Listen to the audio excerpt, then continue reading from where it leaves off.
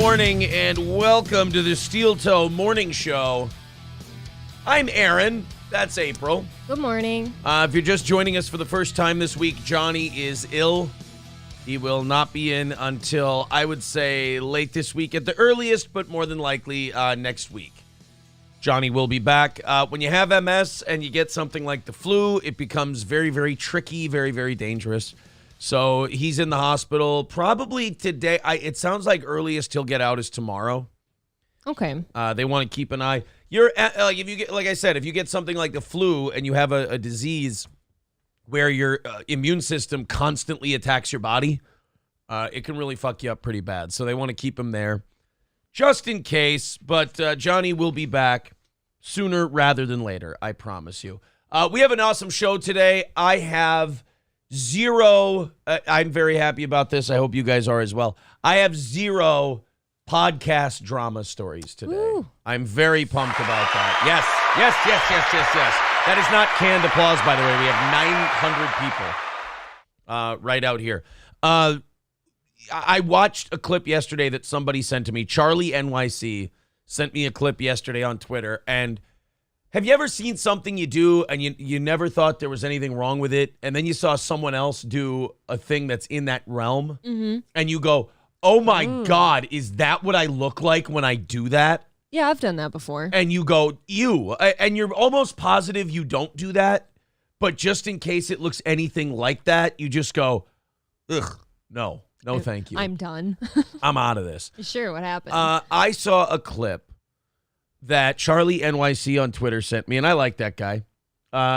It was Shuli's show. And, I will say, out of all the ex-Howard Stern guys who have podcasts now, I think Shuli has captured Howard's spirit more than any of them have, because Shuli plays this train conductor / ringleader of a 3-ring circus, where notice Shuli is never directly involved in any of the beefs and dramas. He's just always having the people on, having them say what they're saying. He's like the marionette. He's like the puppeteer who's controlling the whole thing. He's facilitating. Yeah. And he's never actually doing it. Conveniently innocent. He's learned from Howard Stern on this stuff, whereas the rest of them really haven't. So I'm watching his show, and he's got Chad on and Bob on and Ray DeVito on. I feel bad for that Mike Morris because he's just there saying nothing. Like, he might as well be a houseplant. And that guy's pretty nice, isn't Yeah, he? but like when something like that's going on, I don't look at Mike Morris and think beef. Yeah. So he's just kind of an innocent. I think Mike just wants to do a show. But Shuli knows the value in this stuff, and he's got it going. They played a Gino Bisconti clip, and I think like hearing Fence Sitter for the 9 millionth time made Bob Levy snap. What happened? He went nuts, and he started going on this rant about, it was a fuck Gino rant, but it was also like a fuck Anthony rant, and, shut down your fucking network. And like, it was old Bob came out. Old Bob that people tell you about. Those two have definitely harmed Bob. Yeah, because Gino called Bob a fence sitter again. And what's funny about that is, this is why you can't do a show based on nothing but drama, because secretly that shit eats at you over time. Yes. And it does wear you down, and you do change as a human being. The fence sitter stuff never used to bother Bob. Remember, there used to be fence sitter Bob. I never really take a side. Isn't that funny? I'm friends with everyone. Yeah. But then people started, MLC super chats every fucking day. Gino Bisconti every fucking day. Even Anthony Cumia saying it about him and all this shit.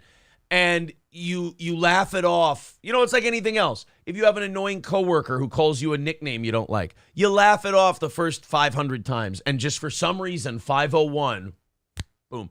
And Bob started saying like he's going to go after Keanu's dad, and he's going to go after Gino's brother, and just really fucked up weird shit. To where even Shuli was like, now, Bob, they're civilians. Like, they didn't do anything. Like, why are you going to go after them? The shit we've been trying to say. Right. And all Bob could muster was, well, I just had it with this guy. It's like, this guy's saying what everyone else is saying. Like, Gino may be more obnoxious than other people, But he's not saying anything anyone else hasn't been saying for months now. Nothing unique, and I would wager a guess that he's also not talking about Bob's wife, Bob's ex-wives, Bob's kids. Nothing like anything like that. No, in fact, Nothing. someone sent me something privately, I think it was yesterday, about like Bob's life. And again, let's be very clear about this. I've never had any problem with Bob. He manufactured a whole like thing with us. I think it had a lot to do with the fact that we were kind of self-made and we were sneaking up, and I think our jets had to be cooled from that universe, and they kind of pulled a dirty move on us. But like, somebody sent me something about Bob's life, and I told the guy straight out, I'm like, dude, I don't do that. I'm like, thanks for thinking of me, whatever, all the nice things you say to fans who send you stuff, but I'm like, dude, I don't play those games. I don't do shit like that. Good for them, blah, blah, blah, blah, blah. I won't even say what it's about. That's the proper response. Yeah, and like the fence sitter thing just kind of made him snap. But it also kind of had something click in my head, because as I'm watching this clip that Charlie from NYC sent me, I'm going, oh my God, is that what I look like when I talk about these people? And I don't think it is, but I don't want it to be even close to that, because I was watching it and I was going, oh, this is bad. Like, this is not entertaining. This is not good. This is just bad. I don't think it's a great look unless they did something professionally that was interesting. Sure. And but all this drama shit, I think it's so like yesterday for overtime, we do the the Kevin MLC stuff. And I told April in the car, I go, I'm not clipping that out. I said, I didn't like that. It wasn't any good. It was kind of boring. Dry. It was dry. It wasn't funny or fun or anything like that. I go, could that one do a good amount of views? Yeah, probably. But I'm not proud of it as like a piece of work. So, no, thank you. It was just one of those things, like I watched it. I watched that Shuley clip and I just went, I really hope I don't look like this. I really hope, like it really... Another one that turned me off of the whole thing. I just feel like our predictions are coming true, and that whole world has peaked and is coming down now, because you just can't keep that up. You can't keep doing that. Like I was saying with that clip, it eats at you over time, and it becomes you, and it's like a cancer inside you. Yeah, I don't think it's good. Thank you to Kane B for becoming a member for his 11th month, and he says, legs out for Johnny K. Well, is that a tribute or is that taunting? You choose. Yeah, I'm not really sure if that's a tribute or a taunt. Not positive. Rusty Grammer says, I went back to the 3-minute mark, but I'm not sure where Johnny is. No, not the 3-minute mark today. Sorry. Why did you guys kill Johnny? April sent Johnny to the hospital to steal his spot. Says, don't say my name. I like Johnny. I'll give you $90,000 reasons, Samuel. Why did you guys kill Johnny? Wait, we killed Johnny for $90,000? Wow. If somebody would have told me there was $90,000 in it, I might have killed him. But nobody told me there was $90,000 in it.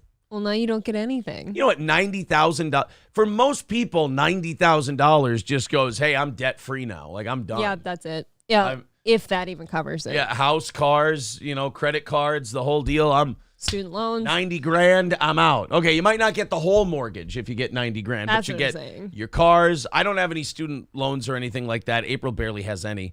So you're just like, you get the cars taken care of, your credit cards, all that stuff, and then you got a nice chunk left over. A vacation, maybe. A couple of vacations. If you have $90,000 and you pay off all your credit cards and all your vehicles and everything like that, and you don't have at least 30,000 of that left, that's troubling. Yeah, I'd agree. That's but troubling. I mean, we've seen some bad cases before. Sure. I mean, so is what's his name? Dave Ramsey. I think that's who I was talking about. Don't Say My Name says, let's get him those space legs, $250 in 1 month to help provide legs for Johnny. Also, you get the VIP package. Alleviator Rage Gummy says, cynically insane. Bob said he basically made Gino. Well, here's the interesting thing you can't do. You can't say that somebody's a nobody and they fucking suck and they're horrible and then say you made them, because that makes you look like shit now. Right.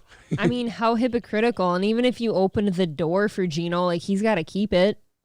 He'd be gone if he wasn't doing enough. It's funny that you go like he's a nobody, he's nothing, and then saying I made them. Like that's not. I know. That's not usually that's not a good Very thing. contradictory. Delco Lou says met Bob on several occasions. Always seemed like a nice guy. Nothing what he's been like since he was Zoomox. That's what we said too. We said ever since he's got involved with these shows, it's a different cancer. guy. It does. It burns you up.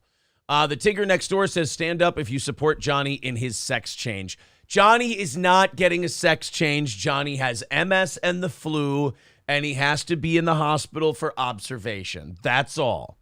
He's fine. Go to the 12-minute mark of today's show if you want to know where Johnny is, because that's where we're at now, and I just said that. So April's going to be here, but tomorrow you're going to really like the guest host that we have on tomorrow. You guys liked him when we first brought him on for a little bit. Dr. Till Medicine Woman. I'm excited. From the Ministry of Dude. It'll be nice to see you guys do a show.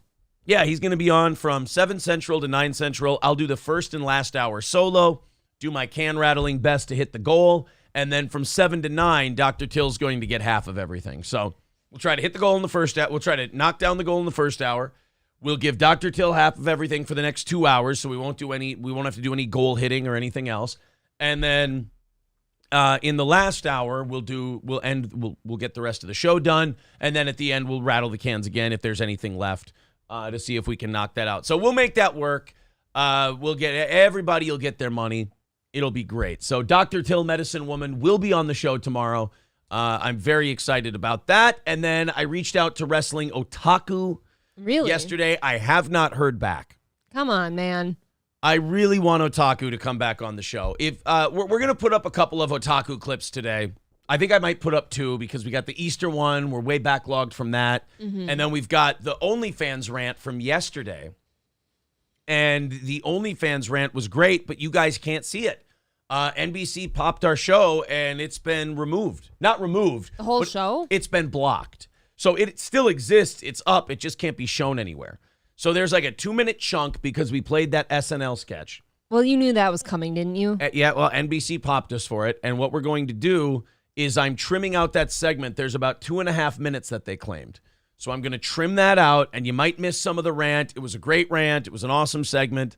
They're going to cut out 2.5 minutes of it and put the evening show back up. You can still see it on Rumble. Yes, you can go on Rumble, and you can see last night's evening show. By the way, Rumble, thank you very much. Hello, Rumble. Welcome. Thumbs up. Rumble boxing glove thing. Up. Yeah. And share the show. Also, if you're on YouTube, hit the like button.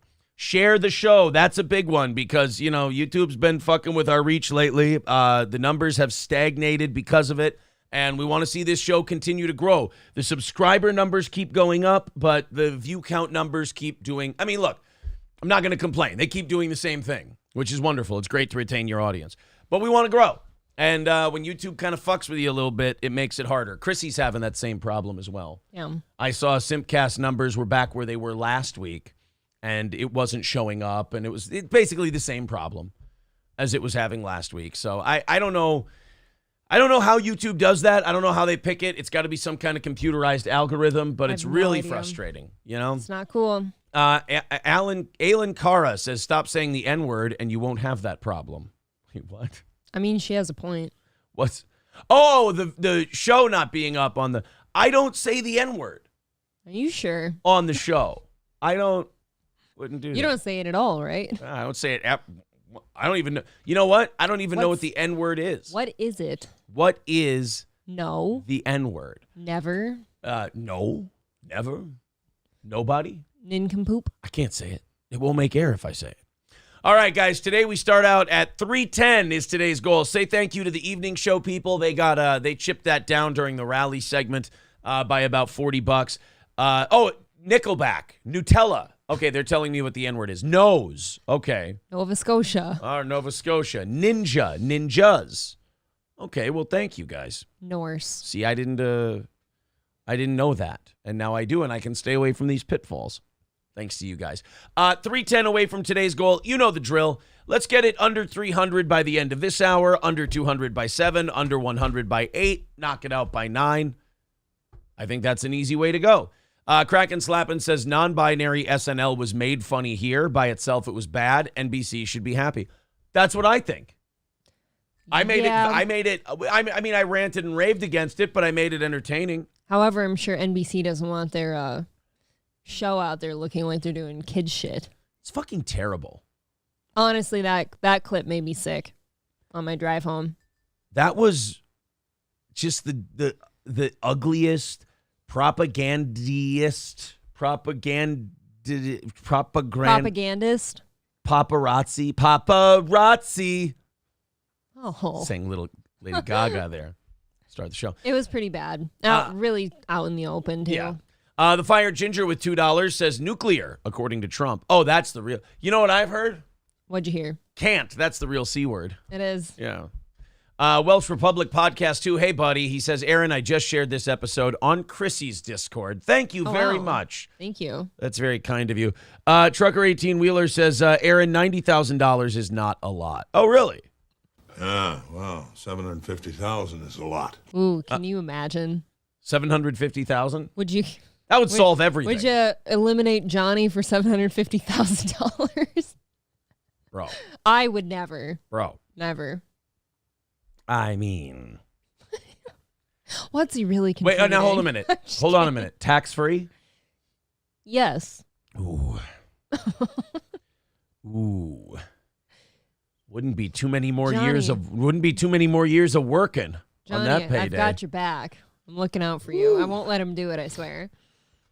$750K tax-free. That's cars. Would you eliminate house? Me? Would you get rid of me for Fuck, that? I'd think about it for $750K tax-free.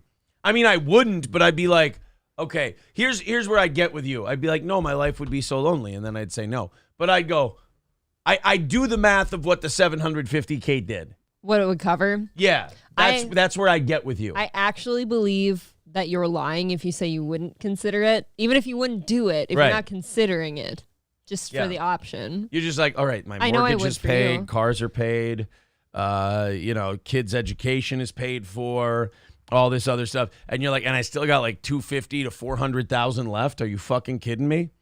And then you get to that, and you'd be like, yeah, but I'd be sad, and how do you hide them? And their family would ask questions, and you'd be the first person that they talk to investigate the whole thing. Nah. It is interesting to think like what you would do for a whole bunch of money. Right. But then you've got to live for that one thing the rest of your life. Exactly. Oh. So you got to, I don't know, man. Man, look, killing your spouse for $750K tax-free sounds good in theory, you guys, but, pump the brakes a little bit. Can I make it look like an accident? Yes, exactly. All right, so there you go, guys. Streamlabs, PayPal, Venmo, all the links are pinned to the top of the chat if you'd like to contribute in any way, shape, or form. I'm sorry I didn't have the live chat up, so I probably missed a bunch of you. You are the worst show host. But I understand. Aiden Wilson says money would change Aaron, but not April. Incorrect. I will use the phrase that not true. That person's right. I will use the phrase that Ty Cobb once used. I was a prick before, and I was an even bigger prick after. But I'm not. No, I'm saying I wouldn't change. You know how I'd be like Ty Cobb. I'd beat cripples. You know how it might change me? I might have a home with more land, and maybe not as good of a home, but more land, animals, and I take more vacations. That's how my life changes. I would invest and get closer to retirement. Is what I would do. You can't retire on $750K? No, you can't. Oh, are you? No, you really can't. Jesus, you need like 3 times that much now. It is early in the morning. Leave me alone. Oh my God, $750,000. What do you want to live like a welfare recipient? I think you need like $3 million. Is it? They say $3 million now. I honestly, when I started saving, it was $1.2 million or something like that. And now they're saying 3. I don't know what they base that on. I started saving in 2013, and I don't remember what they said. Yeah. It was like 1.2. And then now they say 3, but I don't know where they get those numbers. $750K is barely going to cover some people's debts and medical bills they might incur. It's not going to be good. Mad Max Mardigan says, hell, I'd consider it. I even like Johnny because standard government contract is only $500,000. Polar Bear says April would off Johnny for a hairline. They could give you a hairline. Would you kill Johnny? I'm fine with my hairline. Fauci's Pangolin says, this show sucks. No, I love you. Oh, thank you. Veldrain says, Aaron, there is nothing to worry about with the SNL skit. The winch and harness are still under warranty. Somebody says Aaron would still be an e-beggar. It's just who he is, LOL. Exactly. Brandon Can't Lose says, oh, so that's Cobb's nickname was the Georgia Peach. Boy, Georgia Peach. Terrible name. Georgia Peach, my ass. Georgia Trash is what he is. It's from the movie.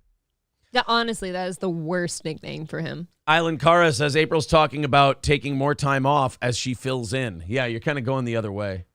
Why? Because you're filling in more, and now you're talking about taking time off. Like you're trying to take time off, and here you are doing more time. You're kind of going the other way. About the vacations comment or what?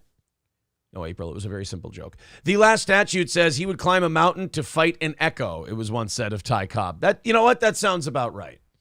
Kraken Slappin says, if it's $3 million, I am working till I die. Everyone is. Everyone. You know where they're working? The places that they're working till they die? Oh, where? Everywhere. Everywhere. Thank you, Victor. That is one of those sound drops that is just for me. Don't Say My Name says, at our age, you might as well die or get put in the salt mines when you grow old. You know what we should all do? We should all work for the LeQuinn... Oh, fuck, I can't even say the name. The LeQuinn Dickey Mining Company. No, thanks. And once you can't mine anymore, they hit you over the head with a sledgehammer and dump you in a hole. I don't know how long we're all going to live at this rate. Yeah, you know. I don't know. Late 50s is pretty good for pro wrestlers. I was going to say probably about late 50s for all of us. Riding Dirty Llama says, but all that revenue from all the weekends at Johnny's movies you'd get. Oh, yeah, I can make movies where I marionette Johnny and make people think he's alive. And yeah, that'll be perfect. What do you got to preserve him with, though, so he can move still? Formaldehyde. Oh, that stiffens you up, though, doesn't it? Ooh. And stinks. People will get onto it. Whatever's inside Stretch Armstrong. That's what I'll put inside Johnny. You're going to put goop in him? I'll put goop in him and he's still malleable. I'm gooping Johnny. Yeah, we'll make a goopy Johnny. Exactly. All right, guys, we got a lot of stuff to talk about today. Shaft says, I'm all set money-wise. He invested. You know what he invested in? What? Glam radio? He's going to be fine. Shouldn't do that. You'll get old men yelling at you. Yes. Somebody said the way Bumbling Bob talked about Gino was not a good look. None of those shows are a good look for anybody anymore. It's all bad, man. It's all just people are rotting and turning ugly and they're getting old. That's a big thing. I mean, they just seem so much older now with all that hate and baggage. Yeah, hate, anger, and all that shit. And whenever you're on a show just there to shit talk somebody else and threaten their family, yeah. I mean, you've lost. You're lost. You've started to become Chad Zumach. Oh, yeah. I mean you spent enough time with him. It was so awkward because Shuley was in there. Shuley was on that show, and he's like, no, I don't think that's a good look. I don't think we should be threatening people's families. They're civilians. They're not involved. And wow, where was Shuley for us? Yeah, right. Where were you? And you just saw, like, Chad fidgeting and getting really nervous because that's, like, all he does to people. And he's just, and then he goes, I don't agree with that. It's like, yeah, of course, we know, boyo. You didn't need to say anything. We knew. Stevie Lou says Tampa Accord officially ends at 5 p.m. There we go. The Tampa Accords end at 5 p.m. today. All right. Well, then what are really angry people going to bitch about? You know what? They'll be fine. Oh, they'll find something. They'll figure something out. All right, guys, lots of news to talk about today. We got a lot of stories for you. John Fetterman returned to Washington, D.C., and we got video of that. He's well and alive? No. I mean, he's alive. Is his family there, or are they still ziplining? If you call that living. He's walking around and shit, but, you're a United States senator. It's time to put suits on. He showed up to Capitol Hill wearing the hoodie and awful basketball shorts with his chicken legs. I don't remember who said it, but it was a very funny tweet. Might have been Royce. He tweeted that John Fetterman looks like Big Bird if you plucked all his feathers off. Yeah, that's funny. And I think that's a perfect description of what John Fetterman looks like. Yep. We're going to play that later today, but like I see him wearing those the basketball shorts and the hoodies, and it's ill-fitting too. So it's not just that he's wearing unprofessional clothing. It's that he's like it's ill-fitting. It's too Like big. tight? No, it's too big. Okay. It's too baggy. So he It's- looks frumpy. Yeah, he looks like a frump. He looks terrible. But we'll talk about it a little bit later. First, I want to get into some stories that affect us here in Minnesota, where we come from. Yay. Derek Chauvin had Whoa. his appeal heard yesterday. Derek Chauvin was in court. Didn't know this. Yeah, Derek Chauvin, guy, former crime fighter, turned Killer. guy killer. He's now an inmate. He's got a 22-and-a-half-year sentence. The Minnesota Court of Appeals upheld the conviction in the killing of George Floyd yesterday. And now let's say that there was some piece of evidence that would exonerate Derek Chauvin. Do you think there's any court in this world that would overturn his conviction? Not even a chance. This No. entire country burned Yeah. before he went to prison. They'd sure burn it down after. I'm not saying Derek Chauvin shouldn't have gone to jail for something, obviously. But at the same time, that was one of the biggest miscarriages of justice in terms of the execution of it, because the entire courtroom was scared. The entire country was scared. There was basically this trial that was conducted under the ever-looming threat of, if you don't get this the way we want it to be, we will burn cities across Violence. this country down. So, to me, I think Derek Chauvin, obviously, fucked up. But, like, the trial, I don't think there was any outcome for that trial other than a conviction and a long jail sentence, because we can say that justice is blind. It's like that Denzel Washington line in Philadelphia where he goes, "With all due respect, Your Honor, we don't live in this courtroom, do we?" And it's like they can say justice is blind and all this, but it wasn't in that case. No. Everyone knew the stakes going in. I don't even know how they get an unbiased jury Right. in there.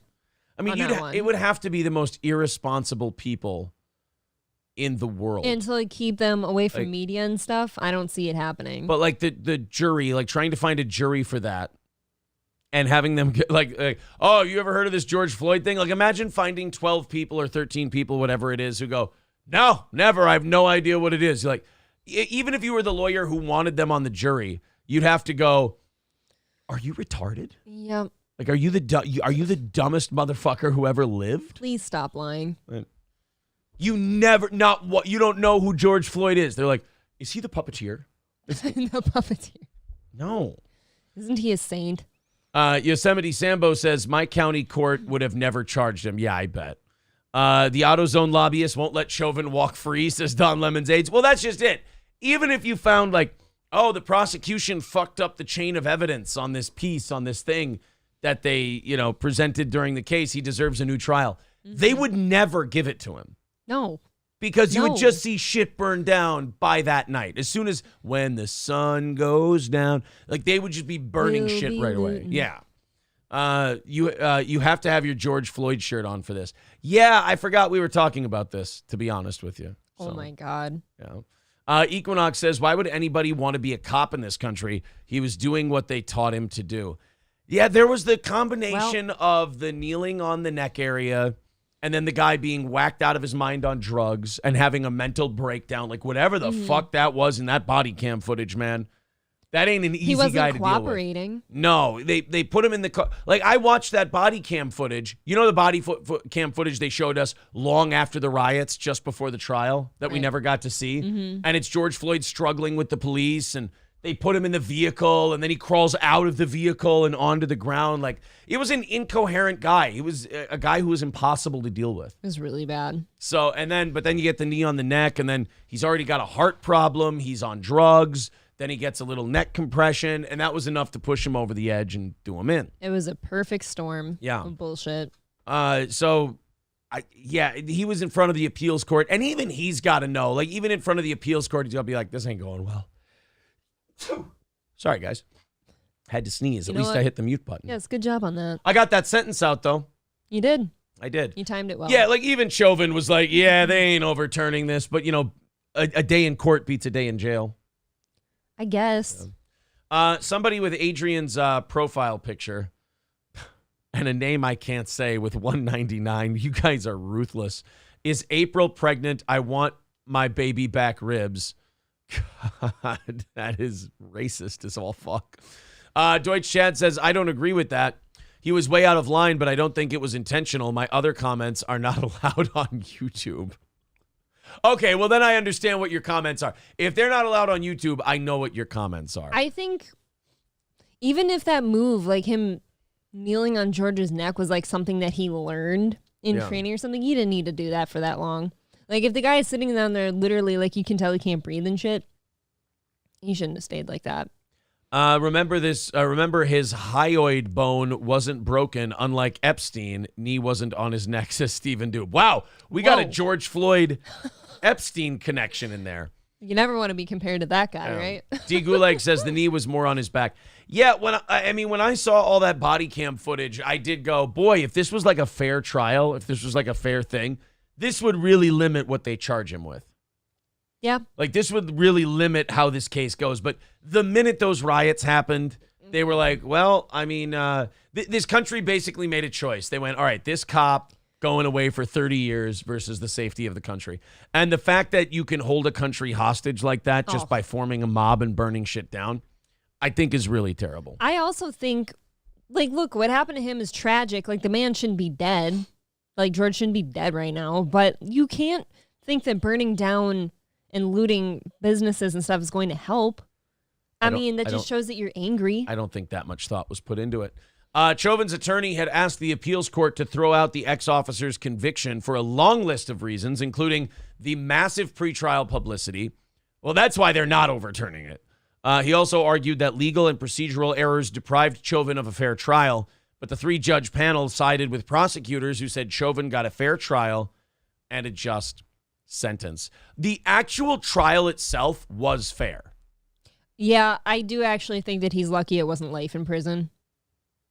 You know what I mean? Yeah. Floyd died on blah, blah, blah, blah. We all know the George Floyd story. The court's decision today shows once again no one is above the law and no one is beneath it, our Attorney General Keith Ellison said. Boy, prison has aged him. Oh, yeah, he looks older. Oh, but he looks like Woody Harrelson now.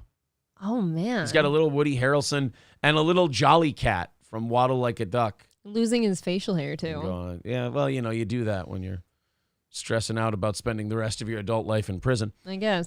So anyway, they've got, they get the statements from lawyers and all that stuff. They made a really long story about this. I don't think they needed to.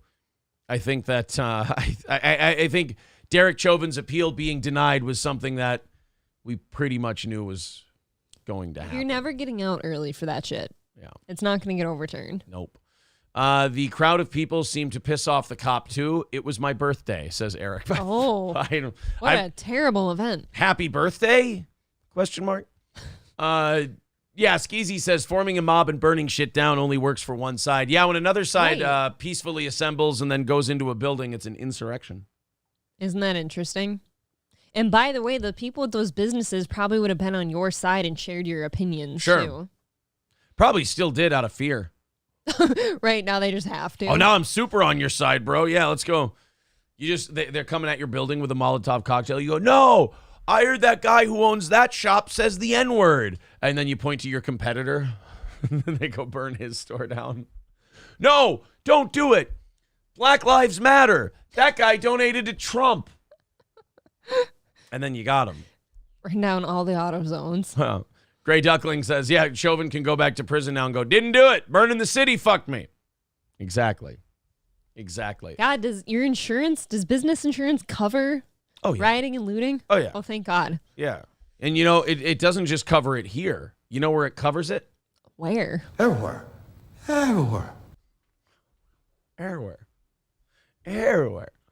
All right, guys, we start today at 3:10. Let's knock that under 300 by the top of the hour. PayPal, Streamlabs, Steel Toe Media Inc. on Venmo, Super Chats, memberships. Chip in a little bit and keep this show on the air. Let's knock out that 3:10 and have a successful Tuesday morning. Let's see who's going to kick it off today with the first nice contribution. Let's go to Mississippi. I was going to say Massachusetts. Mississippi for our next story today. Police say an officer found a gun during a traffic stop in an unusual place. Do we have we don't have a video for it. You would think that they would send somebody on a story like this. Officers reportedly pulled over a vehicle for a traffic violation at about 12:30 p.m. Friday in Picayune, Mississippi. Police say the passenger hid a handgun inside of a quesadilla that was in a Taco Bell bag. Oh, It's going to be terrible for your gun. really bad. It's gonna get the shits. And for your quesadilla. It's not good for either one of them. What are we doing, boys? Oh my God. You know, if you have to hide your gun in a quesadilla, could you maybe think about going to take the fucking classes maybe? Just go get licensed. Yeah, well, obviously they're not us. You can't project your shit onto him, But I mean, not the worst idea. When you said unusual place, I'm like, oh, his butt? Asshole? His butt? He shoved a full-size handgun Well, up and his if you asshole. look at the picture, it's brown shit. Yeah, thank God it wasn't a 1911. Oof. That would have been a rough one up the old butthole. They put the judge up there. Oh, no. Well, it's a Taurus revolver. It's bulky, but I think you can get her up there. I consider it carry-on. Yeah. Police say the passenger hid the handgun inside of a quesadilla that was in a Taco Bell bag. While searching the car, police allegedly... Oh, this is why he doesn't have a license to carry the pistol. Oh. Police allegedly found liquid heroin. Oh. Dr. Pepper? Liquid heroin.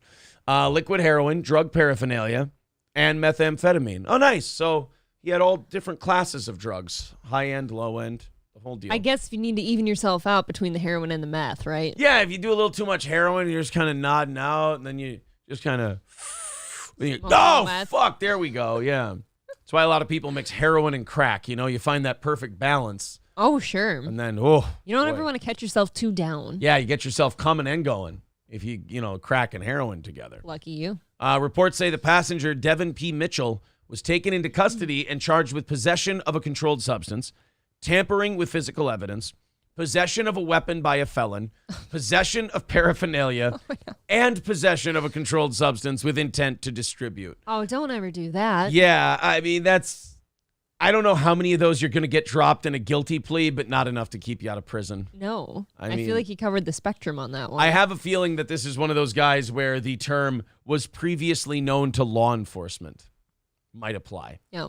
The person driving the vehicle was allegedly given a ticket for disregarding a traffic device.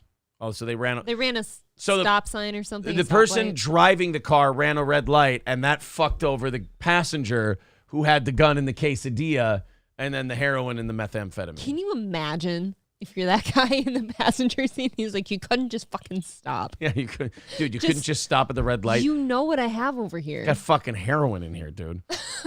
Deutsch Chad says, brilliant, actually. I mean, not that brilliant. He didn't get away with it. VC Stallion with 199 says, hey, did you see Otaku's video on OnlyFans? Did we see it? It was on yesterday's evening show, which, by the way, you will be able to see They'll be once back. once the SNL stuff gets trimmed out by YouTube. That'll be up and available again. But we will clip out the Wrestling Otaku OnlyFans segment because, It's pretty good. God bless that fucking guy. He has strong opinions. Yeah. Bluetooth says, remember, you said no more Bam talk, you little pricks. It was not Bam Margera. Bam Margera did not do this. And also, by the way, I don't ever remember saying no more Bam talk. I believe I said, if Bam is a thing and keeps making news, I'm going to talk about Bam Margera. He's been quiet for a little bit now. A week? A week. Hey, What a low that standard. is a long time for him. Yosemite Sambo says, I have hid drugs inside a bucket of KFC, but never a pistol in a quesadilla. Yeah, who wants to dig through a bucket of KFC? Dude, that's going to be so messy. Got to get that shit cleaned. Raymond Bryant says, this quesadilla is about 3 bullets light, said the cop. That's how he knew it was in there. Oh, Man. okay. Richie C, fire sauce. Anyone? Oh. Fire sauce. Fauci's Pangolin says, I wouldn't want to shove my head up a quesadilla. Asked to find out what kind of gun it is. I'd just as soon take the word of the Mexican. It's a nice take on a That was very nice. Chris Farley movie. Guys whose name I can't say with 199 says, which of you have the bigger belly? She wins. Yeah, that April belly thing, I got to say, if that's... I don't know who you are, but I got to say this. If that's a troll, 2 out of 10. 2 out of 10. not even. Like, Yeah. I have the lack of a gut. Yeah, I think It's like I have an inverted gut, if anything. it's funny to us What a weird thing. more than it's funny to you. I think you just kind of look weird, and then we get to have the laugh. So Well, thank that's you. how you know whoever that is completely disingenuous about like life in general. Yeah. Like, oh yeah, I've got a gut. Whoa. Watch out. It's, I believe they call that absurdism. Good work. I don't even think you have a gut anymore. Tiny bit, as no, the it's kids just say. soft. I think in this reasonably flat, but soft. in this podcasting universe, I'm definitely more svelte than the others. But that's grading on a very low, depressing, Brooks was here hanging yourself from the ceiling curve. I think at that point. Imagine that. April's got a gut. Equinox says, I wonder if he had queso bullets with him, too. Oh. Home run, Jefferson. Go to break. All right. I think we've had a bunch of $2 ones come in, so I am going to knock that down by 5. 305 away from knocking it away today, guys. There you go. PayPal, Streamlabs, Venmo, Super Chats, memberships. Let's knock it down under 300 by the end of this hour. Also, let's get to 100 likes by the end of this hour. Everybody hit the thumbs up button now. Everybody hit subscribe, of course, and let's be at 100 before the end of this hour. What is it, 6:40 right now? So 20 minutes. Get it under 300. Get it over 100 likes. Where are we at right now? Hit the refresh button for me. Let me know where we are likewise. Raymond Bryant, absurdism, surrealism, and an existential crisis. Yeah, yes. I've always said on this program that this show deserves a better class of troll because they're not very good. It's pretty odd. They more work for us than anything else. All right, let's 113. Oh, God, you guys are already over it? All right, here's a fun challenge for you. 200? We could do 200. 200 by the end of the hour? Everyone in here hit it. Okay. SC Motorsport says it's because you're always grabbing your gut or side. Your gut is always talking, too. Oh, mine? Sorry about that. Me? I apologize, SC Motorsports. All right, on to the next story. We've done some sex teacher stories in our day because sex teacher. A lot of them happen. They're just, look, sex teacher stories are a thing. But this next sex teacher story is better because it doesn't involve a teacher actually touching any children. That's good, right? But on the other hand, it has the teacher partaking in an assignment with the students that shows that this teacher might be capable of just about anything. We can stop there. Get ready. No. By the way, 132 likes. Okay, guys, let's hit the thumbs up because we could hit 200 by the top of the hour. So there you go. Let's get the goal under 300. Let's get the likes over 200. Wow, we're really on a roll this morning with 18 minutes left to go in the hour. All right. Thanks, guys. So this is Eugene, Oregon. Okay, it makes sense that there's fucked up people. Oregon, yeah. And a teacher decided to give an assignment to the students that, tell me you're grooming without telling me you're grooming. Here we are. Tonight, we're still following the controversial assignment in a Churchill High School health class where students were asked to write about a sexual fantasy. No, oh, God. We're just asking the kids about a fuck fantasy they have. We had a story like this quite a long time ago, and I never understand why people don't learn that this doesn't go well. For those, this is what the story says. For those students who were absent, you will write a short story of a paragraph or two. This story is a sexual fantasy that will have no penetration of any kind or oral sex, no way of passing an STI.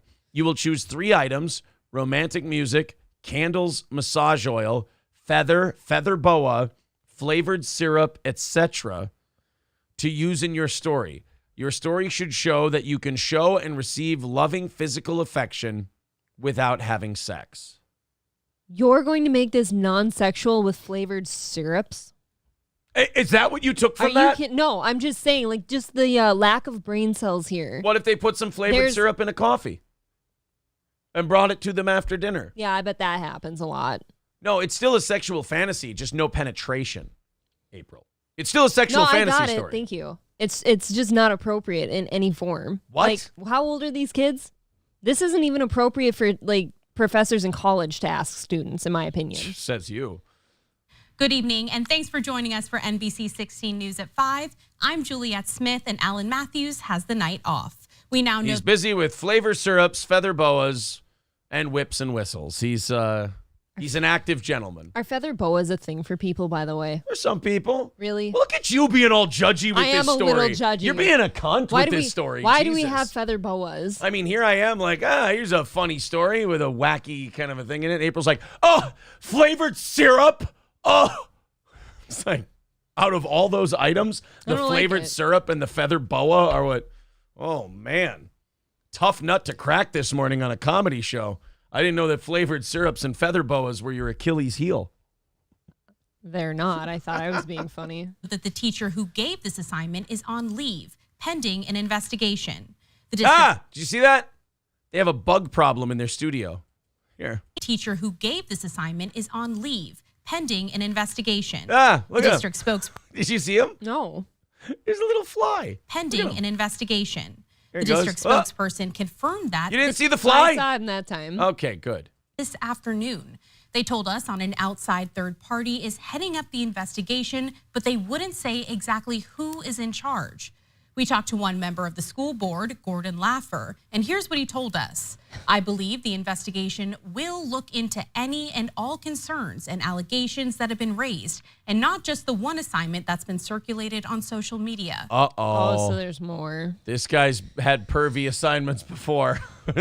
they've always been like in the gray area, so they're like, all right, we can't really do anything with this guy. It's a little weird, that story. It's a little suggestive, but there's nothing. Then they go, all right, how about this one?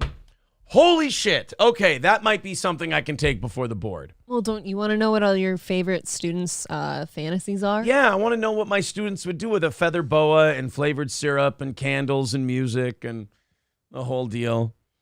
Let's see. So this is kind of like your TV show Chopped, where they give you a bunch of ingredients. Yeah. And you got to make a dish out of it. Mm-hmm. This guy's giving you a bunch of romantic items, and you got to make a non-penetrative sex scenario with it. Well, you know, when you put it that way, I'm on board. Maybe I rather enjoy Chopped. maybe this teacher was like undercover, and he was trying to figure out who the mega pervs were in the school. Oh my goodness. Yeah, see? Just in case I might be a little pesty that way. He's just looking out to see who needs to, have a letter sent home like, hey, you might want to keep an eye on your kid. Who needs a scarlet letter, you little harlots? Yeah, they were playing. They wanted to play sexy guar music and then wrap someone's testicles in a feather boa while they heated up syrup and poured it on their chest and tickled them in the ball sack. It was just, I don't know. Your kid's really fucking weird, and I just wanted to let you know this assignment did what it was supposed to do. If I could save one kid from a life of S&M, my career as a teacher has been worth it. Are you saying that he maybe himself had went through such things? Maybe he's and just trying scarred. to save the children? Yeah, exactly. It's been over a You must be daddy. week now since this screenshot went viral online. It asked students to write a short story about a sexual fantasy with no penetration of any kind, but using items to show they can have physical affection without having sex. Gay, so you can't even Wow. finger pop somebody in this fantasy. I like how no penetration makes it better somehow. Makes it gayer. It makes it pretty gay. Yeah, because you know that there's a governor on whatever this experience is. Yeah, you can never truly get there Yeah. like this. Great, so we're all lesbians now in this story. That would be funny if that's what the parents were upset about. They're like, you're making my kids into lesbians? So you can't, no penetration and no oral sex. That doesn't mean you can't give hand jobs or finger. No, wait, fingering. Can't no, finger, that's no penetration. Fingering, but you I don't could know do who- a hand job. I don't know who was fingering you back in the day, but that is penetration, my friend, of the It was vagina a and ghost hand. the vagina and the asshole. Both of them. Can't finger either one of them. You can still do hand jobs here. Can't even fish hook a bitch, technically. Well, that shouldn't be. That's penetration. If you fish hook abroad. It's not even hot. Not to you. No. Yeah, you never got a good fish hooking? Nope. Oof. One of the big questions we still have, where did those exact words come from? At Wednesday night, The disturbed mind of a disgusting middle-aged man. That's where it came from. Right. Obviously a teacher. Yeah. school board meeting, Superintendent Andy Dye said the assignment was pulled directly from a sexual education program. Really? But this isn't sex ed. Like that shit, you're not learning anything from it. Yeah, you are.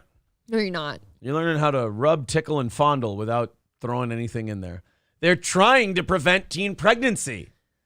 You can also show pets that you love them by petting them. That's about as far Not as that by goes. fingering their asshole? No. I don't know where you grew up. I mean, but I don't know. I feel bad for your poor Penny. I think you're setting your kids up to fail if you give them this kind of assignment, because there's not a 17 or 18-year-old high school kid in the world who could do something like this with another person and not just immediately start shoving their genitals into each other.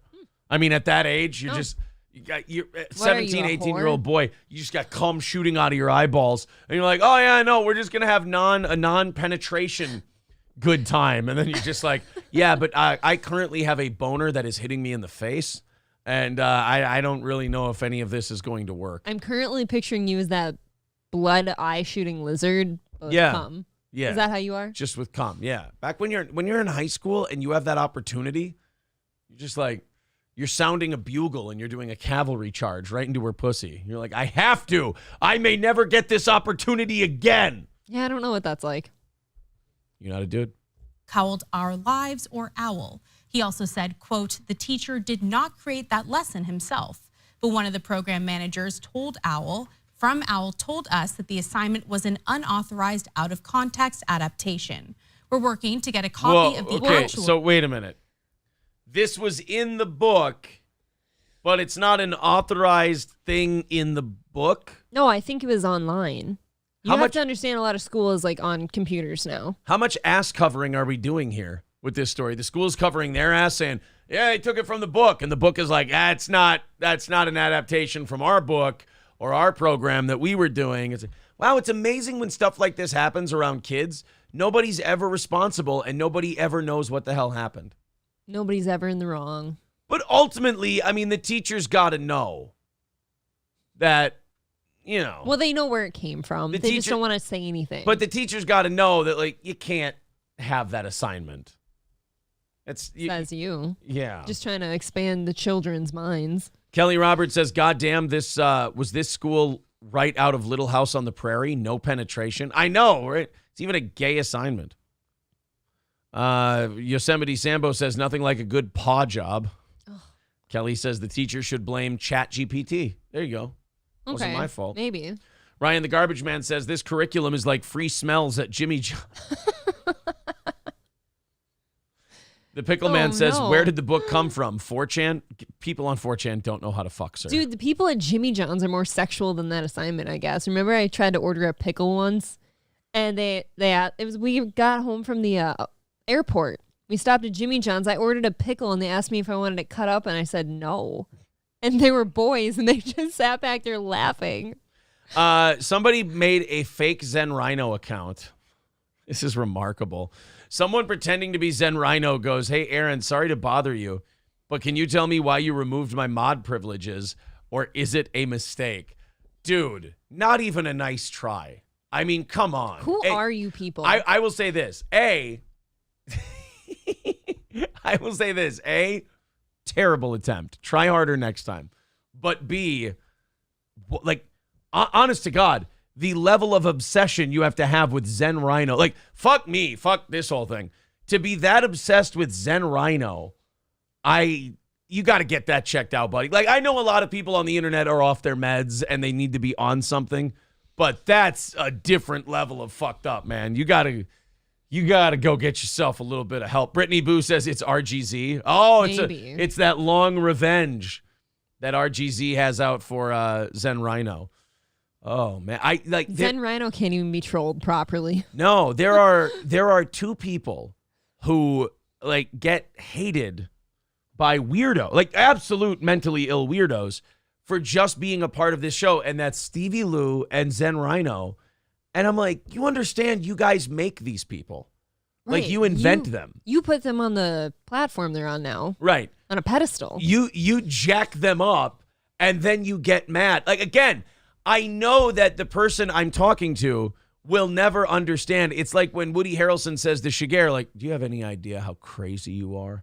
He's like, the nature of this conversation? He's like, no, the nature of you. Like, you're insane. Do you not see that? What? So you go to the person pretending to be Zen Rhino and you go, you understand you're building this person up in your head to be something they're not. And then you're getting mad at that person for what you've created them to be. You do understand the level of medication, fresh air, therapy. Like you understand the issues you have. And they're just like, huh, what? No, coping. And you're like, okay, never mind, you're retarded. Coping is their favorite word, I think. know, because they're retarded. Well, look at that cope. I made a fake Zen Rhino account because Aaron must have forgotten that he took away Zen. I can't even repeat it. It's so dumb. Zen Rhino used to get shit for being a Mersh mod. He's used to it. Well, that's what I mean. Like, people... Well, he's fine. I'm trying to help people, but they don't want my help. I'm trying to help people who build these things up in their head and then act like somebody's doing it to them. I'm like, just be a better man. Like, you're a grown-up. You can't do this shit anymore. You look insane. And they're like, huh? What? And you're like, never mind. Tried my best. Moving on. You know what? You're right. You go ahead and stay mad at Zen Rhino. And Yikes. that will be your epitaph, my friend. Washington State wants to be able to take people's kids away if the parents don't consent to gender transition. So parents don't have any rights, basically, to parent now. The lady from Saturday Night Live, remember her rant where, her side was losing, the non-binary and trans kid side, they're losing. You've got all these people in all these states, they're bullies, and they don't care about kids and this and that. Where do you guys get off thinking you're losing anything? You guys have a mentally ill position. You have an insane, crazy position that needs to be in an institution until you can figure out what's wrong with you upstairs. And yet, not only is that not happening, but you're getting to push forward and actually pursue your crazy agenda. She also said in her little speech last night, oh, don't worry, guys. It's your job to be kids and, we'll keep you safe and all that shit. And it's like, that's groomer you guys shit. pushing this shit on kids is not allowing them to be kids. Right. Okay? Part of being a kid is you don't always know what you want to be or do every minute of every day. They're trying to take our argument and use it against us. Right. Like, we're like, hey, guys, let kids be kids. Leave them alone.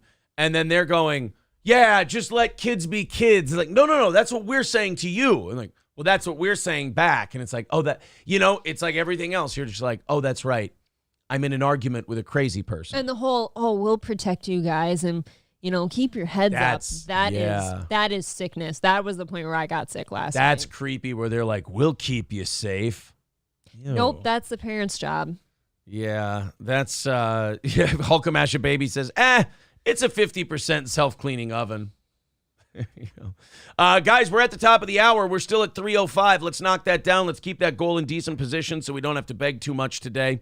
Again, 3:05 away from today's goal. There's Streamlabs, there's PayPal, there's Venmo. I know we're having a great show today and everything, but let's all chip in just a little bit and knock that thing down and knock it out for the day. Turtle with $5 says, make me a blue shell. Honestly, I don't want the power, just the satisfaction of the wrench. I promise I'll never use the power. We've got a lot of mods, buddy. But thank you very much. You're next on my list if we, wipe one out. $300 away from today's goal. Let's keep chopping that down, boys and girls. We started today at 310, so honestly, we haven't even gotten rolling yet. 152 likes is where we're at. Wow, nice job. 3 minutes left in the hour. 152 likes. Way ahead of the game on that one. Keep hitting the thumbs up button. Keep hitting the share button. That is huge for a show that YouTube is choking the reach out of. Make sure that you hit the share button and let people know about Steel Toe, as it were. All right, guys, $300. And again, Streamlabs, PayPal, Venmo, Super Chats, and memberships. Turtle says, I'll take that. Mods better protect your neck. Okay. Turtle's coming for you guys. Washington State is now going to allow children to be legally taken from their parents if they don't consent to gender transition. It's Senate Bill 5599. Shelters could contact the Department of Children, Youth, and Families instead of parents for minors seeking reproductive health services or gender affirming care. So if your teenager wants to have an abortion or wants to get trans treatment, they don't even send them to a doctor for. This is what creeps me out about the trans shit, and this is what makes it very New World Ordery. Yep. Is that this is a serious, like, you can't even get a kid on Adderall without them going to a doctor first. No, you can't get prescribed certain allergy medications and EpiPens, okay? And people need those. So you have kids who they're like, oh, man, we'll give them gender-affirming care if the parents won't do it. And if they, if they go to a shelter or something like that and they contact us, then we won't contact the parents first. We'll contact the gender-affirming care people. And it's like, shouldn't they be going to a psychiatrist? I mean, literally what they should be doing is just letting these kids go through puberty and letting nature take its course. But see if you still feel the same. I mean, they've gone through it. These kids are under attack by a bunch of demon vampires at this point. I was thinking this last night when you did the SNL bit, because I was in the car. It's like when you're pumping kids full of hormone blockers or different types of hormones, their hormones are already like surging through their body at like crazy rates and shit. Do you understand how much you are fucking up their entire system? Because whatever hormone blockers and stuff you're giving them, like that's just going to be clashing with the shit that's going on in their body too. It's not like giving it to an adult that's already like at a manageable level, not changing. I mean, puberty is what matures them, what brings them up, what kind of balances them out over time. You know, it's crazy when it's going on, but once it's done, you've got a fully grown human being, basically. That's what I'm saying. And yeah, if you start fucking with that system, not only are you fucking with what they already are, you're fucking with what they're going to be. I can't believe that we have mainstream politicians that not only push for this stuff, but in some states, it's a majority of politicians. I guarantee you when you go outside, it's not a majority of people. No, it's not. But yet we get enough where are these senators and these governors and these representatives coming from that this shit is it's happening, that these things are even getting passed? This is insanity. I'm going to guess money. You know, there's money in it for people. That's true for the medical field. Yeah, for the prescription drug companies. But I've never seen so much fucking, like, we're just surpassing everything. Like, this is medical malpractice in a lot of ways. Like, you are harming people. And, like, we talked about this on Simcast, too. Brittany Fenty brought up a really great point. Like, bottom surgery in general, you are constantly infected because that shit isn't supposed to be that way. It's constantly trying to heal. If you're a man transitioning to woman. Mm-hmm. Yeah. Denise renewing her membership for an 11th month. Thank you. Thank you. Yosemite Sambo says they're coming from George Soros. So that's one of the sources, right? I mean, we're just passing all the safety checks to make sure this is even good for kids, and we're just doing it. Democratic Representative Tana Sen praised the bill's passing, saying she supports children who believe they belong in a different body than they were born. You're not qualified to make that. First of all, the kid is not qualified to make that decision. Second of all, no adult is qualified to be encouraging a kid to make that decision. I believe I was born in the wrong body. Welcome to every kid who's ever gone through puberty. Ever. Every kid. You're always uncomfortable. You're always worried about how you feel. Mm-hmm. You're always feeling uncomfortable in your own skin. And they take people like that who will just, I would say 90 to 99% of those people would grow out of it and be fine if you just left them alone. But instead, they get that, and then they take that one feeling that kid about to go through puberty has, which is not uncommon, but these adults will take that and they will go, well, then have you ever considered that maybe you're trans? Like, they fill in the rest of the blanks for these kids. Leading shit. And they gaslight the fuck out of them into thinking they're trans. I have to ask the question, why is an adult who's not related to that kid, why is this important to you? Why are you doing this? And fuck laws that'll take kids away from their parents. Can we make bills that are extreme on the other side, where if you do this to a kid, like if you lead them down this primrose path and you're not a relative, we can throw you in prison? I want to throw you in jail. I don't think that would have been a harsh request 10 years ago. I don't think so. I think you just asked, like, why are we doing this? Why do we care about, a kid that's not ours and stuff? I think they want more people to be like them. And I've said it before, it has to happen younger. The proposal would pave the way for more of a compelling reason to conceal a child who seeks sex change operations or reproductive health services such as abortion. A lot of this does seem to come from not wanting people to have babies. A lot of this comes from not wanting people to have children, not wanting there to be more people. Like, I know I'm reading into this a lot, but a lot of this does seem to be, if I could put on my tinfoil hat for a moment, this does have seem to have a lot to do with reproduction, children, population, stuff like that. It just seems like it all kind of circles back to that particular thing. I'm saying tonight to them that I see you, that I affirm you, that I hear you, that I love you. This sounds like a cult leader. You shouldn't say that shit to kids that aren't yours. Yeah, you don't need to tell other kids you love them. This is cult leader shit. With this bill passage, we say that Washington State does too. Oh, goody. I'm glad the state is trying to help me. That always ends up well. However, the Democrat-led state received much backlash for passing the radical bill, calling it an attack on families and parents by the left. State Republican leader John Braun said the troubling legislation clears the way for kids to game the system by taking away parents' God-given rights. He says the only thing this bill would do is cause harm by driving a wedge between vulnerable kids and their parents at a time when a teen lacks the perception and judgment to make critical, life-altering decisions, Braun said. A parent may not even know why the child ran away and could involve law enforcement or other groups in a desperate search, all the while going through an unnecessary emotional nightmare, imagining the worst about what might have happened. Ugh. Fuck that. How about just the fact that the law stated as it is? Like, this guy's trying to think of like ways the law could be gamed. The way the law is written and is meant to be rolled out is terrible. Forget like other shit they could use it for. Forget the slippery slope argument. It's terrible, like just as it is at face value. He's got good points though. Turtle with $20 says enforcer bull dip. Does he mean balls deep or bull dip? I think so. Recommended a donation, VIP and dues paid. Sorry, I asked for a promotion, Daddy. Whoop whoop. Wait a minute. Wait, I'm sorry. Thank you. Thank you. I'm sorry. Enforcer balls deep. Where's balls deep been? I don't see a balls deep anywhere. I don't know. Last I heard from him, he just said he was still watching and likes us or just whatever, hanging back. But he's just not modding. Just not modding. Okay. I don't know. Does he want me to give him? That was a long time ago. That was like a month ago. Well, thank you very much, Turtle. 285 away from knocking it out today. There you go, guys. We're at the top of the hour. We're under 300 for the goal. Let's get under 200 by the top of the next hour. Let's see. It never works out that way. We always say we want to, let's knock it down in $100 chunks per hour. Let's see if we actually do that today. Everybody with 5 or 10, let's do it. Knock it out. Kill it. Crush it today. Let's see if we can actually do that checkpoint thing at the end of each hour. There's Balls Deep. How you doing, buddy? He just gives us rock fingers in the chat. 285 away. Turtle says 172 likes.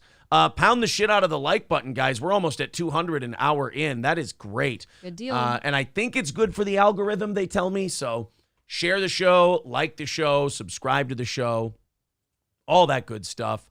285 away from knocking it out. See, look at that. Everybody's happy to see a Balls Deep appearance. I know. In the been chat. A while. All right. Let's, I put these people in the thumbnail of the episode because it gets a reaction. I believe it was Brandon from the Backyard Boys who said, "Oh, I got to tune in for this. I see Brittany Mahomes and Jackson Mahomes are in the thumbnail." Bingo. Then it's done what it's supposed to do. Troublemakers. Jackson Mahomes, Patrick Mahomes' brother, he was picked up recently for assault. Was it groping? He was like groping and being really inappropriate with the owner of some club. Well, and it's all caught on tape, the whole thing. We played it on the show. He definitely was being creepy as all hell. Mm-hmm. Well, now Brittany Matthews, I thought they were married now. They are married. Ew, is she that awful bitch who thinks that she's actually got a brand? And so she doesn't want to change her name to Mahomes because then it would fuck with... Shut up. That surprised me to see that. You're Patrick Mahomes box. Stop it with the, I have to keep my name because Brittany Matthews is a brand. It's a rotten brand. Everybody hates you. Yeah, Jackson Mahomes should change his name to Matthews and you should change your name to Mahomes and then you both get a fresh start. That's true. I think you wrecked your name, hon. That's what you ought to be doing. The thing I hate about these two the most is that Patrick Mahomes doesn't hate them. You want him to... I want him to hate the two of them. To have a clear vision of what he's got in front of him. He doesn't have to get a divorce. He doesn't have to do anything like that. Some people like being miserable. It's a weird thing. Weird. I just want him to hate them. Okay. I just need Patrick Mahomes to cut a promo on the two of them, like a wrestling otaku promo on how much he hates Brittany and Jackson. But he won't do it. He loves them. I think what's bothering me about Patrick Mahomes is he's a really good guy. He seems that way. He's too good of a guy. Didn't we do a story a long ways back about like him wanting to keep like his wife and his brother kind of like quiet and shit at one of the next events or a game? They said that was event? They said that was him. I think that was the Chiefs organization. You have to be sick of them if you're them too. I think that was the Chiefs going, dude, shut your family up. Because Brittany probably sits and like thinks who the fuck she is because she's the quarterback's wife. Well, not only that, but she like trashes fans on social media. She's like shitting on Chiefs fans. And yeah, that's not okay. all this other shit. And the Chiefs are like, hey, could she not shit on season ticket holders? That would be great. And Patrick's over here like, could you not? They love us. Yeah. I'm making $50 million a year because of these motherfuckers. Like, how many times do you have to be embarrassed of your spouse before you do something about it? Right. By the way, Patrick Mahomes' contract, not looking all that rich anymore after the new people they're signing to deals. This is for next year, but Jalen Hurts just got a crazy contract. Have they even updated? Okay, they've updated it. Patrick Mahomes has a $450 contract, but I believe that was spread out over 10 years. Jalen Hurts got a 7-year, $255 million deal. Okay. Yesterday, so I mean, it's pretty good, right? So okay, maybe Patrick Mahomes still is the highest paid quarterback. But what's really funny to me is that all of these people, when we hired Kirk Cousins, when we signed Kirk Cousins, they were like, oh, we paid him way too much, this and that. Kirk Cousins is now officially the 13th highest paid quarterback in the league. Right. I mean, we're getting him for a decent, as far as market value goes, we're getting him for a good value. I don't understand Russell Wilson's position on that list. What was he, number 3 or 4? Oh, God, he got a huge contract from Huge. Denver. Massive. But he didn't do anything this last year. Well, I mean, that happens. You get signed to a big deal and you suck. But, I mean, a year ago, I would have paid Russell Wilson that money. I'd have given it to him. I didn't know he was going to come to Denver and shit the bed. Nobody did. But, I mean, the way he played in Seattle, yeah, I'd have given him that money all day. What do you do to help him out? Russell Wilson? Yeah. Well, they got him Sean Payton. Okay. If Sean Payton can't fix it, I don't know if anybody can. $450 over 10 years, not bad, says Brittany. No, $450 million.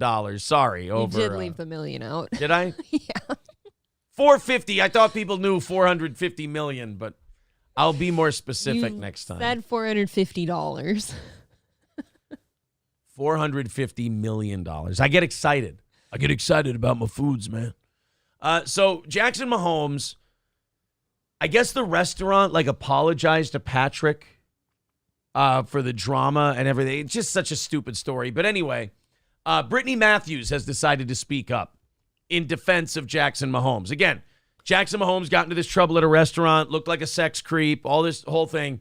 So Brittany Matthews, Patrick Mahomes' wife, never one to miss an opportunity to look like a dumb piece of shit. She goes for it. Decided to get Jackson Mahomes back in this whole thing. Now, I don't know who this looks worse for, Brittany Matthews or Jackson Mahomes. I don't know, but every time I see these two doing something together, doesn't it ever rub you the wrong way? Like, why? No, never. Why? Why would I bring this up? Never. It never. Why rubs me do the they wrong way. have each other's backs so hard? Brittany Matthews doesn't play because nobody else likes them.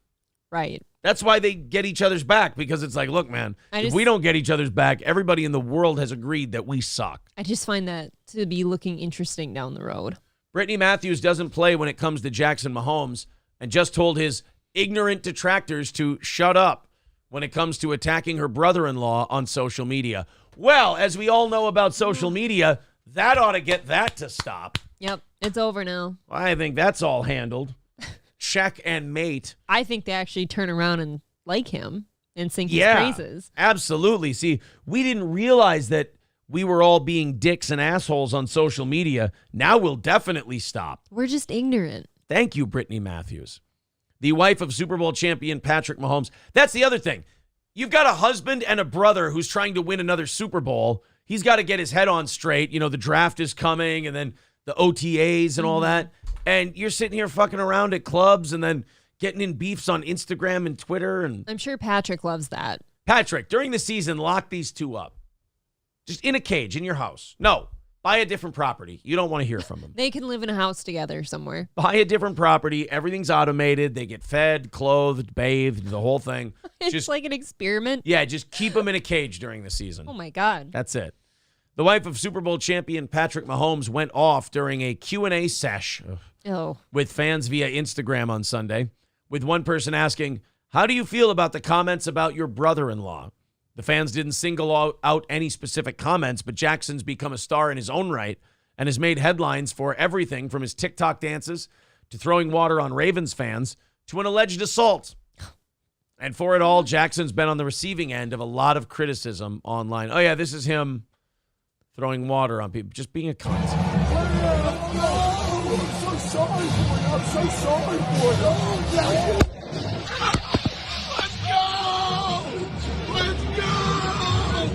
What So a baby. that was after the Ravens beat the Chiefs, I guess. And Jackson Mahomes wasn't. Dude, that's part of, you want to be Mr. TikTok guy, you want to be Mr. Celebrity, that's part of it. People taunt you Yes. when you lose. Yep, you wanted to be out in the limelight. There you go. I'm so sorry for you. Oh, wow. His face, too. He was a pouty little boy. He just, Look at it. Oh, boy. He was a pouting. I can't get a good unblurry one. He was a pouting he's just a child. when he was dumping that water. Big old baby. But yet he'll go on a dead players tribute number in Washington and he'll do a TikTok dance on it. Oh, okay. But you can't taunt. Well, you're sitting in the cheap seats and he's sitting in a luxury suite. You can't tease him a little bit about beating him at a football game. But Well- he can go on a dead players number in Washington and he can dance all over it for TikTok. Rules for thee, not for we. Matthews responded to the question of the hate that Jackson Mahomes gets online by saying, quote, "They are ignorant." Ignorant. They are ignorant.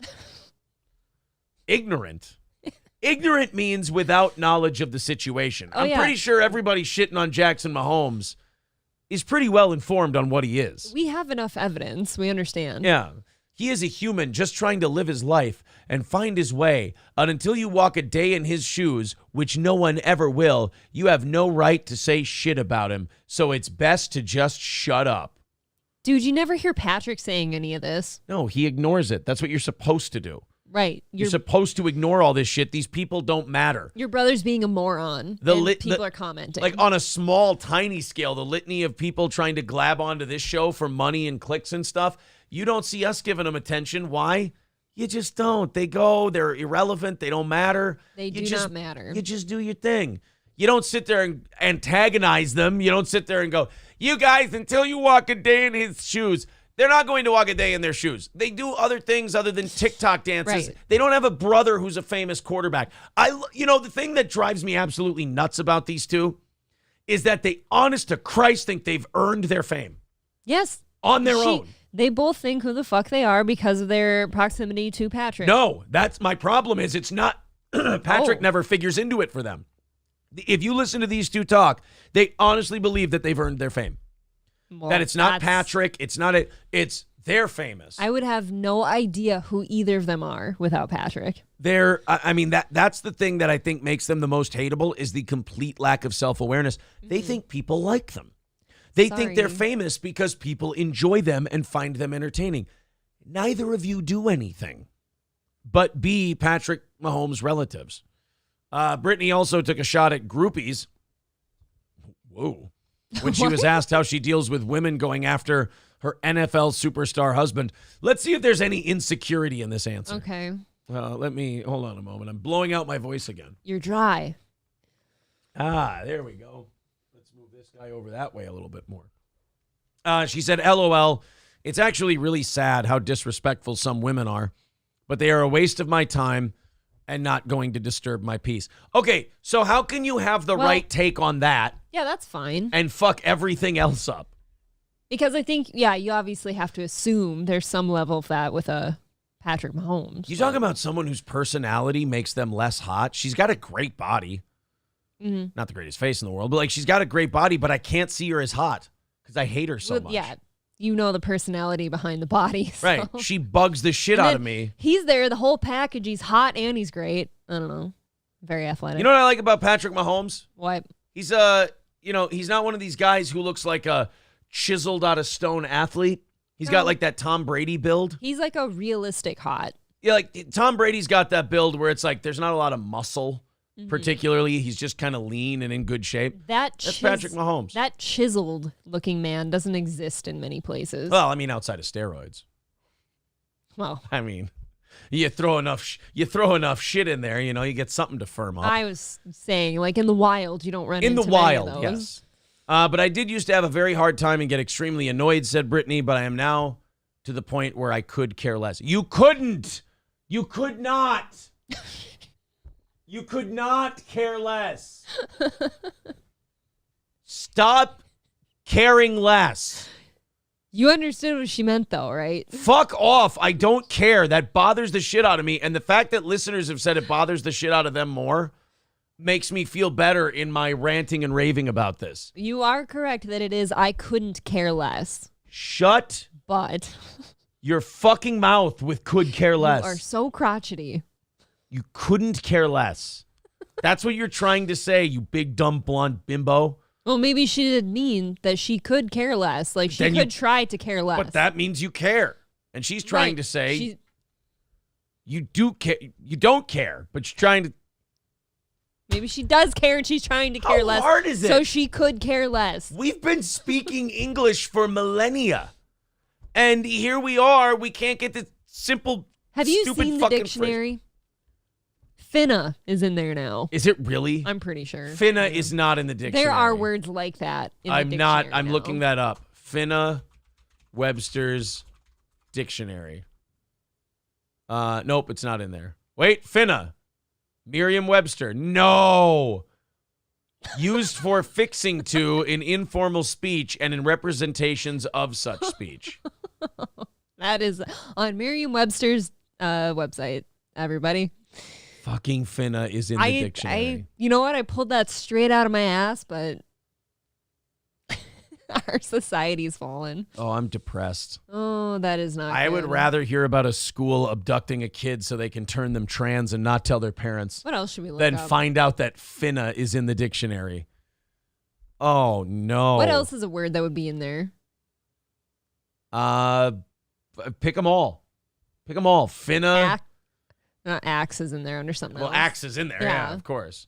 Mahomes is a bath bomb guy. What more could you want, says Skeezy. Oh, God. I mean, he's won 2 Super Bowls, so you can't really say shit about it, but still. Mahomes is a bath bomb He's a guy? bath bomb guy. Don't be a bath bomb guy. Whoa. I don't even think I've seen Aaron take a bath. He can't fit in the bathtub that way, though, can you? You're too tall. Me? Yeah. I mean, I can fit in a bathtub, but No, it's I mean, not- like, physically, you're too tall. I You're got to too bunch long up my for it. legs. I got to curl up my legs. I do, too, a little bit. I can't extend. This is the least interesting conversation I've ever had. All right, let's continue on here. Where are we at? 285? 285 from knocking it out today, guys. If you feel like contributing, we want to get under 200 by the top of the hour. Let's see if we can do that. If you feel like throwing in $5 or $10, call yourself good for the month. $5 or $10, chip into Steel Toe. If everybody does that, we are home free in a matter of seconds at that point. So thank you guys very much. Becoming a member is a great way to do it. Streamlabs, PayPal, Venmo, it's all there in the chat or pinned to the top of the page. Super Chats and Rumble Rants count as well. Speaking of Rumble Rants, Mayo Riot with $5 says the fact that this is a topic with all the real problems in the world deserves it's all bull, commie division tactics, separating kids from parents. Oh, I'm sorry, I was behind. That was on the previous one. I was like, God, I hope he's not taking Brittany Mahomes that seriously. It is true, though, if you can get the kids to not trust their parents anymore and to trust all the strangers in the world. Yeah, and shut the fuck up with that. Like, if you just let kids grow up, they'll hate their parents. Right. Let them do it organically. Right. I mean, they'll all... The oldest in the house is already trying to do things that don't involve parents. Right. Our oldest in the house now is already at the point where they're like, you know, hey, do you want to play Wii or do you want to do this or do you want to do that? They're like, no, just want to do kid stuff. All right, well, let us. We're at that stage of parenting now where we're like, all right, well, if you need us, like we're the friends who are waiting on our pals. We're like, all right, well, if you need us for anything or you want to do anything with us, just let us know. They're like, all right, my friends and I are going to go jump on the trampoline. Like, we'll be here fucking off. Bye. I'll just make you food to eat then. Which is good. That's what you want them to do. Yeah. That's the natural progression for them to go socialize and play with your friends. But you do get that little tinge of, I don't really think anybody likes me. That happened to me yesterday. Did it a little bit? Yeah, in the car when we were asking if she wanted to play Wii or something tonight. Yeah, and she's like, nah. And then she went and jumped on the trampoline all day with her friends. Which is fine. What are you going to do? And then her little brother But I feel like a bump on a log sometimes when they don't want to do stuff. And then her little brother just followed the girls around because I think he's got a crush on the neighbor girl. Yeah. I think he's got But she's got a thing with the other neighbor kid. Oh, boy. So. Not anymore. Not after yesterday. Oh, my God. It's always uncomfortable when, like, you find out one of the neighborhood kids, when they're, like, swearing or something, and then you have to go address that with their parents, too. Yeah, we still haven't addressed it. I was thinking you were going to text his dad. I will. I forgot. But it's uncomfortable. It when, happened. It happened right before I had to get the show ready, so. Kids come home, it's like, our friend said this and this and this, and I don't feel good about it, and now we have to have an uncomfortable conversation. It was so weird because the kids come home, one of the neighbor kids, and then our kids come home, and they're like, one of the neighbor kids, like a good friend of theirs, one of the neighbor kids kept saying the F word, and then, okay, here's where the story gets a little iffy to me. I didn't like this at all, and the neighbor kid goes, oh, I asked him if he knew what the N word was. I looked at her and I'm like, you shouldn't be I'm like, why? that. Wait a minute. Why are we setting them up like that? Like, did you say that? I was like, guys, why are we even like? I said, yeah, we shouldn't even be bringing that word up. That. So then they're like, yeah. Then he started saying it, and then we went to tell on him, and then he said the F word out. And I'm just sitting here listening to it, and I go, I'm like, but you know, sometimes how kids make like exaggerated stories. Sometimes, like that's why I looked at her too, and I'm like, are you guys being straight with us? Did this really happen? Because sometimes if you go to address something with the other kid's parent, you end up looking like an ass because it didn't happen that way. But it's so funny because I bet you if like fans of this show could see the conversation that I had with those kids yesterday, they'd be like, who the fuck are you? Because I'm sitting there going, guys, that is a terrible word, especially that second one. You never say that. It's not okay. Never, ever, ever. That is an awful, terrible word and blah, blah, blah, blah, blah. And there was part of me in the back of my head while I was telling this to the kids, like, who the fuck am I? Yeah, well, I was listening to you and I'm like, well, geez, man. But you got to be that way to kids. And I was actually disappointed in the girls when I heard them say, like, oh, we asked if he knew what the N-word was. I'm like, you can't. Don't ask. You know better than he is at that point. What the N-word was. And I was very real with the older kids. I was just like, look, I know you guys are in school and you hear all these words, and I get that. Just don't say them. Right. Yule Gibbons with $5 says, let's go, let's go, let's go. We were at the gym yesterday. No, let's go, guy. Rest in peace. I want to check the jail roster, kind of. Turtle with $5 says, okay, last one, you pores. Save the turtles. Overtime. Thank you, buddy. Rex Dark parody account. Thank you. Renewing his membership. Jive Turkey renewing their membership for an 11th month. Says Swap and Shop is on. I don't want to fuck with those guys anymore. They were really cool to us, and we went on their show, and I don't think I can fuck with the Swap and Shop guys. They're too nice. Maybe once in a great while. Oh wow. So they figured it out. They're like, if we just contact them and be really nice to Steel Toe, they can't fuck with us anymore. They don't have the heart. Steel Toe has heart. They feel bad when shit like this happens. So we just got to kind of play on that. Posterior Attention says, no surprise, Aaron is raising little rats. Wait a minute. They did snitch, but I'd rather kids tell stuff like that, I guess, than behave that way. Redbeard 313 says, he was thanking us earlier for the shout out that he got on yesterday's show. Yeah, Redbeard, we hope you're doing okay, buddy. Yeah. We heard that it's been a rough road the last few weeks here. We hope that that's all clearing up. All right, thank you guys very much. 275 away from today's goal. There's Streamlabs, PayPal, Venmo, the whole deal. Let's get under 200 in the next half hour. So if you guys want to go on a run, everybody wants to start chipping in, let's do that, because then we could get under 200 by the end of this hour. Not a Fed says, do the kids ask who runs the banks? Ironically, you remember I had to have a really long money and financial conversation with the oldest? She starts asking me out of nowhere one night. Phil Burnell, somebody pretending to be DSP, says, hey, Aaron, it came to my attention that you're struggling hitting the goal. No, we've been hitting the goal every day. I don't know where that came from. struggling to hit the goal. No, Phil, I don't need it. I can give you a coaching session, e-beggar to e-beggar, buddy. I got you taken care of. I know it bothers some of you that we knock that out every day. I wish it didn't. There's no reason to. Like, us being successful does not affect you guys at all. You'll be okay. You can either love the show or hate the show, but don't lie. Like, don't make shit up.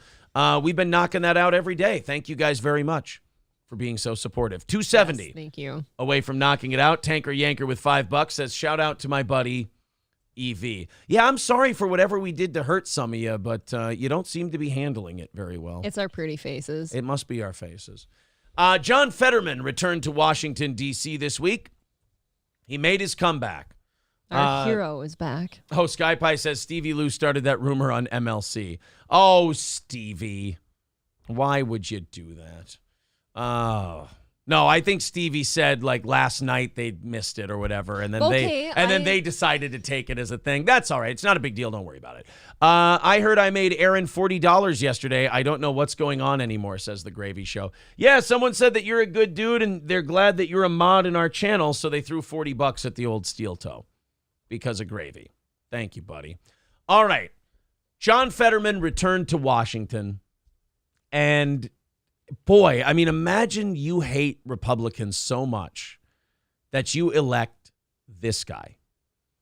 You elect John Fetterman simply based on the reason that you don't like the other party. I could not imagine doing this. I don't have like a vote all Democrat, vote all Republican thing when I vote anyway. But if I looked at this guy and then I looked at the other guy and it was Dr. Oz, I'd 100% vote third party. I would just either leave that spot blank or I would vote third party. I'd be like, I'm not going to vote for a guy who can't read and can't speak properly just because I think the other guy is a snake oil shilling douchebag. I mean, I certainly wouldn't vote for Fetterman. No. He's not physically fit for that office, even. Here he is arriving in a lovely Chevy Traverse. That's the kind of A-plus ride you get coming to Washington. Usually, United States senators, when they arrive on Capitol Hill, are dressed to the nines. They got their suit on. They look good. They get into their office. They undo their tie a little bit. They sit at their desk. They make some calls to their pimps to see if they can squeeze a little more money out of them and to see what kind of legislation they need passed. Well, John Fetterman decided to show up like he was coming to the local YMCA for a pickup basketball game. I just, again, imagine you hate Republicans so much that you vote for this guy. This is John Fetterman. Now, remember, he was at Walter Reed for a while because he was battling depression, and now he's coming back. I was watching him walk, and I'm just like, this just the way he's walking, like his motor skills aren't okay. He's like not well. He's not there. Plus, somebody wrote on Twitter, I said this earlier, that John Fetterman looks like Big Bird if you plucked all his feathers off. Kind of. I think it's pretty perfect. But this is John Fetterman with his oversized hoodie and his really baggy basketball shorts showing up for work at the United States Capitol. Welcome back, Senator. Oh, boy. Right? Like he's just... He looks like he's been wobbled. Yeah, like he just looks weird. Like, I don't know what this is. Like... Well, he like cross-stepped behind himself, too. Oh, tripped up. Nice calves, bro. He skips leg day, too, Aaron. I might have better legs than John Fetterman. It's a chance. Feeling, Senator. Senator, are you confident you could serve your full 6 years? I like his hoodie. But okay, but now, is anybody else concerned? Like they're like, can you serve out your whole term? And Yes. he turns around, and he stares for a second, and he goes, "Good to be back." Of course we're concerned. This guy hasn't been in good health ever. He stares for a while, then he turns around, and then he starts like waddling away. You're gonna walk into the wall, John. You're gonna walk into the. There you go. He kind of reminds me of Joe Biden, just a little Just younger. look at the way he's. I thought he was Right. gonna.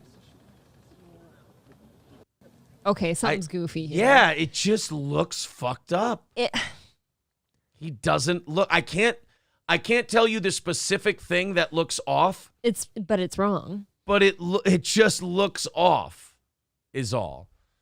I think with I think with Fetterman, it's just how are you going to get through 6 years? He was in there for what? A month and a half, and he had to go to the hospital for depression? Well, they put a sick man in that position, and then people are shitting on him for being a sick man that got elected too, of course, because there's shitty people out there. I'm sure that doesn't do well for your mental health. And then the stress of the job itself. Right. It's not a place for an unwell person. He's not going to make it. Like, he's not going to be able to make it in that job. Nope. Just surviving. Like, again, it was a month and a half. Nothing had really happened yet. And he's there for depression. The stroke thing is not getting better. Like, they're now having teleprompters for him to read the questions people are asking because he doesn't hear them right. Mm-hmm. And then he can't, like, we watched that 60 Minutes thing. They had to chop it to shit because he kept trailing off and saying the wrong stuff. And 6 years is a long time, and he can't even make it through a quarter. Yeah, I think he will have to leave the position, and somebody will fill it. Tanker Yanker with $5 says, also greetings from New Mexico on my way to Flagstaff, Arizona, then drive back to Odessa, Texas. Well, fun. Have a great trip, buddy. Thank you. Alex Nerio with 1999 says John Fetterman is an ogre. He is very large. He has ogre-like tendencies. Do you know how tall he is? Looks like he's about 6'4", somewhere around there. Thank you, Alex Nerio. That puts us, I think, 255 away from knocking out today's goal. Let's get her under 200 by 8 o'clock. You guys are on your way. Thank you very much. There's Streamlabs, PayPal, and Venmo in the chat if you want to use one of those. If people are saying, Irish Diesel says body double. No, that's him. Well, of course that's him. That's him. I don't know how hard people think it is to do a body double, but it's pretty hard. First name, last name says he had a damn stroke. For fuck's sake, he's got permanent brain damage. Give me a fucking break. And they just shoved him in there. Like, get in there. You got this. And he's like, I just want to say to everybody that this debate is going to be good. Good night. So what did the Democrats think was the good in putting him up there? Like, to get a sympathetic vote? It was too late. He had the stroke after they'd chosen him as the Senate candidate, and the primaries were over, and all the stuff was over, and they were like, we just got to get you back on your feet and throw you out there, because I don't think... That's even worse than I thought it was. I thought he had the stroke pre-being chosen. No, I think he got chosen, and then he had the stroke. And you still keep going with him? It was you guys too late in the process. Wow. Raymond Bryant with 199. Thank you, buddy. Thank you. Nobody's alt but mine says they're just killing time so they don't have a special election. If they wait until August, the governor appoints someone to take his place. That's just it. I was wondering about what the rules were for that. If he can't finish his term and he's been in there for, I guess, 7-8 months or whatever it is, then the governor gets to pick a different senator. Okay. And then that person finishes out Fetterman's term, and then they have a normal election. That's probably what their goal was from the very beginning. Just carry this dumb motherfucker across the finish line to August, and then we'll say, well, the depression got the better of him. He needs to go home. Nobody's going to question that. In fact, it's the right move. He shouldn't be in there right now. But if he goes in there right now, they'll have a special election, and the Republicans might win the seat, and then the Democrats might lose their trusty majority. It is going to be a long summer for Fetterman, though. Yeah, Sinema and Manchin will then jump over to the Republican side. The Republicans will have the majority. They ain't going to get shit done. So they're going to wait it out until August. Like, basically, John Fetterman's job right now is don't die until August. But that could be a tall order. I mean, look, I'm not saying it's a sure thing. I don't know. That's all he's got to do. Just imagine John Fetterman attempting a marathon filibuster. It might actually work for him because he doesn't have to stick to anything that makes sense. His brain jumps all over the place. And then everyone else has to understand what he's saying. Yeah. Need Trump says that will tell you what's wrong. Cheating will get you nowhere. H says any word on what really happened to Damar Hamlin. I think he's hanging around. Yeah, did we ever find out exactly why he had that episode? We never really found. Episode? Well, remember, it was that vicious hit he took to the shoulder. Oh, that we've never seen in football before. So all of these people that take these big hits to the shoulder in football, they get hit and then their heart stops beating and they die for a little bit. You know, because of the proximity of the shoulder to the heart. Exactly. Everybody knows that old song, The Shoulder Bone's Connected to the Heart Valve. Oh. Yeah, that whole deal. Over on Rumble, Bane Coof with $5 says, how many times do I have to say this? Fetterman got magic ballots 2020. No one really voted. Well, he was 2022, so I think you might have to say it a few more times until you get the year right, perhaps. But thank you. Thank you for the $5, Bane Coof, over on Rumble. Thank you very much, Rumble. $250 away from today's goal. We're doing all right. Let's see if we can get under 200 in the next 20 minutes. That would be pretty cool. Then we're on a pretty good pace for today's show, knocking it out and doing a half hour of overtime. We are a listener-supported show, so when we do get what we need for the day, we tack on an extra half hour of program. Thank you, boys and girls. PayPal, Streamlabs, Venmo. All right, let's open up the 7 o'clock hour stories. We got, could you go grab that new sticker? Oh, really? That new logo sticker. Okay. We made a prototype. We had a prototype sticker made. We sent out all the stickers from the prize show yesterday. We got those done at Affordable Signs. Affordable Sign Service. They also did our backdrop here. The people at Affordable Signs are wonderful. AffordableSignService.com. Let me pull that up for you real quick here. If you need anything done in regards to signage, nobody better than Affordable Signs. Mike and the team at Affordable Signs do awesome work. And they even do installations of your different signs. It doesn't matter what you're looking for.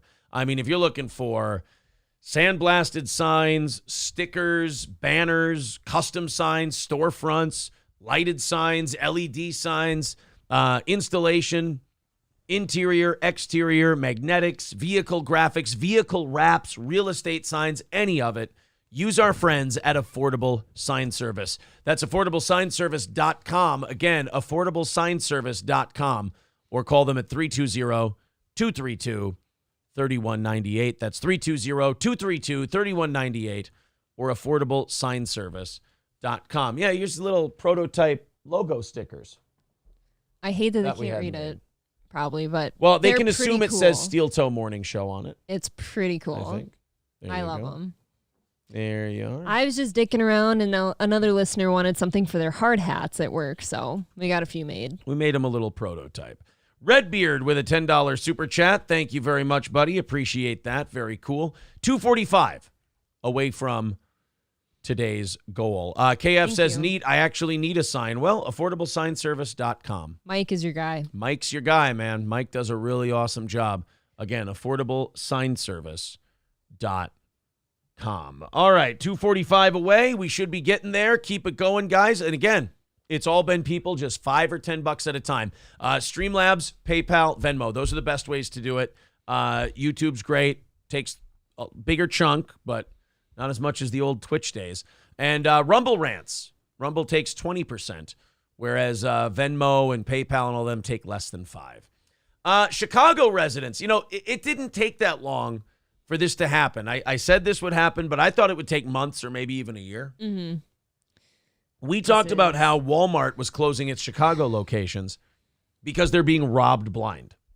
They can't have business Right. anymore. Like, they're not profitable. They can't turn a profit. They can't make money. And, sometimes a Walmart or a chain store will stay open in a certain location, even if they're not making money, because it serves as a billboard, an Yep. advertisement For for the company. other locations that they might have. For example, a lot of stores in the mall don't make money, No. but they're in a mall. And So- as people go walking around a mall, they see it, and it's a walking advertisement. It's a billboard for their website. Like Victoria's Secret is a great example. Order online. Victoria's Secret stores themselves probably don't make a lot of money. They carry a lot of inventory. They pay a lot of help. And malls aren't what they used to be. But people might walk by. They might go there. They might take a look at the sign, and they might go, you know what? Check them out. I'll go online. I'll order some stuff. So they kind of use the mall thing as advertising. as an advertising sort of deal. Well, Walmart decided to close their Chicago locations because literally so many people were stealing from them that they couldn't even come close to turning a profit. And if you're a Walmart and you can't make profit, Uh-oh. something's wrong. Walmarts have been losing tens of millions of dollars because of theft, taxes, vandalism, and other losses So in Chicago. taxes is theft in a form, right? I suppose. Now, Walmart decided to close 4 stores in the Chicago area because of the crime and shoplifting being out of control. Instead of taking responsibility and taking steps to reduce the crime in their neighborhoods, people have now decided to complain that Walmart is abandoning Chicago and that this is all very racist, and now people aren't going to have a place to get groceries, and people aren't going to have a place to get this and that, and it's a poor black neighborhood, and that means Walmart doesn't give a shit about black people. I'm sorry, but Walmart is only following the lead of the people in the community. The marketplace will tell a business what to do. Mm-hmm. If you go into Walmart and everybody's buying brooms, then they're going to get a bunch of different kinds of brooms from you to pick from. It's a hot item. They're going to order a lot of it. If your clientele, if your marketplace doesn't buy anything from you, and instead they steal and they rob you blind and they loot you basically, then you're going to close the doors because you're going to say people don't want us here. Nope, they don't respect your business. If they wanted us here, they'd buy items, they'd keep us going, so on and so forth. It's no different than any other business. In many ways, it's no different than this show. Nope. You know, we always say when people get mad at us and they're like, we don't want you to hit your goal and we don't like you. It's like, well, then just hang around. If we do a shitty show and people don't like it and they don't want to contribute money to us, then they won't and we'll fail. We'll have to go do something else. We'll go away. Don't let all this stuff make you so angry. So in Chicago, they're getting mad because Walmart's leaving because they didn't do anything to stop the crime and the shoplifting problem in Chicago. And this is kind of the cycle we end up with in these neighborhoods where they talk about food deserts. They complain there's nowhere to get groceries. There's nowhere to get nutrition. So then some grocery store will open. Mm-hmm. And they'll go, hey, look, we got produce, we got fruit, we got a meat counter, we got all this. We have what you need. We got a regular old grocery store for you at affordable prices. And crime will be terrible and they'll be robbed blind and the company will go, well, Jesus, you guys, we can't afford to stay open here because we're losing money and we don't have money from other places to put into this location to keep it going. We're not running a charity, we're running a business. We have to leave. And then the community will go right back to bitching again about how it's a food desert, and nobody gives a shit, and nobody cares. And it's like, if the area would have behaved itself, and if you would have gotten the crime under control in the first place, you never would have had this problem. Nope. And the community never cares to point out that it's their own fault. They never work on the actual problems. Well, and my biggest problem with politics is that everybody's answers to these problems, nobody ever has any humility and goes, what's the problem? How can we fix it? No. Politicians always go, what's the problem? And how can I shoehorn the shit I've always wanted to do into the quote unquote solution for this problem? Yeah. Or they go the easy route and just cry racism for everything. Nobody cares about black communities is what they say. Here, the issue I have is that you never hear a Democrat propose a Republican answer to a problem. You never hear a Republican propose a Democratic idea for a solution to a problem. It's always magically what they've always wanted to do forever and ever and ever. With Democrats, it's always throw more money at it. And with Republicans, it's always bomb it. I mean, hey, okay. we got a problem with the BP oil spill. Blow it up. Start an explosion. Cut off the flow of oil. Okay. Sure. Democrats, ban all the oil and let's all switch to wind power. So we all just have our own spin on the issue. So this is the community leaders in Chicago talking about Walmart closing their locations. Let's see if they take some responsibility. Wonder why? Yes, sir. Our communities look like they look. Speak That the we truth. have violence every single day. Speak the truth. It is just not on us. It is on the corporate citizens that come into our community. No.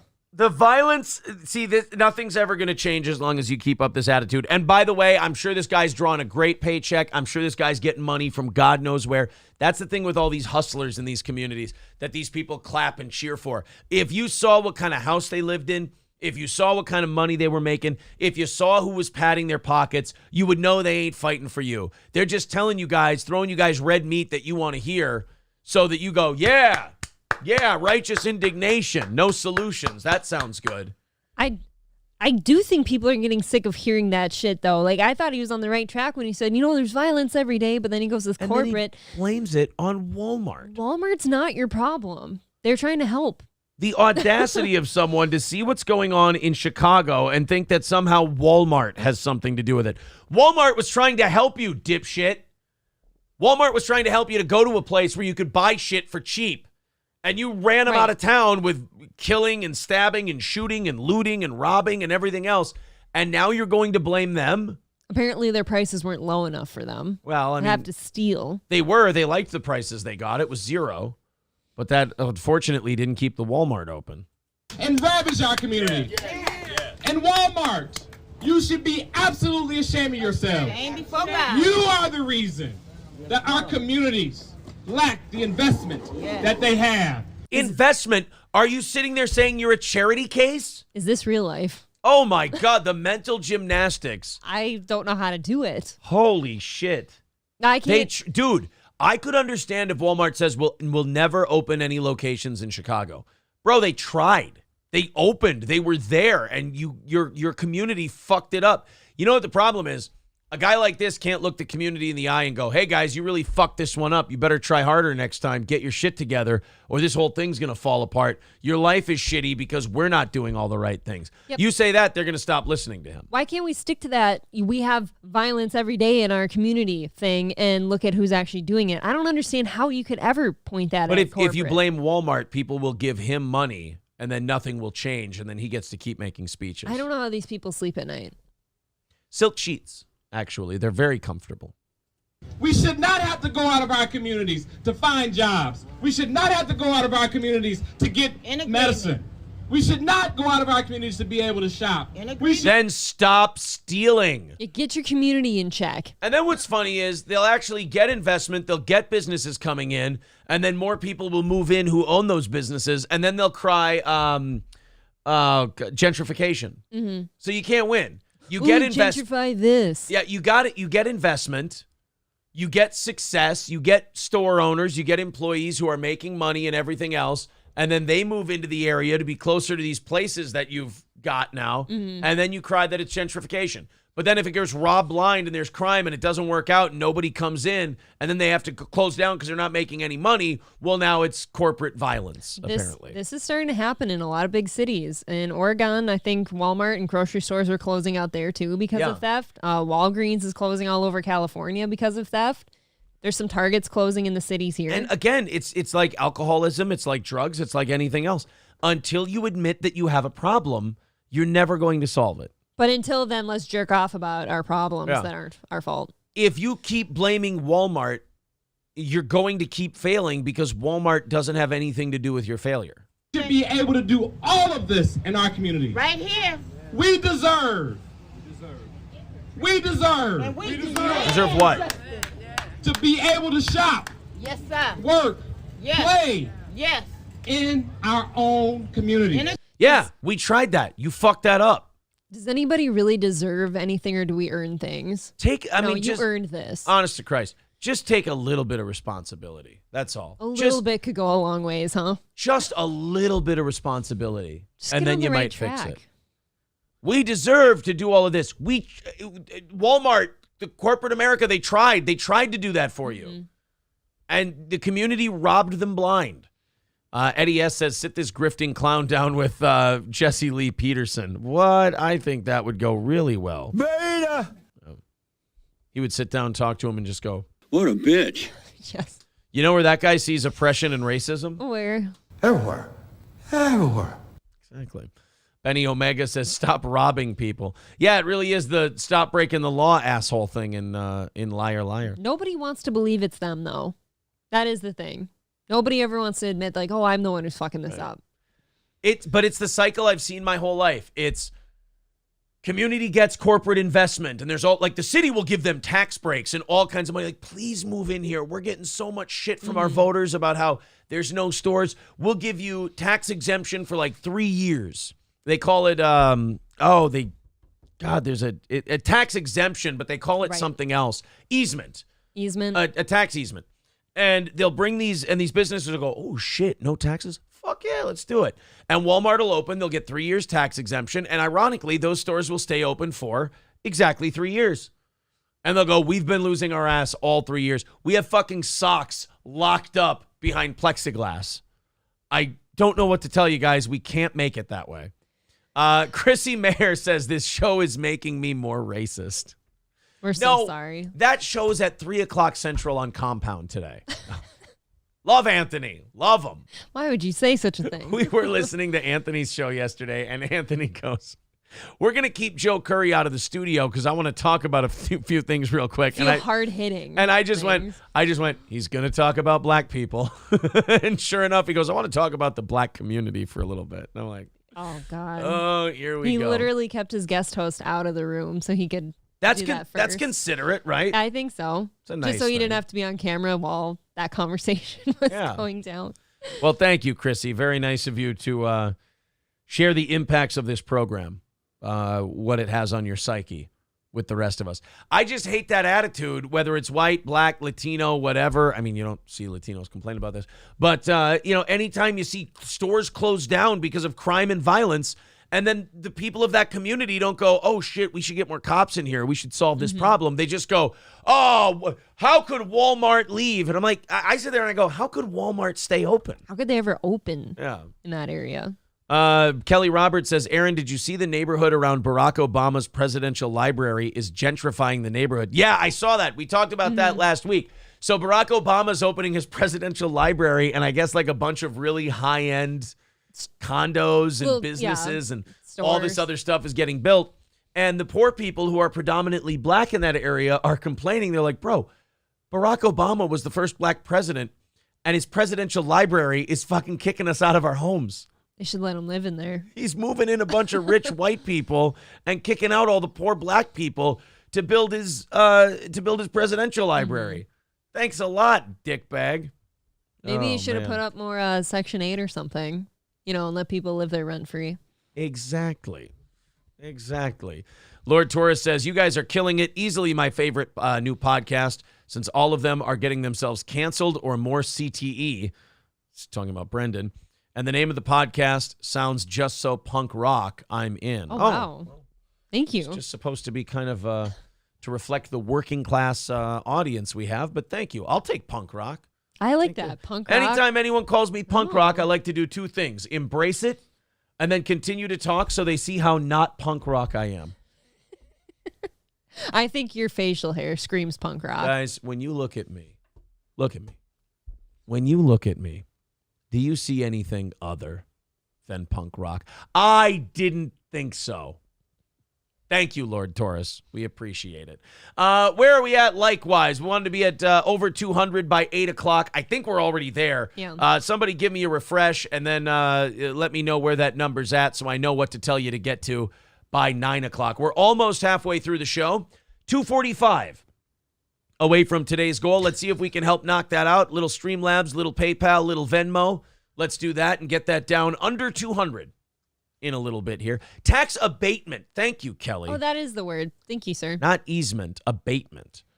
Appreciate it. All right, I'm going to get that like number, and then we're going to move on to the next story, which is a teenager getting himself caught in a claw machine, which makes me all kinds of happy. Riding Dirty Llama says, yeah, for the woolly worm on your lip. Now, how is that? It looks out of control today. Does it? Yeah, I need to trim it.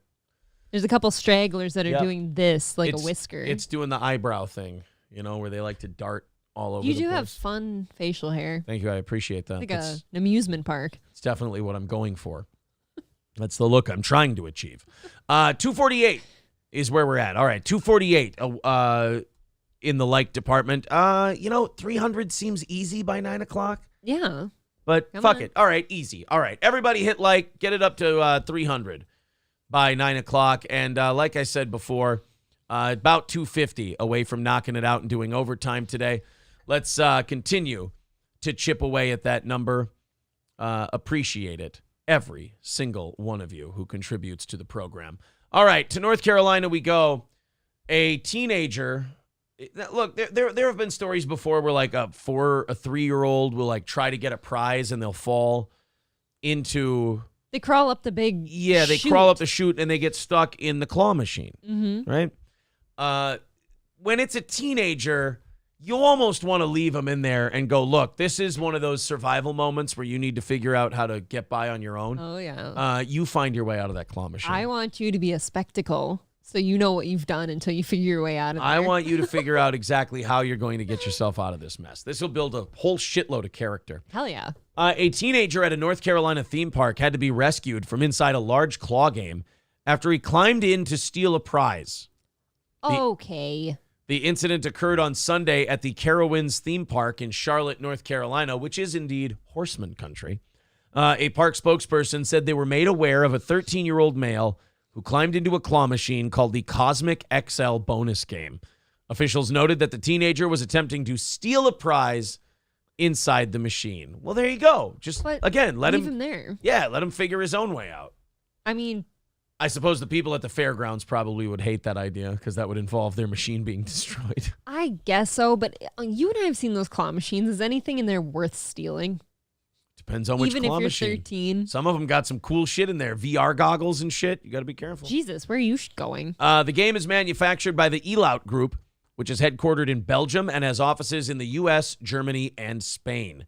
According to the company's website, the Cosmic XL bonus game is about 6.5 feet tall, nearly 5 feet wide, and 5 feet deep. So it is a big-ass claw game. So he's got room to breathe. He's fine. There he is. There's the tard. Oh, he's got the douchey hair, too, and all that. He's just chilling. He's just sitting in there. How the fuck? What is it, like a Super Mario pipe? Like you stick your head in there and it just sucks you up? Well, How do you end up? No. It's like a... Check it out. So that little door that they drop the shit through... Okay, this when door you right win here. it, yeah, he just crawled up there. And there's like a little chute flap And that now he covers can't it. bend his body the way he... Oh, because the chute goes in. Oh, what a Right. fucking dummy. Yeah, there you go. You got it. So It's like animals that go into a trap. You know what I mean? They walk through that little like slant door and then they so can't you get don't back put, out. Again, when it's a 2 or 3-year-old, I understand it. They're dumb. They can't help it. But a 13-year-old, you can't figure out the doggy door goes in, but the doggy door doesn't come out. You can't figure No. out doggy door at 13 You just years wanted old. that stuffed animal so bad. For what? You'd better be Love gay. and comfort since your parents don't love you. Bro, you'd better be gay or have a girlfriend there. Otherwise, this is not a good Well, look. Well, it's not a good look either way. But If he had a girlfriend there, he doesn't anymore. yeah, I don't This see is her sticking around. Severely unimpressive. Once out, the teenager was reportedly treated and released to his guardian. The spokesperson for the park said the boy is banned from visiting the park for a year because of the attempted theft. Fox News Digital reached out to Elout for comment to find out how incidents like this happen with the Cosmic XL, but questions did not receive an immediate response. Actually, they did receive a response, but they didn't know that they had received it. The company just sent back a thing that it just said on it, "Dur." And they thought, oh, that must be a... That must be a misprint. Play they sent us. stupid games, win stupid prizes. Craig Gorilmo says, how many quarters did it take to get him out? That's what you should Oh, do. the Just claw machine. Play the game, pick the dipshit up by the claw, and just drop him in. How strong do you think those are? Because they seem so weak when you play them. I don't know. Let's shove it into this kid's neck and find out.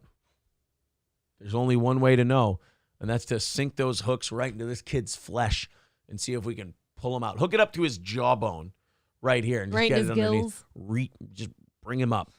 Yeah. I think you're alone. No, I think people like my idea. I think it's the way they're going to go with this from Okay. now on. Just put a bunch of 13... Well, that's going to sound terrible. I was going to say just put a bunch of 13-year-old boys in a claw machine and let people pick them out. But you're just going to get Catholic priests showing up for field trips all the time. Yeah, and then you know what their preferences are because of the ones they're going for. Right. How come there's only white kids left? Oh, some Catholic church took all the black ones. It's weird. Rexstart parody account says that picture needs to end up in his yearbook for everyone to remember. Yeah, it would be a shame if they let him forget that. You know how when you're in high school and you're a senior, they have most likely to segments? Yeah. That picture needs to be in there, most likely to end up in prison, this kid. That's a prisonable offense? No, just saying he's on a path to stealing and shit. You go to prison for stealing claw machine games prizes, you're going to get fucked in the butt for sure. I'm sorry, my jokes suck today. That's a butt fucking. Dead Jester says, I just claw gamed a new Bugatti. I love Saudi Arabia. Oh, they do have better fares over there now. They're throwing money into all this shit. Greg Gorilmo says, why are they trying to feed him through the slot instead of just unlocking the door that they use to put the prizes in the machine? I've never seen them load one of those. Idea. Do they just have a key and they open it up? And it's either through the top or there's a key with a door. Yeah. White Rex says, leave him as a warning to other dumb fucks. See, that's my initial reaction. Yeah, just hand him a little sign in there. But have then him hold it up. You got to think he's going to be pooping in there and all that stuff. Gary Crouch says the claw would pop his head off, hopefully. Oh, so we're placing bets and hoping. Shaft says, is anyone counting Aaron's Oz today? Christ, I hope not, because that means I've been saying it a lot. Just God. Just the Lord, Jesus Christ. He's the only one. Uh-huh. Oh, boy. like that one. Yeah, there you go. All right, guys, 245 away from knocking out that goal. Let's knock it out. Let's get under 200. Let's get within shooting distance. We got a long ways to go, and we want to do a half hour of overtime and make sure this show stays on the air and keeps going, and that goal is paramount to it. Thank you guys very much. PayPal, Streamlabs, and Venmo. That's the most preferred way to do it. Takes a tiny little chunk. Streamlabs takes, Super Chats take 30%. Rumble takes 20%, so whichever one you'd like to do, go for it, and thank you for supporting this program. There's all the links in the chat, and there it is pinned to the top of the chat as well. The last statute says, imagine if God keeps stats on really dumb shit. I wonder. This guy got a nice bump today. That's like hitting a grand slam. Right. It's a marathon, not a sprint. He's like, oh, he wasn't my best work. So this has been happening. In December of 2022, a 4-year-old girl was convinced by her older sisters to climb inside a claw machine in Australia before getting temporarily stuck. The girl was able to climb out of the hole the way she climbed in after being instructed. So is this kid not? It's kind of a limbo thing, I'm guessing. Like, you got to kind of go feet first and then kind of slide down like this, and they push the door open as you go. I don't think so. I think that's the best way to do it. I feel like if you can get in there, you can slide down face up. In another incident in February 2018, a young boy who was set on snatching a stuffed toy from a claw machine at a restaurant in Florida ended up getting stuck inside. Firefighters ultimately helped free him from the claw game. I do have questions. Are like parents not watching their young children, like 4-year-olds and shit? No, when they go to play the game, the parents get a little break. You don't get breaks from 2 and 3 and 4-year-olds. That's the way They're saw it, not I'm self-sustainable. sure. You turn around for a second, you go, okay, there we go. That's kid's going to play the claw machine for a little bit. And then all of a sudden you hear muffled crying from inside of something. You're like, what happened? You turn around, fucking kid's in the claw machine. Like, our pretty much 4-year-old's the one I worry about the most. Like the other guys, they can at least, decide if they're living or not. That kid is back in that claw machine. I hope he gets picked up by the head and a bloodbath ensues. Zen Rhino says, I don't know, April. I sure see a lot of documentaries where stepsisters get caught in washing machines. It can't happen. Really, Zen Rhino, what happens after they get stuck in the washing machine? That seems like a really terrible predicament for a step sibling to be in. I hope they can call their stepbrother in for some help. Yes, do tell how the story goes. Yeah, like what's the deal? How does this work? So the stepsister goes in. They're home alone. I'm guessing the parents are at work, and it's summertime. They're off school. Yep. Because the plot is very important here. Yes, it is. And then I'm guessing the stepsister, one of her chores is to do laundry. And she somehow gets her head stuck in the machine. Yeah, right? and then she gets the head stuck in the machine, and she, help. And then the stepbrother comes in, and he goes, he's from behind and try to get her out of the machine. Yeah, but then it seems a bit suggestive, and I don't know. No one's really having an issue with it. And then she said, oh, what are you doing, stepbro? Zen Rhino says, we have to call for their stepbro to help them out. Okay, yeah, and then what? How does he get in? How does he get her out of there? You got to get behind her haunches and really grab on the hips and stuff for good leverage, so you can try to yank her out of there, right? Because her head's stuck so bad. Right. In that really big hole. I would like to know from Zen, he's the one who set us up with this movie. I want to know how this movie ends. Cunnin Stunt says, lube her up. Riding Dirty Llama says, how many adults get stuck in the snack, drink, or coffee vending machines? Wrestling Fat Faku says, stepbro is gay. She's good. Oh, he just kills the bit. Jay Hasty says, you got to use the tail hook method. Oh. Skeezy says, breaking news, arcade company to remove claw machines from these areas. Claw machines is one of those things where nobody ever sues them because I think it's so fucking stupid. Like, you're such an idiot. You're too embarrassed to sue them because you have to admit that you got, that your kid's so fucking dumb that they got stuck in a claw machine. You have to relive that humiliation forever now. Yeah. Zen Rhino says it ends all the way porn ends, Aaron, with a facial. That's not true. Some of them end in a cream pie. Yeah, somehow when the stepbrother's pulling stepsister's head out of the washing machine, by the way, like her shirt gets caught on like the door of the machine. Sure. And her clothes just kind of rip off magically Oh, yeah. when he like And tore she's her out. always got just giant tits. Real giant tits. Yeah. Somehow she's just all And she's soaking oiled wet. up. Yeah. I don't understand She's why. very dewy looking. Yeah. And then he accidentally comes in her, and then you're like, oh no, now what do you do? Dude, now is we've that, got a step baby. that's had to have happened, right? Like Obviously. a stepbrother and stepsister knock each other up. I'm like, just What world do you live in? Yes, that happens. the fucking awkwardness of having to bring that to the parents. Like, yeah, that does happen. Yeah, we fucked each other, and she's pregnant now. We're not technically blood related, so Yeah. it's fine, right? How come they never mention that one when it, like, in the abortion debate? How come it's always like incest? It's like, okay, what about step Step things? incest? Like everyone would. Stepcest? Yeah, stepcest. What about that? They never mention that one. Like, hey, shouldn't she kill the baby if it's going to be really awkward dinner time for the parents and the stepkids? Yeah, but then somebody somewhere lived through that, and they're like, well, I'm glad that my parent siblings didn't. You're right. It You just know, ends kill in me. it ends in the same debate we've been having I for know, all these like, years. I don't know what world you're living in.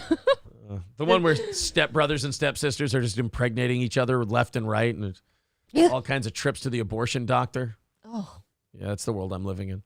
Zen Rhino, you don't have any step siblings, do you? no, I don't. Oh, thank God. RGZ Mac says, I have an announcement, please. Yes, that sounds like RGZ Mac, all right. Yeah. Oh, he says, I'm sorry for getting out of hand yesterday. Please accept my apologies. I don't think that's the real him, I don't either. but thank you. I accept your, if you're, And there's if you're apologizing on behalf of RGZ Mac, we do accept the apology. there is no way of knowing either.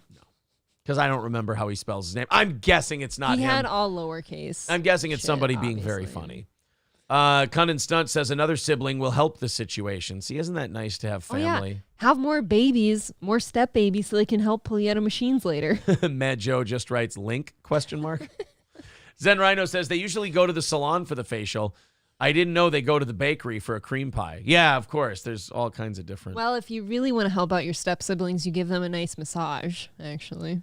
Katie Kidney says, Aaron, are you telling me it doesn't end with him fixing the washing machine? I know. That's what I was thinking. I was thinking that the stepsister gets her head caught in the washing machine. He helps get her out of the washing machine, and then he delicately fixes the washing machine so that never happens again.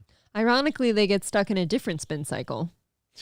Wouldn't that be great if like a porno, like they're like, Putting loads in something else. Am I guys, right? we're actually going to wrap up this story. It's not just going to be fucking and then a cum shot and then done. After the fucking and the cum shot, we're going to have the guy wipe himself off, and then he's going to go back and do a how to fix the washing machine tutorial. What if so you it's going to be helpful in multiple ways. What if you were still stroking it and he actually just starts fixing the washing machine? Right. Now you're like, what am I supposed to do? What do I do with this thing? Well, that's what you get for not coming before the cum shot. You got to time it right, stupid. Does anybody come like in over 30 seconds of a video like that? The Gravy Show says lots of cousins justifying fucking each other out there these days. That's my third cousin. It's legal in this state. If you have to go to like it's legal here, like with age or Yeah. cousin And it's relation, troubling. that's a bit rich. Hulkamasha Baby says that happens, and the stepdad breathes a sigh of relief. Oh, yeah, at least it's not his baby. It's not mine, honey. Oh, man. God. I think if you're into the stepbrother, stepsister thing, Step anything. that's just you not having the balls to admit that you're into incest porn. And you're same just with like, stepmom stuff. yeah, right? you're like, I just want to get as close to incest as I can Ugh. without having to write incest on my computer. Ugh. Because, like, to me, stepsister and stepbrother and stepmom, like, it's all way too close. It's just, Well, yeah, you're family. You're literally a family in a home together. Stop having sex. stop having sex with each other, please. No more sex. Sage with $5 says, this is how it goes. Oh, we have a YouTube short to play. That brings us down to 240, guys. Please help out the show and help us knock out this goal today. Everybody chipping in just a little bit is a great way to do it. PayPal, Streamlabs, Venmo, Steel Toe Media Inc. on Venmo. Click one of those links, throw in a few bucks, and we do appreciate it. It does go to the show and keeps us on the air. 240 away from knocking it out. Let's do it, boys and girls. All right, let's see what Sage sent us. Oh no, sir, help, I'm stuck. This is on YouTube. What's wrong? What happened? My hand, it's stuck in the washing machine. This hand? Yeah. Oh my God, how did you do that? How did you not do that? Well, anyways, How can I ever thank you for helping me? Don't sweat it. Just be careful next time. Well, there must be some way I can show my appreciation. No, really, it's not necessary. Oh no, you have a stain on your pants. Why don't you just take them off and I'll wash them for you? Oh, that's okay. These are my work pants. Are you sure? I'm very good at rubbing things out. Actually, with grease stains, you want to dab it. With like a little bit of baking soda. Well, how about after I toss in this load, I take your load? Wait. Why aren't you separating your whites and colors? Oh, I must have forgot. You forgot? So that's how that goes in real life, I suppose? All right. I like this. Good. Thank you, Sage. Appreciate it. It's good to know how those situations end. The fired Ginger with $5 says, I personally know people that did incest, half siblings, and I'm sure April knows the girl. What? If you care to send me a message quick, I won't say the name. Have you been holding out a story on us? Look, I know obviously who he is. If you would like to send me a message with the name of this person, I will not say it on the air, but I can confirm or deny that I know what you're talking about. Oh. Thank you to Meat Drapes for renewing his membership for an 11th month. 235 away from hitting today's goal. Keep her going, boys and girls. Nothing over on PayPal or Streamlabs yet. Let's get that fired up. And that knocks it down quicker than YouTube and Rumble. Hit the like button. Hit the thumbs up. Let's get that like number up to 300 by the end of this hour. Here's another creepy school story. Can confirm, by the way. Oh, really? Oh, that is troubling. Wait, did they know? Did they know they were siblings? I think half sibling. That's basically like being cousins, right? That's the same blood relation. You had one different parent. That's what I mean. Like, that's the same blood relation as cousins are. Yeah, it's gross. I'd forgotten about that one. So there was a couple in the town you grew up in, and they were half brother and half sister, and they were fucking? Are they still fucking? No. But like, how did you guys, so were they open about it, or? What do you think, Aaron? I don't know. No. There he is. Yes, half. Mom walked in on Mother's Day to it. And yeah, happy Mother's Day, Mom. How did the rest of the town find out? Because it's a small town and people talk. How are any of those three talking about this? They're the only three that know it. How is the when mom? When you're around each other in school and shit, you behave certain ways. I don't know. But who's talking? Like, you're fucking your half sister. You're fucking your half brother. The mom is seeing their if you're children the mom, you don't want to talk about fucking it, right? each other. How does anyone tell anyone anything? That those three die with that secret in their mouth. I know she's married now and got a couple kids of her you're own. Married to a brother fucker, though. If you're the guy, you're married to a brother fucker. Maybe he doesn't know that part, or maybe she tried to explain it to him in a way that is like, well, this didn't really happen. So when you go to Thanksgiving and the half brother is there and you're the husband, like, don't you feel a little cucked out? I don't know. I don't know her husband. I know who he is, but I don't know him personally. I don't know what he knows. Your city is fucked up. Would I know these people? I don't. Because like I covered high school sports and stuff. I don't think so. She was I'm not going to say how many years because I don't need you guys looking, but she was younger than me. And not by much. And they were blood related, and they were. I know it's troubling me to think about. It's troubling. That's one of those things, Fired Ginger. I'd put like in the back of my head somewhere, like for safekeeping. I need it. The thing I'm still hung up on is that it got out. Like I said, if you're siblings, you're seen in public together, and if you're fucking, you're going to behave a certain way around that person. Oh boy! All right, hold on. All right, Fired Ginger, why don't you call back in just a second? I'm going to hook up to the Bluetooth and we'll get you on. I'm trying to behave here. I don't really want to say too much about this person. So I guess if they're willing to, that's a different story. I cannot believe that this is a thing. Hold on a minute. We're going to go to the Fired Ginger here in 1 second because I'm guessing the entire audience wants to hear about this story. There you go, Fired Ginger. We're set. We're ready for you, buddy. Thank you very much. You cannot say. No idea who that is. Okay, yeah, I didn't think you would. People are really laughing their balls off at this story, though. Yeah, Alex I knew Nerio. that person very personally, actually. I did a lot of stuff with her. What kind of stuff? Not dirty stuff. Alex Nerio says you could not torture that information out of me. Exactly. The You mom, fucked your half brother. the mom went and told people. That's what happened. She's ashamed. She had to tell her little gossipy circle. Let's go to the phones here. Call from Fire to Ginger. Hey, Fire Ginger, what's up?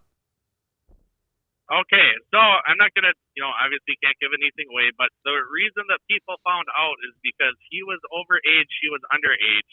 So he ended up getting charged for it, and that's how, everybody found out. I forgot that part, too. But doesn't the mom or somebody else have to tell? I don't know how exactly how he got in trouble. I don't know if the mom went to the cops, because I think he was the dad's kid. So I don't think that, the mom particularly cared for him. So wait, so hold on a minute. So the dad was the father of both the kids? Yes. Okay, and then the mom was only the mother of one of them. And he was overage and she's underage. So, yeah, that was definitely the mom talking then. Okay, so the mom's definitely the one who snitched. Oh, yeah, man. and how that all works at family gathering is she basically got ostracized from the family, so they don't even have any relations with her anymore. She basically hangs out with her new husband and all of it. Yeah, well, I mean, somebody's got to go in that situation, right? But why her? Why not the older guy who's doing the fucking? I don't have an answer for that. Well, what if he might be ostracized too? I didn't know anything about her personal life besides this, and I completely forgot about this until you brought it up. But I used to hang out with her a lot because of school groups. Okay. That I was involved with her in them, and this wasn't a topic of discussion or anything. Obviously, was she hot? No. No. Oh. I mean, she was probably mid.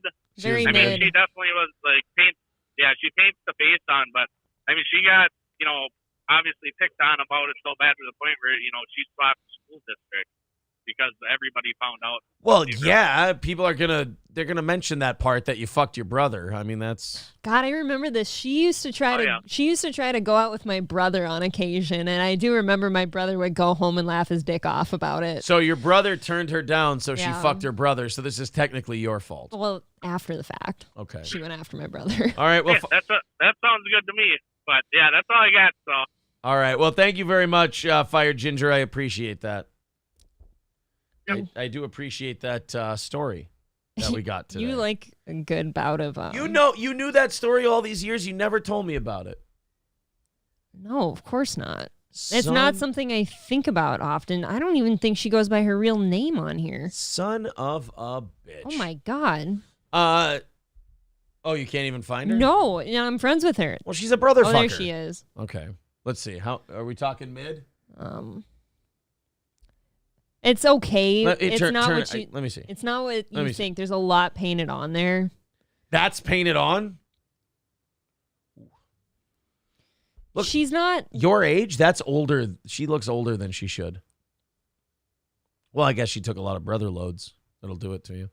NFC Cap says, Aaron, do you really not know that Rumble is giving 100% of rants to creators for the rest of 2023? Oh, I thought that was when you get verified and you get memberships or whatever they call those, that those are 100%. That's what I read. I didn't read that the rants were 100%. Well, they're 80%, and we pretty much count them as 100 anyway, so there we go. I'm doing intel because I'm pretty sure I know which brother this was. And it just makes me ashamed of the people I was around. Wait a minute, did you make out with the sister fucking brother? No. Okay. But I know people that were interested and stuff, and it just... Royce Lopez would have the perfect song for something like this.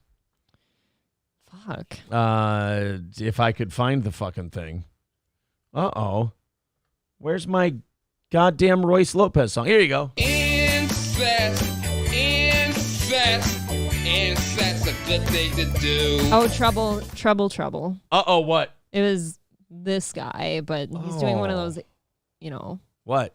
AI pictures, so it's hard to tell. But he drives this. Does that tell you anything? That tells me he fucks his sister. Does it tell you everything you need to know? Tells me he's a sister fucker. God, I'm ashamed of That's where I what it came is. from sometimes. That's all right. 235 away from today's goal. Let's knock that out and do overtime today. Let's get it under 200 by the end of this hour. Let's see if we can do that and put ourselves in a position to do a half hour of overtime and make it another successful Steel Toe show. Rumble, PayPal, Streamlabs, Super Chats, the whole deal.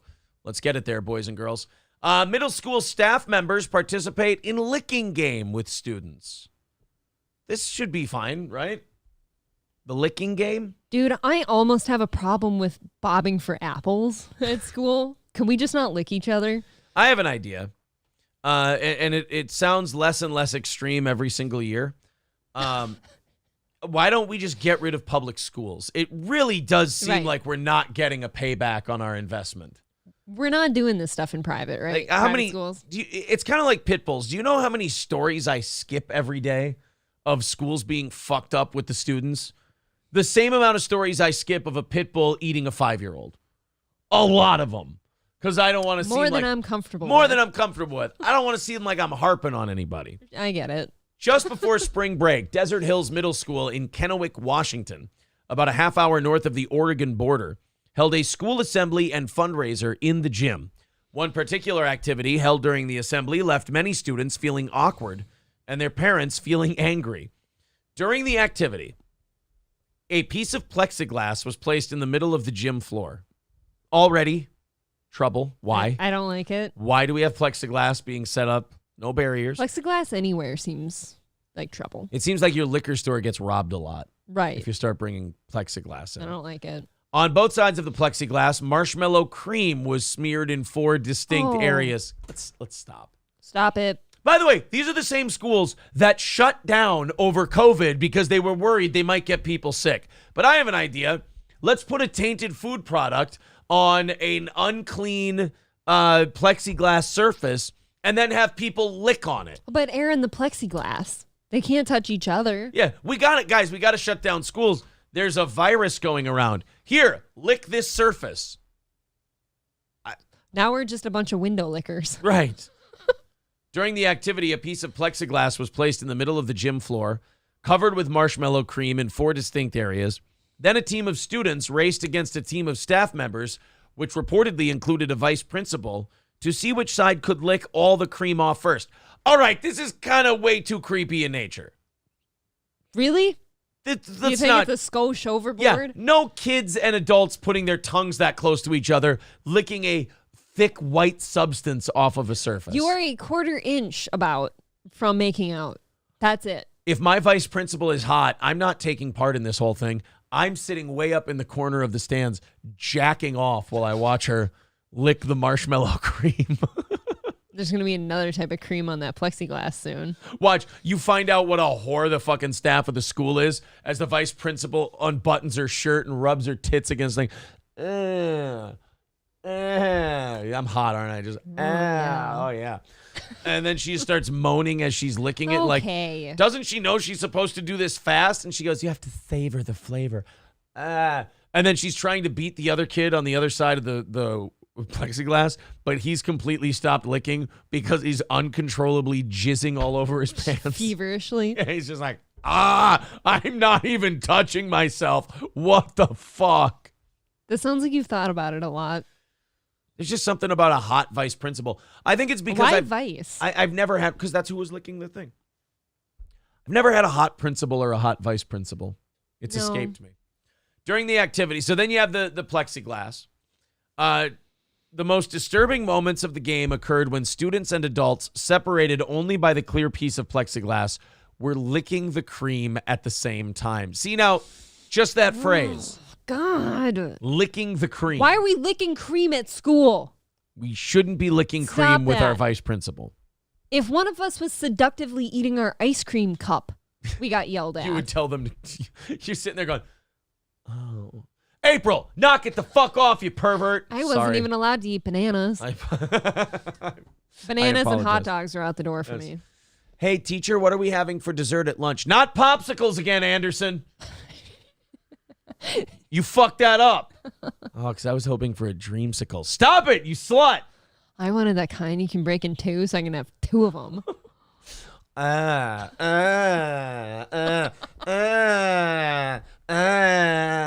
yeah, these are good pops. I love a bomb fucking pop. Stop that. And then during those days where it's almost summer vacation and they get those big freezy tube packs. Oh, yeah. Oh, those are great, too. April was banned from school. Toon says the driving cat says remedial rim job class. Basically. Yeah, I wasn't allowed to eat phallic-shaped foods at school. She had a problem. Skeezy says almost like it wasn't about safety at all. Right? Laughing Lions just... Hey, Laughing Lions, don't skip to the end. He writes, did they swallow? Don't ruin the best part. Just wait a minute. No spitting. That's a quitter's game. Jay Hasty says Aaron's a method actor or whatever they called. Yeah, I am. It seems like you've done that before. I'm an act out kind of guy. Have you put your titty on a window before? No, I always was too busy. Yeah, they're saying this sounds like a grooming game. Tiny bit, right? You're licking cream off a window with your teacher. Johnny K wants to know what the fuck this is teaching. Dude, my parents which one of your teachers are perverts is what it's teaching. My parents would never let me go back to that school, I don't think. Skeezy says, whatever happened to playing Heads Up 7 I Up? know, the good old days. Or Red Rover. That was fun. We used to play it in middle school, Heads Up 7 Up, where you put your head down, you put your thumb up, and people put it down. Yeah. Only they made us put sleeping masks on, lying on our backs with our boners in the air. And whoever smacked your boner, you had to figure out. You are fucked up. It's a weird way to play that game. I found out many years later that's not how it's supposed to be played. I think well, we should my get buddy, you- I was at a birthday party Mm-hmm. like 2 years later, and they said, all right, guys, let's play Heads Up 7 Up. And I started taking my pants off. And like, what the fuck are you doing? And I'm like, I got to fluff it up. It's not hard. You're like, dude, it's getting really gay in here. We need to get you some therapy for that. I think I'll be all right. I don't know. I don't know if anyone's ever okay after that. Zen Rhino says, whatever happened to playing Smear the Queer? That was always a fun game, wasn't it? That was like in my school career. Yeah. Was the changing of the name of that game. Like when I was in school, it was at one point when I was really little, Smear the Queer. Mm-hmm. And then at some point in my school, it became Tackle the Guy with the Ball. So there was a changing There were of the still guard. some people in my class that said Smear the Queer. Ladies Man says you got to ring the bell for that one. Oh, is that a gay bell offense? Sorry. Should probably be ringing the gay bell this entire segment, I think. Why is it all my guy friends whacking my dick?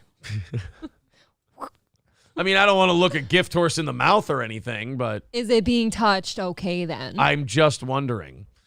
Okay, well, we have video of this. Yay. Of the students playing the plexiglass game with with their teachers. No, I was feeling good today. That's fine. One of the students recorded the game on a cell phone, and the video went viral. Fucking rat. Here we go. This is the... God damn it. This shit makes me nauseous. This is the game. Oh, God. Just pigs. What? Ew.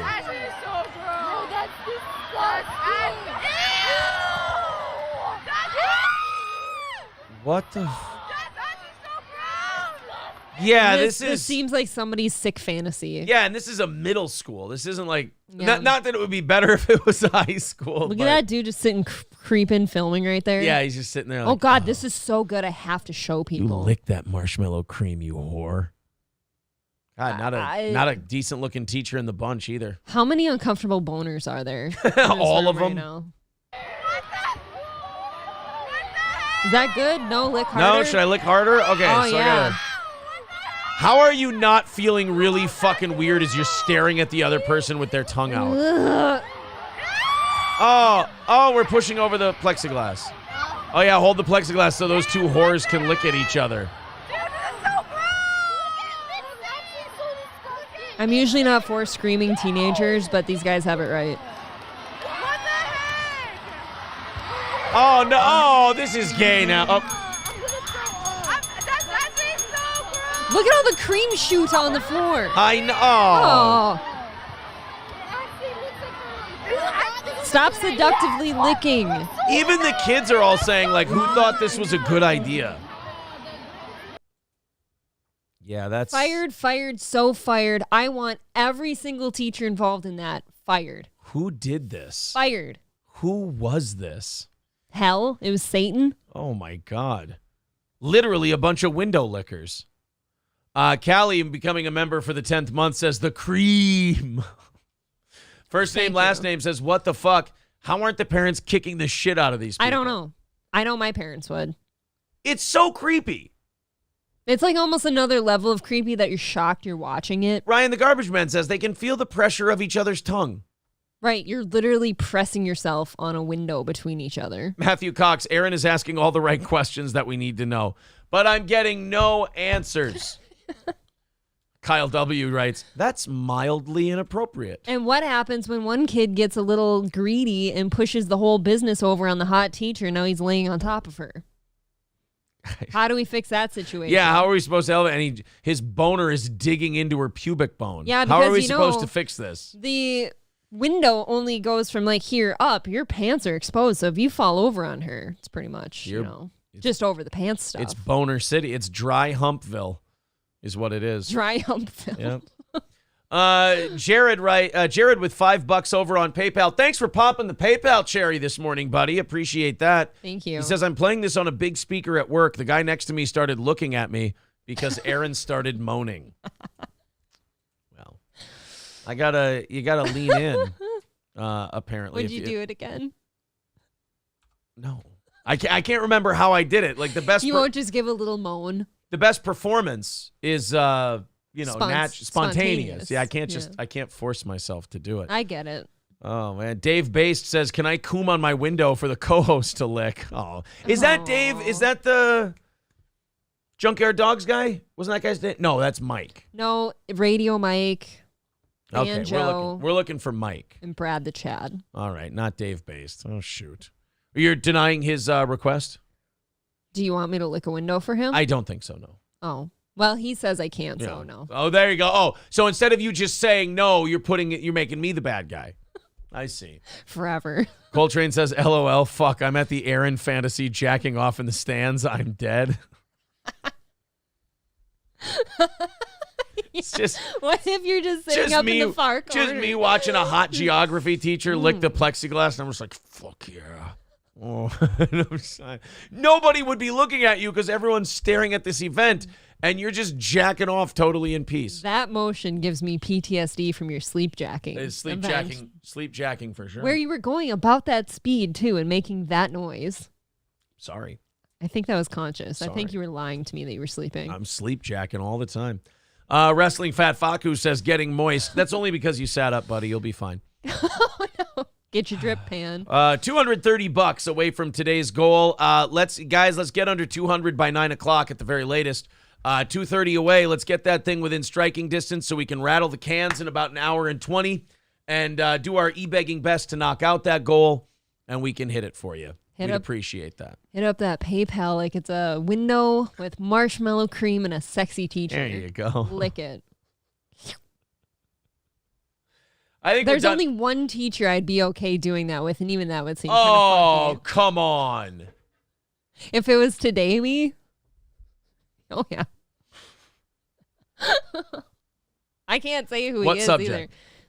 Math. We covered this. Math.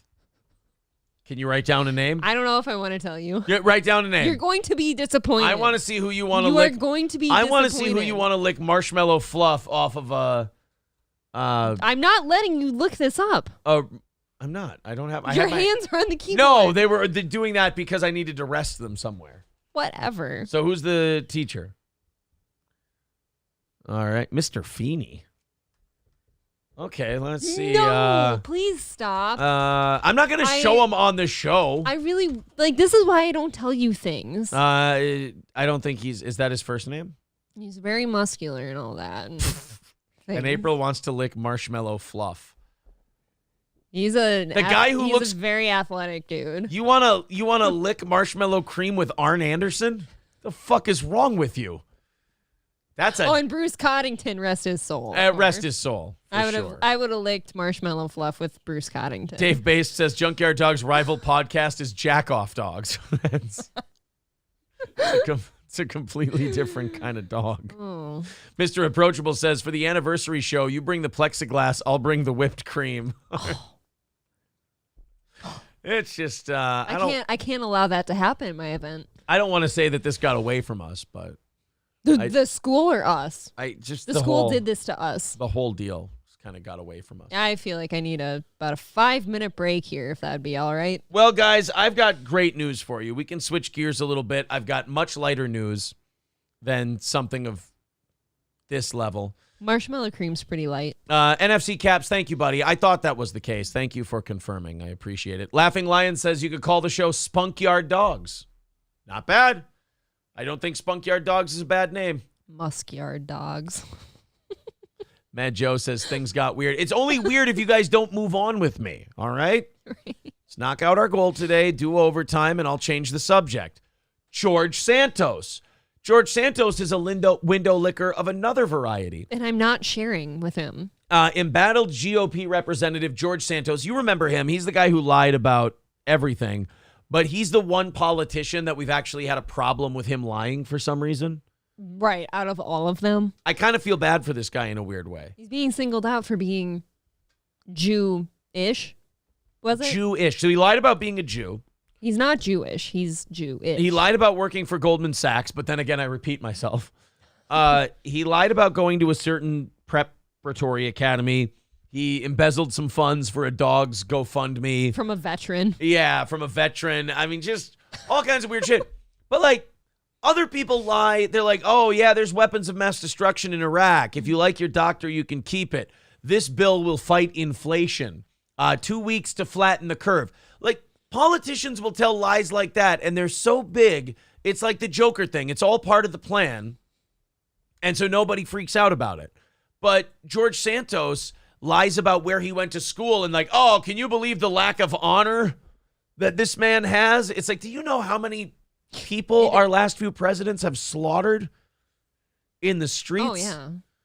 And like George Santos lying about where he went to high school is the biggest scandal? I do find it weird. Like, why did they do this to him? Right. Why him? Why is he so hateable? What does he want to do? What are some of his positions? What's on his agenda? Yeah. If one of his things on his agenda is he's like, hey, man, I'd like to fight pedophilia in Washington, D.C. And then you're like, wait a minute. Now I'm starting to see why they might have went digging through this guy's lies. Oh, this guy's a terrible liar. Well, Filthy. I tell you what, he's leaning into it, though. He announced yesterday that he's going to seek re-election in 2024 to represent New York's 3rd congressional districts, defying the calls from some Republicans that he should step aside. I'm proud to announce my candidacy to run for re-election and continue to serve the people of NY3. By the way, if you're ever wondering why this, like, the shit never gets done in Washington, this is why. This guy got sworn in 3 months ago. Yeah. He's already announcing that he's running for his job again. So that means calling people and raising money. Mm-hmm. It means campaigning. Yes, It means fundraising. Yeah. that left 3 months for him to do actual work of being a representative. But I do get concerned when there's other politicians suggesting he step down. That does kind of tell me that maybe he's trying to shake something up and they're just using like these lies as like a distraction. You Now, never know. In fairness, there could be a second part of this. He could just be retarded. He could be. Yeah, like, not everybody. Just because everybody who's like wants to cause long-term change gets put in some kind of conspiracy controversy doesn't mean that everybody getting put in some kind of controversy is trying to fight for something good. Some of them are just fucking really stupid. Like, wow. Oh, he lied about being straight too, because didn't he have to get divorced from his wife He's the and gay stuff? one, right? He's gay, yeah. He's the one who ended Came up out as being gay and had to lie and have a bunch of kids, and it's wild to me. Santos faces long odds. He has lied extensively about his resume, education, family background, and now faces federal and local investigations into his finances. As a result, senior Washington Republicans have told members of their party that they will not let Santos be the nominee for his seat. Still, he has maintained that he has no intention of stepping down early, and he filed paperwork in March declaring his candidacy. House Speaker Kevin McCarthy let out a laugh when asked by CNN Monday if he would support Santos, adding, "I didn't know he announced." We will wait and see who all files. Okay. The GOP leader said, yeah, they ain't bringing him back. No, this guy has no chance. Yeah. NFC Cap says, no, Aaron, it's the other way. He got divorced so he could pretend to be gay. What? Really? That's not what I thought happened. Hold on. Santos gay lie. Oh, yeah, he was with a drag queen, too, I guess, at some point. Yeah. Ex-boyfriends say, how George Santos' ex-boyfriends say they were left. All right, I'll click on that one. Sounds good to me. This is from today, and the drumbeat calling for embattled Congressman George Santos to resign is growing louder. There were more calls for his resignation today. It follows the congressman voluntarily stepping down from his 2 House committee seats as he faces investigations into the lies he told voters about his resume and how he financed his campaign. Eyewitness News reporter Darla Miles live in the newsroom with the. I tell you what, I'm surprised that Squints from The Sandlot was able to make such a great career for himself. Squints Papalodorus. I think we all are. Very latest, Darla. Dave, the apology issued by Santos as well as his resignation from those 2 committees yesterday was clearly not enough for some voters. There was a large protest outside of his district office this morning. What about the gay so part? So large that NYPD officers had to be there for crowd control, and they chanted very loudly, "Get him out." Get us the We're gay gonna stuff. fight against this guy, get him out, and we have to work Come on. together. And these There's a petitions whole are just lot the of gay beginning. shit. A lot more will happen, but we will stop him. A coalition of more than a half dozen local activists. All right, I'm going to read this story because Gay. I want to hear about the gay. We all do. Now, as George Santos continues to face mounting scrutiny, over fabricating large swaths of his biography, multiple men have described to ABC News past relationships with the New York congressman, some allegedly occurring while they were still teenagers, that they said turned toxic due to a flood of lies that Santos told to try to manipulate and trap them. And then getting married to a woman probably didn't help. When Santos, who later ran for Congress as an openly gay Republican, was several years older than they were. All right, well. I mean. So it sounds like he's had boyfriends, but now. Look, man, straddling the line between of age and not of age is nothing new in the LGBTQ community. Let's put that out there first. I mean, they tend to play a little more fast and loose with the acceptability of that. Big gray area. Big gray area. Not big gay area, big gray area. Totally different. Get stuck in there. Yes. A lot of things get stuck in that big gray area. Triple N says, love to straddle. Yeah. Love a good straddle for sure. People keep asking me about this Ali Alexander guy. I don't know anything about that. Like, that's a little too deep in the right-wing weeds for me. Like, they're asking me, like, what about Ali Alexander and Nick Fuentes? And I'm like, I know who Nick Fuentes is, but I don't know any of the stuff. Like, people are like, what about the controversy? I don't know what the controversy is surrounding those two. Here's what I know. Every time I've seen both of them, I thought the same thing that Patrice O'Neal would think.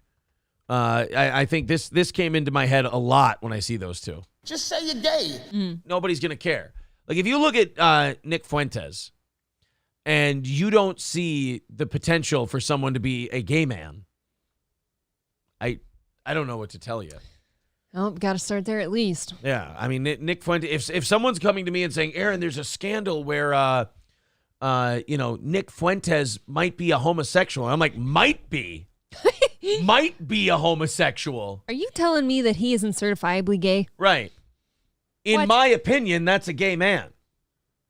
Sue me and prove me wrong, I guess. But to me, that is a homosexual. I can't say with certainty, but it's pretty sus. Are you a guy who talks like this and is obsessed with, talking about the lives of other people and gossiping about what other people do in their bedrooms at different times? And I got news for you.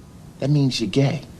Perhaps. Tiny. Coltrane with $2 says, F8 that cream window segment, fucking gold. Thank you, buddy. Thanks. Appreciate that. If I put that up on YouTube, it would get 0 fucking views. Nobody would give a shit. It would not do well. Nobody cares about our funny stuff. But I appreciate you liking that. Has to fit in the algorithm. On YouTube, it has to be drama or something or coverage of something or it doesn't get any views. If you just put something up there that's better and funnier than any show ever does, here's your 300 views, stupid. Be happy. You could just title it something like all caps, teachers and students lick cream together and see what happens. See, now when I put that on Pornhub, Now then that's I gonna get some some. clicks, Then I right? get some results, Yeah. and they'd be really disappointed.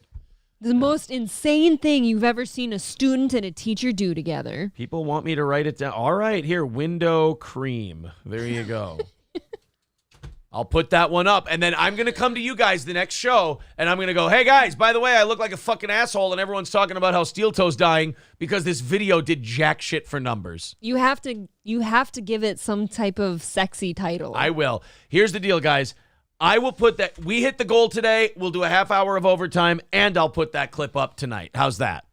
Okay, I'm going to hold you to it. There you go. $230 away from today's goal. We have stagnated quite a bit. Streamlabs, PayPal, Venmo. It's right there in the chat. Super chats and memberships as well. Let's knock this thing out, guys. And then I'll put that clip up just to prove a point. Jay Hasty says the toe ain't dying. No, I'm just saying we have a lot of like haters and shit. And every time like we get to the last minute and knock out the goal, they're, this is it. And by the way, they've been doing that for, let's see, almost 3 years now. So perfect. Keep jerking it to us. Keep jerking it, boys and girls. Mr. Approachable says you get to where you are now breaking the rules of what was normal on radio. So continue to break the rules of what is normal on YouTube. Hashtag F8 cream. There you go. Yeah, like it would be easier to do a radio show nowadays than it would be to do a YouTube show with some of the certain things you can't talk about. Yeah, it's true. I I agree with that. You and I have talked about that. It's flipping.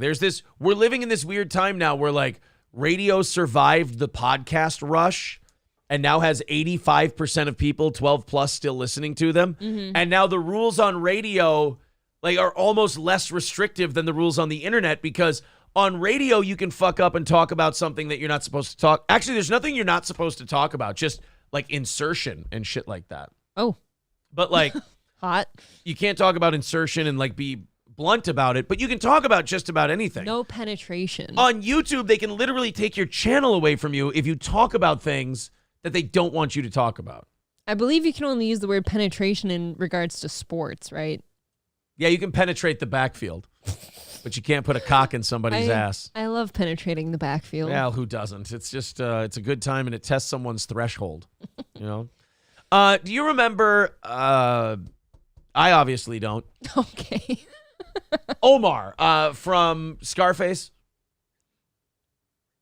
Which one? You want me to believe that Omar was a stoolie? Okay. Because Sosa said so? The guy they threw out of the helicopter. Yep. You know? Hey, big man, you want to make some big bucks. What you know about cocaine? F. Murray Abraham. I am ashamed to say I did not know F. Murray Abraham was even still alive. No. Didn't know that F. Murray Abraham. Apparently, not only is F. Murray Abraham still alive, he is a gigantic pervert. Okay. Again, I did not know the guy was even still hanging in there. Well, they threw him out of a helicopter once. It'll make it weird. Fucks you up, right? Thank you to Marble Arms for becoming a Yeehaw Club member. That knocks $5 off the goal. Thank you, buddy. 225 away from knocking it away today, and we want you guys to get that under 200 by the end of the hour. If you could do that, we'd like to knock it out. So F. Murray Abraham has been fired, and I guess this isn't the first time he's been fired from a show for being a creepazoid, but this is what he looks like now. That's F. Murray Abraham now. He's giving us stank eye. Yeah. Look at that. I think those are fuck me eyes, actually, judging by what we're about to hear. Based on what you've seen? Yeah. F. Murray Abraham, who starred in White Lotus and Homeland, faced sexual misconduct allegations on another hit show, and it was so serious it reportedly cost him his job.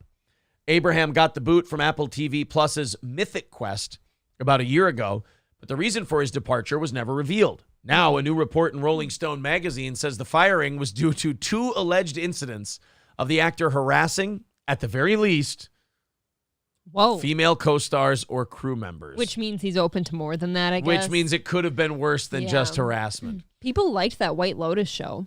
Never seen it. Well, and Homeland was really big. Yeah, those are so both F. really Murray big. Abraham has been killing it. Well, and Puss, apparently, against people's will. According to the report, Abraham was given a warning after one incident. See, that's the thing in Hollywood. They like to say they're pro Me Too and believe all women and this and that. But if you fuck around and make women uncomfortable on a set, they're like, all right, F. Murray Abraham, that's a warning. Next step, we're going to be really mad at you. They give him like 5th and 6th chances. Yeah, that's got to make you feel real good if you're a woman on a set. You know, if you're like, we've all heard the stories, you know. Yeah. According to the report, Abraham was given a warning after one incident and was told to stay away from some of his female co-stars. Sources say a second incident later went down, and when the show creator and star Rob McElhenney found out, Abraham was dropped. Abraham played C.W. Longbottom. That's Ew. Perfect. The pretentious head game writer at Mythic Quest HQ. His absence first went into effect at the beginning of season 3, and a send-off for the character was written into the show. Something McElhenney told Variety was, quote, a really fitting tribute to him. Lionsgate, which produces Mythic Quest, tells TMZ, we take allegations of misconduct seriously and investigate them thoroughly. As a matter of corporate policy, we do not discuss personnel actions. No word back from F. Murray Abraham's people. You have to assume that if the people would keep somebody like Abraham around, that women wouldn't like to come to set eventually, right, or work with them. So you've got to get rid of people like him. You got to get well, and he comes from such a different time in Hollywood where I'm sure you could do just about anything, and you could get away with it. So now all like this it's shit a weird is, day if somebody didn't grab your puss, right? If nobody, hey, did somebody come by and tickle your vagina? No. Oh well, coochie coochie coo. How old is he? He's got to be in his 80s. F. Murray Abraham age. Yeah, he's 83 years old and still working, huh? Does he need he needed the money. Net worth. $10 million. I mean, that's enough to retire in your 80s. Oh, yeah, that's plenty. I mean, $20 is enough to retire at you 83. Could die tomorrow. Yeah, you could die tomorrow. Just get one last McDonald's meal, which, by the way, they're changing their burgers. Did you hear that? McDonald's is? Yep. Oh, no. Go ahead, April. I don't know the details yet, but I did see a headline on Fox 9 this morning that they are changing their burgers, so I need to investigate. Oh, well, you come back to us tonight. You let us know what the deal is. Why would you fuck with the most perfect thing? Kyle W. Yeah, exactly. The director said, my boss, Frank, will stick your head up your ass faster than a rabbit gets fucked. Zen Rhino says, I heard he wanted the character's name changed from C.W. Longbottom to C.D.'s nuts. Sad Boy says the F in F. Murray Abraham stands for fucking. Fucking? We're just fucking? Yeah. That's fuck Murray Abraham. God damn it. Show some respect. 225 away from our goal. We've also got 5 minutes until the top of the hour. Are we close to 300 likes? Let's do it. Everybody hit the like button. Let's go on a like rally and a donations rally. Let's hit that 225 today and do a half hour of overtime. Today is tax day. Everybody get your taxes done. Oh, wow, it is. That came quick. Everybody make sure you get your extortion check. Hopefully none of you have to pay in too much, but, you know. Exactly. If you feel like contributing, Streamlabs, PayPal, Steel Toe Media, Inc., and Venmo, memberships, and Super Chats. Thank you guys very much. That daily goal is important to keeping this show on the air, so please contribute when you can. Sage Retard KF says, Kevin Brennan is melting down solo on MLC. I actually feel bad for him. He seems weak. Oh, no. What's causing it? I do want people to stop feeling bad. Like, unless the guy learns a lesson, I think... Yeah, guys. Like I said, you created this. I don't take as much joy. Like months ago, I thought I would take joy in telling these guys I told you so, that this would kill you and this would break you down. And now that I'm watching it, I don't like it. I don't feel good about saying I told you so. It never feels good to say I told you so. I don't think. Oh, fuck that. It feels great most of the time. I'm bummed that it doesn't feel bad for the this guy. time. I think he could have had a lot of talent and shit, and he wasted on people like Chad Zumach. He invites people like that into his home and his show and all that shit. And the people that come with him. I don't know. Yeah. Everybody told him that's what it was. It's a bummer, man. It's too bad. Gravy Show says it's just depressing now. It's sad, yeah. And you know, this is the problem. Like, we have fans that actually give a shit about our show and everything. I mean, for God's sakes, they pay for it. They keep it on the air. Mm-hmm. But, like, his fans don't. Like, his fans want to see meltdowns. They want to see it get ugly and nasty and terrible. They love it. So now poor Kevin, you know, who's like in his 60s and doesn't understand how the internet works, as he falls further and further apart, there's no support system in that show. There's just a bunch of fans who are going to give him more super chats and make fun of the fact that he's breaking down.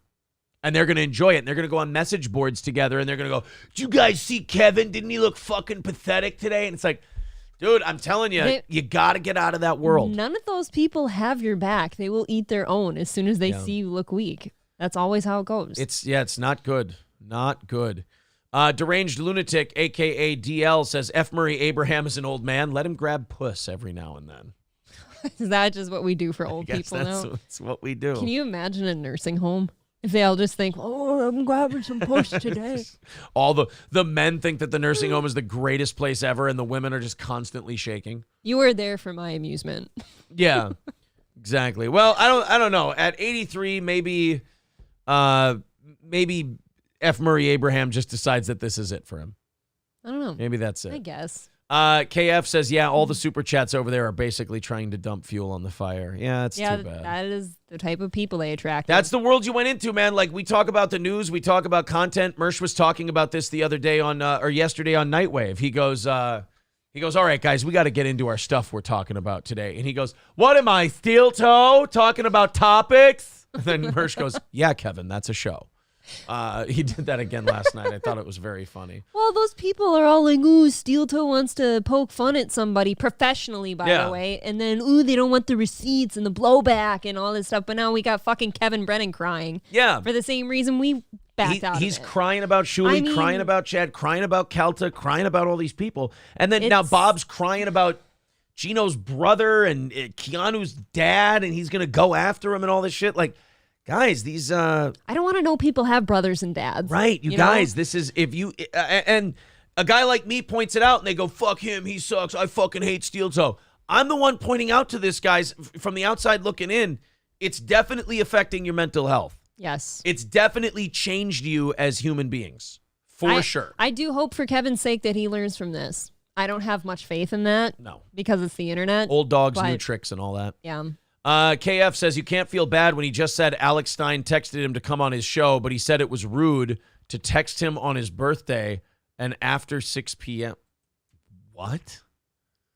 That's hopefully that was a joke. Yeah, that has to be a joke, right? Yeah. Gravy Show says shout out to whoever David was that donated yesterday. The N-word. Look at that. All right. Okay. Well, thank you guys. Wow. 220 away from today's goal. Thank you guys very, very much. Thanks. We are at 220, and we only have 55 minutes until we rattle the cans to try and knock that goal out. So, guys, go ahead. 55 minutes left.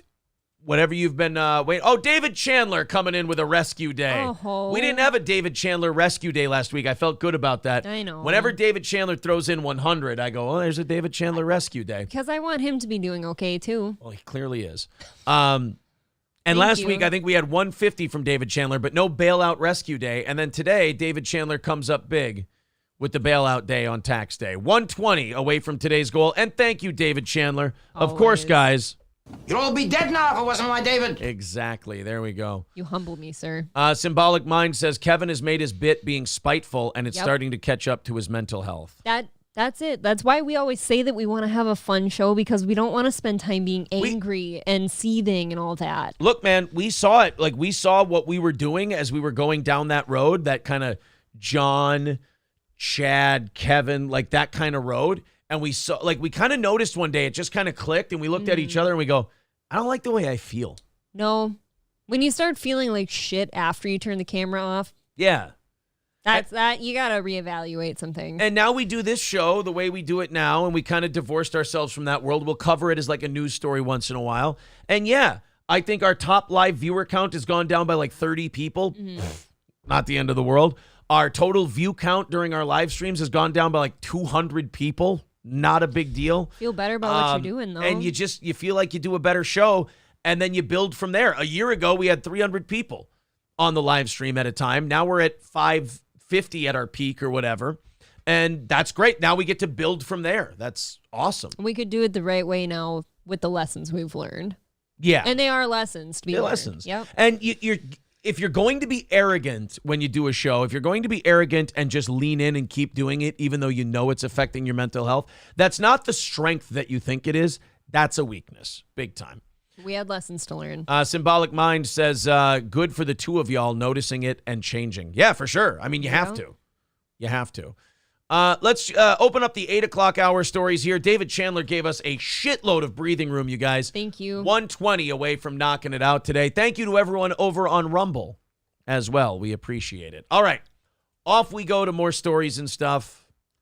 I don't know. If someone wants to record that Kevin thing, I'm out of morbid curiosity, I might be interested in it, but I'm not going to bring it up. I'm not going to cover it on the show. It's just, then I feel like I'm partaking in the guy's mental breakdown. And it's Well, not, you are. I don't mean to say mental breakdown because I don't think it's that bad, but just deterioration of mental happiness and health and everything else. Like I said, I truly hope he learns and wants to do a good show sometime and not get wrapped up in this, but it's hard to imagine somebody doing that when you've stood by and encouraged and nourished that type of behavior. Yeah, exactly. So, I don't just know. think it's too bad, man, because I know where that can take you. Thank you very much to Al's Chicken Farm. He says it's not David Chandler money, but it's 1% of what I owed in taxes. Oh. Thank you. $40 coming in. Thank you, buddy. Thank you. Appreciate that. 80 away from knocking it out today. Thank you guys very much. Oh, and you guys got us over 300 likes by 9 o'clock. Very cool, So guys. thank you very much. That's very good. Kyle W. with 20 says, let's call it an even hundo. No, let's call it 65. We take 15 of that. Thank you, We're sir. only 65 away. Thank you, Kyle. Holding it down while Johnny gets better. Very cool. Yeah, you guys, thank you very much for the rally here. We might not Yeah. even need the 5-minute music segment here. You guys are doing it. A pizza guy saw a suspect running from police on foot and decided, fuck the pizza. I'm going to help out. Oh, really? I like this guy. I Just wouldn't. a good Samaritan. If I were running a pizzeria, I guess you'd still call them. If I'm running a pizzeria, you know what? I have to throw this out there. I'm having a little bit of ADHD moment right now. I just had a garbage craving for Domino's. I just had a garbage craving for Sbarro. Ooh, that's too garbage. You know what? They're too cardboardy. No. Yeah, they're I too mean, cardboardy. I don't think so, but The last few times Sbarro has been cardboardy. I don't know. That's fine. I don't think I'm trying to eat better anyways. I think I can do it. Nicholas, thank you for the $5. Appreciate that. 60 away from today's goal. Appreciate it. But as far as like the pizza thing goes, if I'm running a pizzeria, as cool as this is and as heroic what we're about to show you is, I encourage my pizza delivery people not to get involved in such things. Right. Don't bother yourself. Yeah. You get fucking shot or You get kicked in the shot, head. Which Now, is a good possibility now. and you're on the clock. What's my liability? Right. For something like that. But let's check it out. This ended up working out pretty well. This is a pizza man looking to deliver, and God bless those Ring doorbells so we can all be monitored.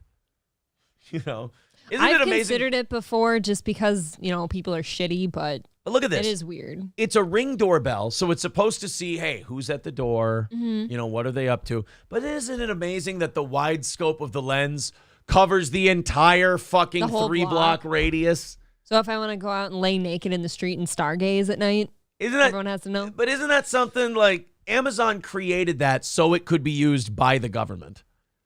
Because like, hey, a Ring doorbell. Hey, there was something suspicious on your block last night. Mind if we check out your Ring doorbell? Because even though it's only supposed to have good camera quality, just so you can see, who's at there? your door, we can see for 3 or 4 blocks. So do you mind if we take a look? That is an absurdly wide scope. Right. That not necessary. is pretty big. No. Okay. So here he goes. He's delivering. Oh, shit. Oh! That's a high-speed chase. That's a high-speed chase.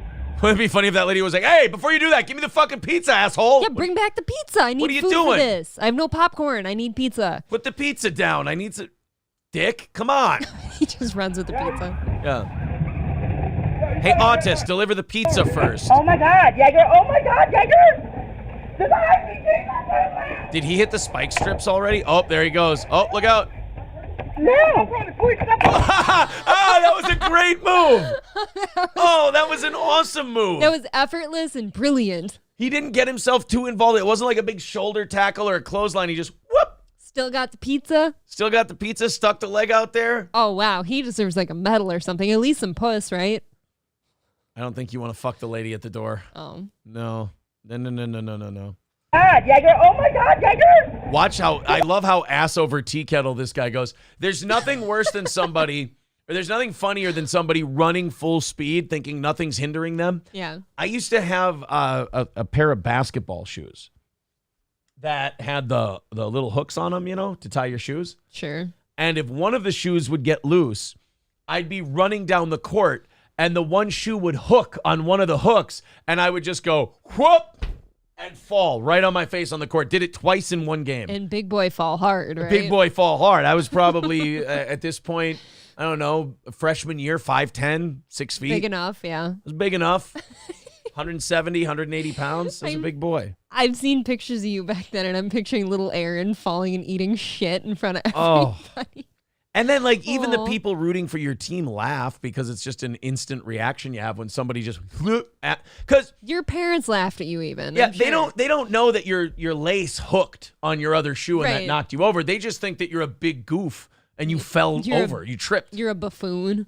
I did it. Ate shit. I did it twice. I got new basketball shoes the next day, and I didn't have to wear those anymore. It's horrible. Well, at least your mom was kind. Horrible. I want to watch this trip There again. he goes. There he goes.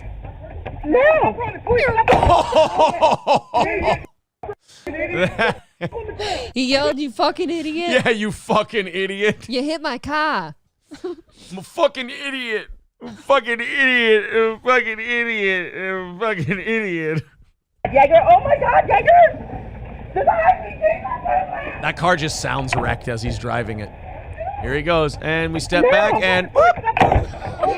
That is a smart, low-effort move. It's great. Low risk, low effort. Well, I would be afraid of getting shot, but you never know. Yeah. That guy's busy running, though. Oh, there you go. Chanced it. Come in. Come in. You got me on video? Holy. You got... Did you get my celebrity Yo, moment? you see that shit? Did you get that on video, me tripping that dude? Oh, that was great. I'm going to get laid so hard Yeah, tonight. he's like, can you show me? I want to watch. Oh, look at my foot. Just stuck it out there perfect. Oh, look at that form. Yeah. You want to come in the house? No, I'm good. Here. Now, fuck you, you fat bitch. Take your pizza. Yeah, let me stay out here in all my glory. Yeah. And ask the cops if I can curb stomp this guy. Thanks a lot. No problem. Thank you. Holy. He just tripped the at him. Motherfucker. And then he just starts calling him a motherfucker right away. Not the most professional pizza man ever. Well, right when he kicked him, he said, "You stupid idiot." You stupid idiot. And then he gets out. He's like, "You motherfucker." It's like, dude, you're not off the clock. Come on. I'm good. Here. Thanks a lot. No problem. Thank you. Holy. He just tripped the at him. My leg up, too. You fucked my leg up, too. You hit my car, you fucked my leg up, and I've got pizzas to deliver. Yeah. My leg up, too. Oh, it's hard not to like that guy. Oh, he's great. It's hard not to like him. Just goes and trips. That just a tiniest little trip. Just a good Samaritan. I like that guy. Low risk, high reward. Need Trump says Sabaros is nasty. 2 out of 10. I mean, I'm fucking sorry for the garbage trash that I am. Maybe it's not as good anymore as I remember as a child. I don't know. Every time I've had it in the last couple of years, it's gone from pretty good to passable to I didn't enjoy this. Well, like every time it's gone down. Remember the last couple times you got it with the kids or something? I got like Subway or something. Mm-hmm. So maybe it has gone downhill. I don't know. Ryan the Garbage Man says, I had Jersey Mike's for the first time last night. Oh. Not bad as far as cheesesteaks go. Jersey Mike's is solid. They're delicious. I recommend. I would go to Jersey Mike's 4 times a week if I could. Honestly. Cruz Red Eye says, my dad used to trip us every time we would walk by him. Your dad was a dick. He's just keeping you on your toes. Yeah, what an asshole. That's funny. J-Dad sweep the leg. Yes. Sweep the leg. That was one of the best trips I've ever seen. Like you when you think about tripping someone, that's what you see. Right. But very rarely does the trip work out It was that like a way. Looney Tunes like trip. That was a Hanna-Barbera Looney Tunes kind of a thing. You heard the slipping on the banana sound. Yeah. World Star says Zen Rhino. Gravy Show says, did you guys see that crazy video at the gas station where that black lady rams the car, then proceeds to immediately flee and flip it? Link, please. Is that the one in Chicago? Oh, really? Because I saw something at a gas station where somebody drove out with the thing, the nozzle still in there. Mm. And they drove off with that. I don't know if that's the same story you're talking about. Alexandria says, Kevin made $1K this morning. Why are so many super chats? Because that's the whole show. Yeah, what do you mean? God bless. He probably gave him a sob story about how everyone's being mean to him, and they gave him some money. That's how he makes his money. Yeah. Leave him alone. Yeah, right. The guy's mental state is deteriorating rapidly because he's decided to do this cancerous kind of broadcasting. Let the guy at least make some fucking money out of it. Right. Isn't it amazing we've gone from going, these people are assholes, to going to, like, we feel for them now because we understand that they've made the wrong turn in life. And it's caused this mental stress and strain on them. And we're like, boy, we hope they get out of that soon. We hope they're at least getting well compensated for that happening to them. You know? No, I just think people should leave other people and their money making alone. Yeah. That's about where I end on that. Let the guy feel so bad. Let the guy make his dough. Yep. The Pizza Man and F. Murray Abraham should hang out. Oh, yeah, they'd both get a lot of pussy. Perfect. Aaron, Mr. Approachable submitted a leg sweep video that's pretty badass, too. All right, let's check it out. Okay. Sabaros is the good burger of pizza. I'm fucking sorry. I like Jets pizza. Is that more forgivable? Jets is delicious. Caught on video, a brave grandpa trips an armed suspect. That was a behind-the-back trip. That was very nice. That's not bad. Dramatic body camera footage shows police chasing the suspect outside a library in Columbus, Ohio. Just then, a quick-thinking grandfather with a cane literally steps in to trip the man. That's the end of that chase. Talk about fancy footwork. Shut up. Oh, God. Grab that gun, man. Boy, you almost got shot. I spoke to the hero grandpa who was at the library. Oh, good. We're going to get to hear from this guy? This is great. His granddaughter. He wants to be identified as Bill. You must have known in your mind you had just one opportunity to get this right. Yeah, I had one opportunity, and I had to make the choice whether or not I was going to act or if I was going to be a bystander.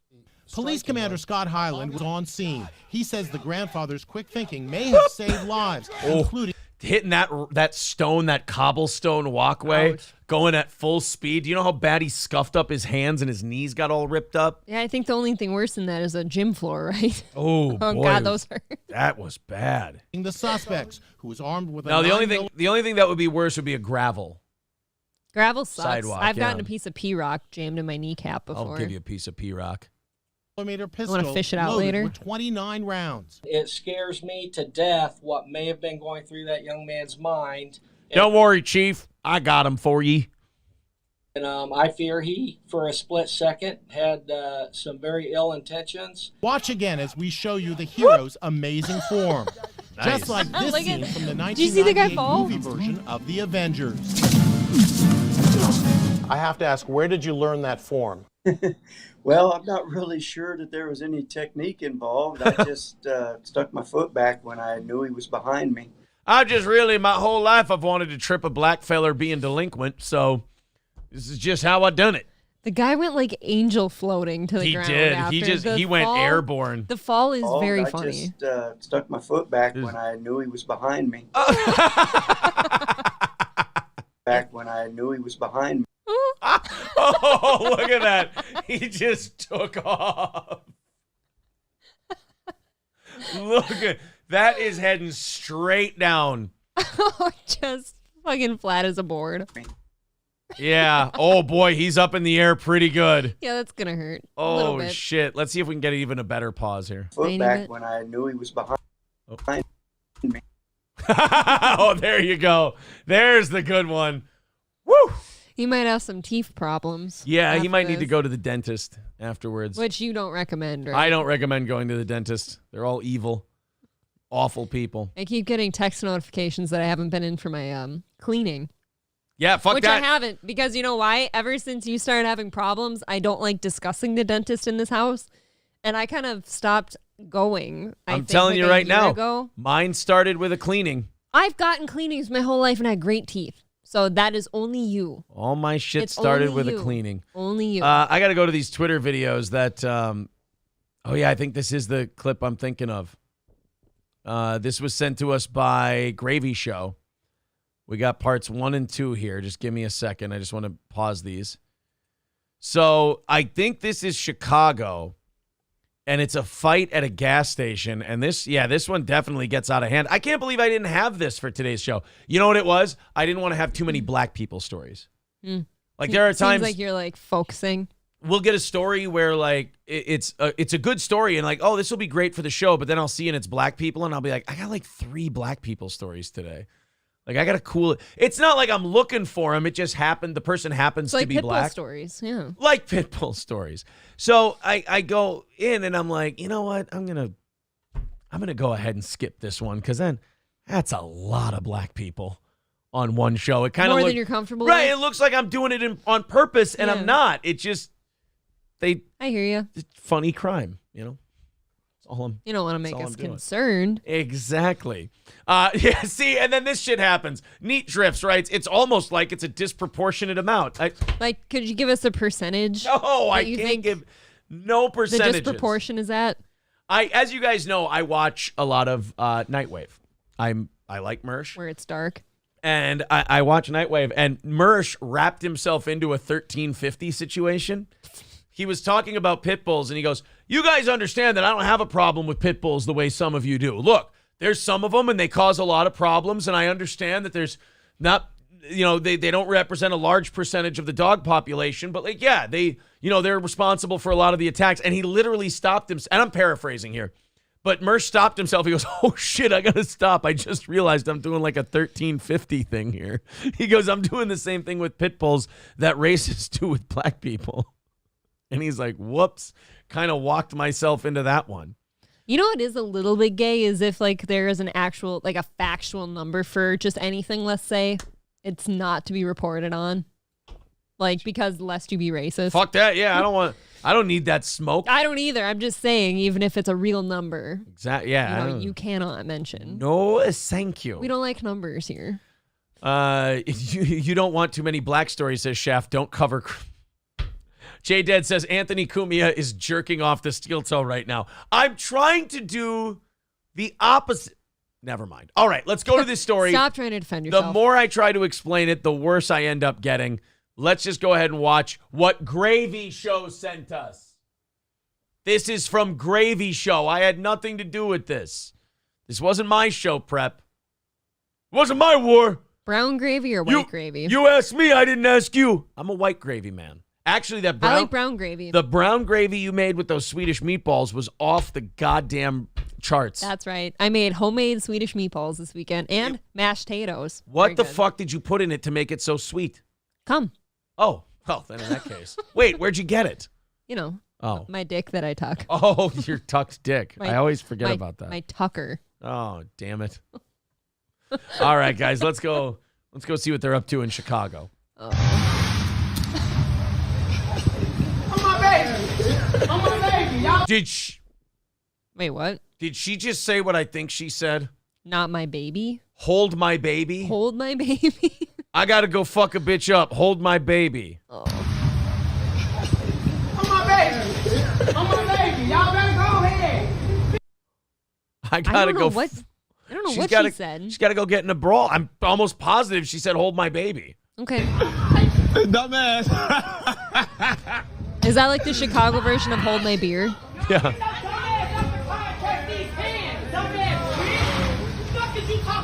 Hold on. What do you think this guy does for a living? I have no idea. Driving that Jaguar with that kind of interior. I like that interior, though. It's nice interior, but I'm just saying. You're saying he's not an honest, hardworking saying man? It's a red flag in that neighborhood. That's all I'm saying. I don't know. You're driving around a bunch of busted up old Kias that can barely stay on the road, and here you are, a two-tone interior Jag. You've got a diamond in the middle of a bunch of old jalopies. Yeah, I don't know. It's just you stick out like a sore thumb. That's all. I got profiled once in my car. Yeah, very you did. recently. You did actually. I can't get profiled in mine. No, I just have a nice black truck. Basically, thought I was dealing drugs at the gym. I basically have that interior though, which is cool. Him and I are alike. It's about where the similarities end. On my baby, hit it. On my baby, hit it. On my baby, hit it. Hit it. I did. On my kids, anything from the movie. Anything from the movie. I can't understand a word she's saying. She just said something about her baby and something about being late for the movie. Oh, they were going to see Super Mario Brothers. Well, that's wholesome, right? That's nice. I'd go. So wait, they have her baby in that car? I think But so. she wants to go to a movie? Yeah, if you listen again, she said, we're going to be late to the movie. And you need to hold her baby. Ma'am, it's finna be late. Yeah, excuse me, ma'am. You're saying it wrong. You're finna be late for the movie. How dare you? That's what I'd say. And that fool finna be late for the movie. Because if she hit his dad, I'm going to drag that bitch right out of her. Oh, fuck! He's out of the car right now. What the shit is going on here? And you can see her whole thing. Yeah, thingy. that's... I'm desensitized to that at this point. It's ass floss. That escalated remarkably fast. How about the threading between the gas pumps the way Yeah, he did? I mean, that guy... I think that's almost impressive. He had been lining that up for about 7 or 8 seconds, and they didn't even know. And now Oh! Oh, shit. I love the guy in the Jaguar who's just... I always love when black people film these and they commentate. Like, don't look at me like that. Yeah, I mean... This is why I didn't pick this story for today, Gravy Show, you fuck. But there's a Chuck E. Cheese video, I'll never forget it, where this black guy is filming it. He's the funniest dude in the world. Yeah. And he goes, he's filming, he goes, oh, y'all, they wilding out at the Chuck E. Cheese. Oh, shit. Oh, here they come. Here they come. Because the cops were coming through the front door because all these women were ripping weaves out of each other's hair and shit, fighting over tickets or something. Weaves. So the cops come, and the guy's filming it. He goes, oh, here they come. Whoop, whoop, whoop. And then as he makes that sound, I'm not kidding, 2 black guys in front of him, they were Turn in around. front of him like this. And then he went, whoop, whoop, whoop. And they went...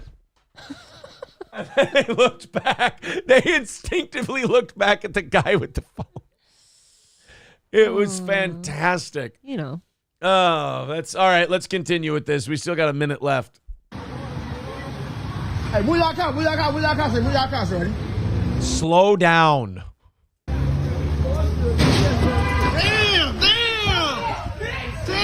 Oh, he flipped it. She flipped the whole truck. Did they just say my kid's in the car? Okay, well, now I'm concerned. What the fuck is going on here? You dumbass bitch! You dumbass bitch! Be that. Oh, shit. We got one, baby. Hey, we got one. I ain't even got one. Look at her. Did she just come out of that truck? Yeah, she flipped the truck and just crawled right out of it. She's fine. Can we just behave? Oh, God, they're all just dressed like pigs, too. Oh, my. She just tweet. What your dumb ass kick in? You finna go your dumb ass to jail over here. With your black racist ass, bitch. And you almost just hit my motherfucking car with my kids in it. Lucky, mama, you ain't just hit it because I be beating your dumb ass. Oh, so the van that she hit had the kids in it. Yeah. This didn't.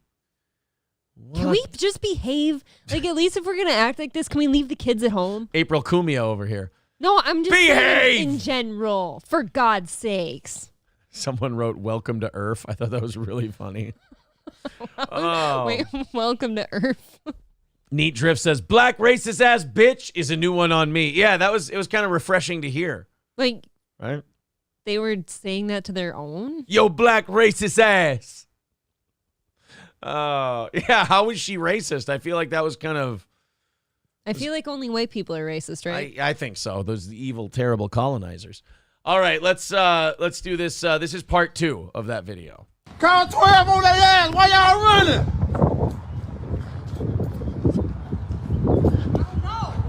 Y'all tweaking. Like I'm making I go to jail. Oh, to be continued. Is it just me or is that guy a little Mershish? Oh my God, it's like Armenian Mersh. Armenian Mersh. Dude, don't fuck with Armenians, by the way. Oh, boy. What's up, baby girl? What happened to him? Yeah, what happened Where's to baby girl guy? Yeah, what happened to baby girl guy? Can we find him? I don't know what his name is. We should make sure he's all right. He was in Las Vegas last time we saw him. That's true. They said no video. Did I put the video on at the end? I'm sorry. Guys, all they did, they just chased the guy down. That's all they did. What I just showed you, that's it. KF says show the video, boomer. Sorry. You didn't miss much. The 2 people were there and the guy turned around That was it. Thank you, host. Dave says, I'm Armenian. Don't fuck with us. Sam, the Armenian comedian, died yesterday. Oh man. You have that drop. It's okay to be horny baby girl. Yeah, who is that guy? Who is that? KF says, Steel Toe doesn't even know how to show video. It's true. Not good at it. People are saying JoJo Bizarre Adventures Roundabout. Is that his name? Is that the baby girl guy? I miss baby girl guy. I do too. JoJo. I talk to Aaron like that when he's in the shower sometimes. It's okay to be horny baby girl. Well, no, that's not it. That doesn't look good. That's not what we're looking for. That's not something I'm into. No, I'm looking for horny baby girl guy. That's the music, baby girl.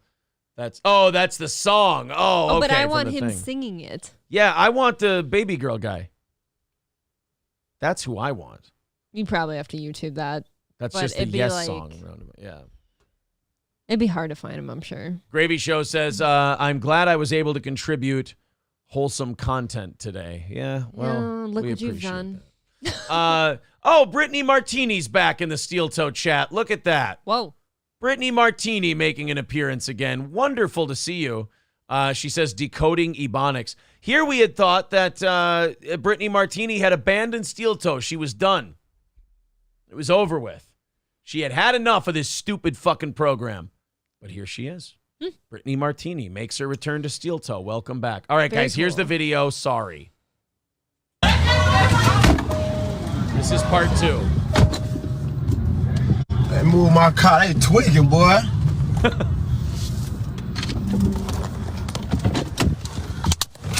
That is a nice car. Come on, babe. Oh, there they go. They're running. Wow, tweaking.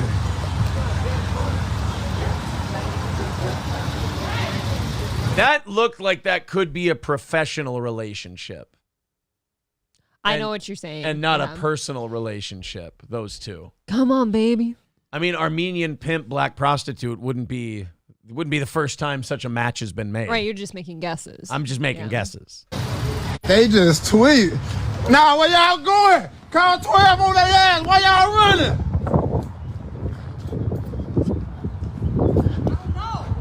Y'all tweaking. Like, come here. Y'all go to jail. Get your... Yeah. Ooh, yeah, you better cut the feed. Yep, that was it. That was the end of the video. There you A go. little self-defense. What the fuck happened next? Come on, man. Yeah, they always cut it off when it's juicy. Yeah.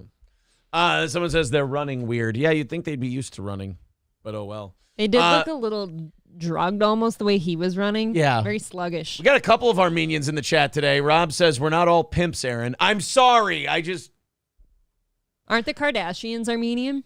Yes, and they're pimps. Well, the mom is. The mom's a pimp. So I'm not wrong there. What? Is she not? I don't know if I'd say Did that she not much, use her but- daughter's sex tape to make them all very, very rich? Is Kim complaining? No, but there are some people who have nice pimps and they don't complain about them. I don't know. I wouldn't blame it on mom. Who made the sex tape?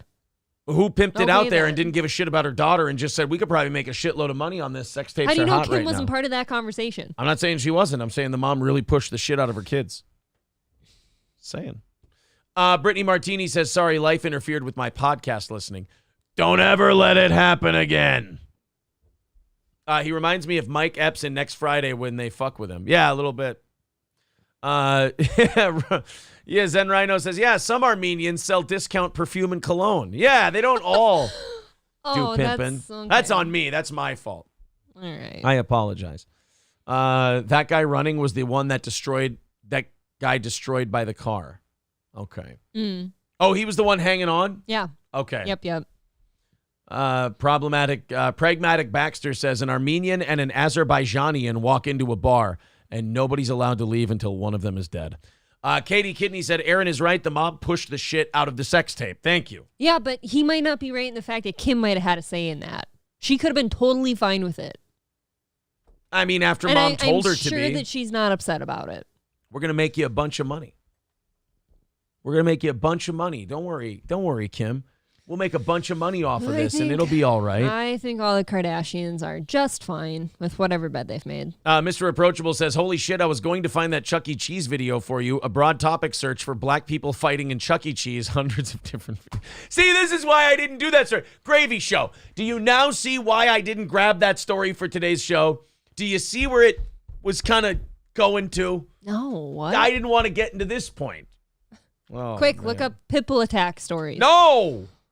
$60 away from today's goal. We're only 60 away. Thank you guys very much for your support. Let's knock that. We can maybe knock that out before we even play the music in 20 minutes. We might not need music today. My God. There's Streamlabs, there's PayPal, Venmo, Super Chats, memberships, Rumble rants. All of it counts. Thank you guys very much. Let's team up together and knock out the rest of that 60. Thanks, guys. Brittany says, I'm pregnant with my 6th child, and I've been evicted from my home. Wish I was kidding about both. Oh, shit. Whoa. We'll take care of that shit first. Hopefully this show makes you feel better, ? Rob says, the Kardashians are an embarrassment for us. Well, the Armenian people do not really think too highly. But weirdly, if you were to grade on curves of embarrassment, they're actually not that up there anymore. I would say our own president's behavior is worse than that. Yeah, they've gone legit. I mean, you could argue that they've gone legit. That's for sure. I don't have any problems with them right now. Yeah. All right, let's do the... we got a bunch of other stories that we can do. Okay, see, now this is mob takes over Compton gas station, steals thousands worth of alcohol and snacks. That's why I didn't want to do Gravy's story. Do you see? You have to stop. I think you have a problem. But all I did was grab crime stories. All you see is color. Police arrest 5 men in illegal gambling parlor on downtown Seattle sidewalks. No pictures, no description of these people. That sounds like fun, though. It's homeless people. We saw a little of that in Vegas one time, didn't we? People gambling. Or have I just watched videos that say don't engage in that? Yeah, you might have saw people set up roads like sidewalk gambling things. You're not supposed to be doing that. You know how our guys that we watch on YouTube for Vegas are like, 10 things you don't do in Las Vegas. They're like, don't do the sidewalk gambling things. If you see that shit set up, don't engage. You've got, you got casinos up your asshole. Cheaper. And you're sitting here going, why don't I placate the homeless man trying to make some crack money doing 3-card Monte? Look, I'm not the one doing it. God bless. God bless. I'm not the guy diving into the garbage outside of New York, saying how I'm going to freeze dry all my food. Dude, that was one of my favorite Las Vegas stories ever, is that guy outside of New York in Park MGM, and we're going up an escalator to get to one of the walkways, because I think we're going into the MGM, actually. Mm-hmm. And the guy's digging through the garbage, and we all look back, and people are staring at him. He goes, no. So you find the meat in there, and then you take the meat out of there, and then you go home and you put it in the freeze dry it. And we're like, yeah, and he's like, he's doing it like he's educating us. How do you have a freeze dryer in a home but not just a refrigerator? Well, he thinks it cleans the dirty trash meat if you deep freeze it. Though. You're just freezing the bacteria. He didn't say freeze dry it. He said deep freeze. Didn't he? Or I don't fucking care. Either way, you're just preserving the bacteria. Mike G says, hit the goal. Thanks for another great show. Thank you, buddy. Thank you. $5 coming in from Mike G. 55 away from knocking the whole goddamn thing out. Thank you guys very much. And doing 30 minutes of overtime. This chat. Shane Trent says, my occupation is being an entrepreneur problem solver. You really want to piss me off. Who's pissing you off? What happened? Isn't it funny whenever we take a break from the chat to do a story and then we come back and we're like, why are people upset and threatening each other? I see shit about like 16 and pregnant in the chat too. Like, I completely think that show is one of the downfalls of this society. It's, kids looking at that shit. Ooh, I can be pregnant as a teen and get a TV show. Shane Trent, I don't think anybody wants to piss you off. I'm actually searching now to see where this started. To see who engaged first. I don't see this man even in the chat. He just came in. So I'm guessing he's just talking to you then. He just came in hot. He wants to know if I really want to. Do I really want to piss you off? In honesty, I don't know who you are. And I don't even really feel the need to communicate with you in any way, shape, or form. I don't think about you at all. I don't want to piss you off. I don't want to make you happy. I don't want to please you, tease you, or squeeze you, quite frankly. But you don't want to share a plexiglass window with marshmallow foam. I don't. With him? I don't. Oh. So, you know how they slaughtered 18,000 cows in Texas? I mean, they died in an explosion and fire. Yeah, of course. Biggest cattle fire ever. Biggest cattle explosion, cattle death ever. At a time where we have an administration that, is overseeing a lot of food warehouses burning down, a lot of plants and manufacturing burning down, a lot of problems with the food supply and shit like that. Chickens are dying. Right, chickens are going up in flames. At a time where we're being told that methane and what these animals release is causing climate change and destroying the earth. And as we know, this administration wants nothing else than to solve climate change forever. So when I see that 18,000 cattle end up dead in an explosion and fire in Texas, forgive me for not thinking that something nefarious might be afoot. Tiny bit. Now, if the government says that the cows are the problem with the climate change, and then the cows start dropping. They're farting and shitting. Now imagine what happens when the government now says that rice is responsible for a lot of methane release. If we start seeing rice crops burn into the ground, I'm going to start to think something's up. Well, now we're getting into like Asian territories, though, where they grow a lot of this shit. Right. If I start seeing rice paddy going up in flames, I'm going to wonder what's up. Well, that can't be good. Now we're going to go to war with China. Rice is to blame for around 10% of global emissions of methane, a gas that over 2 decades traps about 80 times as much heat as carbon dioxide.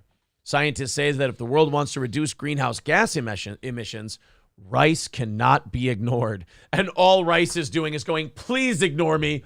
Please ignore. I have seen what you've done to cattle and chickens when you said that they can't be ignored. When the New World Order says this thing can't be ignored, it usually means we're going to find ways to murder that thing. And you can't set rice paddies on fire. They're in water. So where there's a will, there's a way. Good luck. Where there's a will. Dehydrate everything. There's a way. Symbolic Mind says China won't let that happen. They, at the very least, will stand up to this nonsense. That's great. So the climate Nazis, the climate Nazis take on the communists. What happened the last time the Nazis took on the communists? I believe tens of millions of innocent people died. And then tens of millions of more soldiers. Never happen again. Ended up dying. Well, great. Looks like we're on a war footing. He is right, though. Like, if you try to go to China with this shit. Nope. You better bring guns and tanks and bombs. Because they're not just going to let you. They're going over the rice paddies. Yeah, we'd really like to help you guys fight climate change. Well, we have 1.5 billion people to feed. Yeah, how about you suck my asshole? You would think of all emissions in China, that would be the least of the problems. The rice. Yeah. I mean, China's got a lot of problems. Industrial areas, yeah. The food crop that's undoubtedly the most important food on planet Earth is making the sun monster mad, so we should probably do something different. This critique of rice makes absolutely no sense, as Congressman Thomas Massey points out, saying, quote, the fact that climate wokes are going after rice shows you how illogical they are. Mature forests release large amounts of methane. Ponds and lakes release methane. Decomposing organic matter in the absence of oxygen releases methane, or in the guts of herbivores and termites. I mean, he's right. Sure. The forests produce methane. Do you want to? Now we got to chop down all the trees. I'm telling you, this is going to be great for when the robots take over, because you know what? They don't need oxygen from the trees. Yeah, exactly. Okay? The monster. Wipe it out. Yeah. Nancy Pelosi's taint with 199 says, believe me, you can trust the government. Oh, well then. I like the image for some reason. In that case, it's fine. Yeah, what are you going to do with rice? What are you going to go tell starving Asian people they can't eat their food anymore? You're going to go spray Agent Orange on the rice yeah. patties? Yeah, what are you going to go back to Southeast Asia now and Agent Orange it again? Nuke it? God, there's nothing worse than like large government bodies caring about people. Care less, please. Usually when large multinational, like these global organizations start caring about the environment and the people, lots of people have to die. There usually have to be lots of death, lots of restructuring, all because we love you. Look, anytime a large organization or corporation or government says they want to help you, reject the help. Yeah, try to understand for a second. Wait, why would they want to help little old me? Turn down the help. Do not accept it. It is not necessary. Now we have an answer to turn down for what? It's the government. Yes, turn down for what? The government. That's it. No. Oh, so that's so rice is next. Get ready. because they need to get rid of your rice now, Well, so you're not polluting the climate. We don't all burn to death. I have an idea. Okay. If there is a species that its very food source is going to destroy their habitat, then that means that species is done now. They're just done. We're going to ride it out. You know, this idea that we're saving the planet from climate change. As George Carlin said, the planet's fine. The planet's not going anywhere. We are. So they're going to save us from ourselves. They're going to save us from climate change and all of that by burning out and banning all of our food sources. Please tell me how this makes any sense. Look, man, if you want to help the environment, great. If you want to solve climate change, great. Go for it. Cool. Awesome. But here's the rules. You can't touch our food source and you can't touch our transportation. There. Now go. Work within the parameters of which I've given you.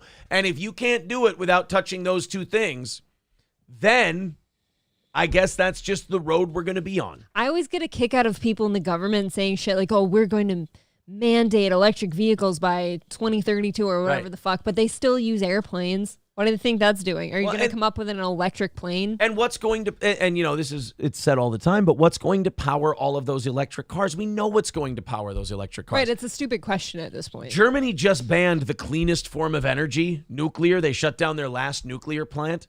And apparently 80% of the energy that needs to be made up from that nuclear plant is going to be powered by oil and coal. You have nuclear, which is going to contribute precisely zero to climate change. We could build, and nuclear plants, by the way, serve a lot more people than coal-fired plants. I mean, you build one nuke plant, shitload of people get power. Mm-hmm. So you could go with the nuclear power plants and you could solve all this climate change thing. You could solve all your power needs in a few years. They don't want that because then they lose the issue and you don't get the control. Yep. You don't get to tell people what to do. You don't get to tell them what products to invest in. And you don't, I'm sorry, Citizen M, I know you hate when we talk about this, but this is what it comes down to, buddy. I know you think that these people have your back. It is 1 million times about money. These people can steer you in what to invest in. They can steer you in what products you have to buy. So if they build nuclear plants and we solve this emissions problem, Zen Rhino says cold fusion now. Yeah, as that gets better. So if you do that and you solve this problem, there's no more money to be extracted from the climate crisis. So Citizen M, I'm sorry. It's not a political thing. It's a business thing. These people are about the money. And now they want rice. And that's everybody. That's people in medical professions. That's everywhere. Money runs the world. Money has broken people's common sense and morals and scruples. I will say right now, I have never seen money interfere with the medical field. I've never seen it in my life. You cannot find me 87 examples of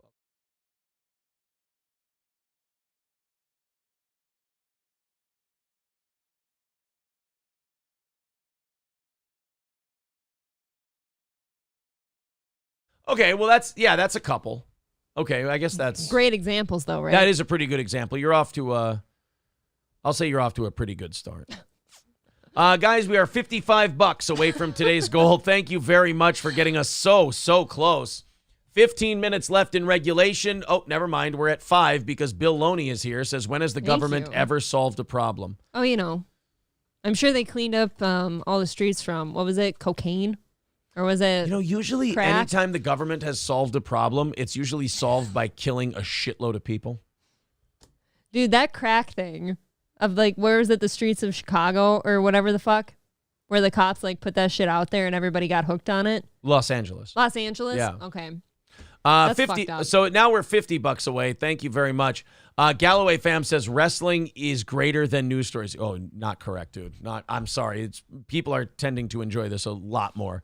Stoney says, did you hear Buttigieg say car accidents are now racist? Yeah, I did see that. Oop, my OneDrive shut down. I thought that was OBS and I was going to lose my shit.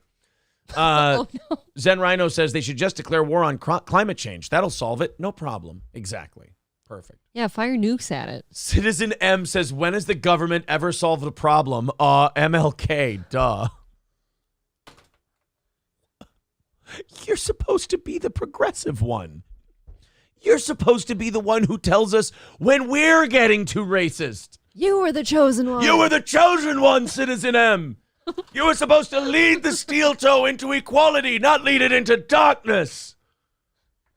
Citizen M, my allegiance is to the program, to entertainment.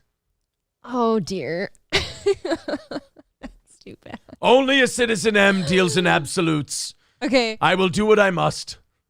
When has the government ever solved a problem? Wrong answers only. Guys, oh boy, here we go. All Come right. on, wrong answers only. There's the question. When has the government ever solved a problem? Wrong answers only. Oh, shit. Here we go. This is going to get bad.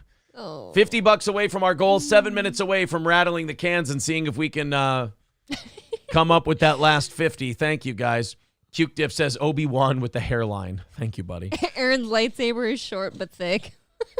Fire Ginger says the government has problems the government has solved. The banks, Sad Boy, COVID, Scarface, Native Americans in the West, Saint Arin, Bay of Pigs, Anthony Keller, George Floyd, BJ, Tuskegee experiments. These are just bad right away. Ooh, I have one. How to get farming done back in the day.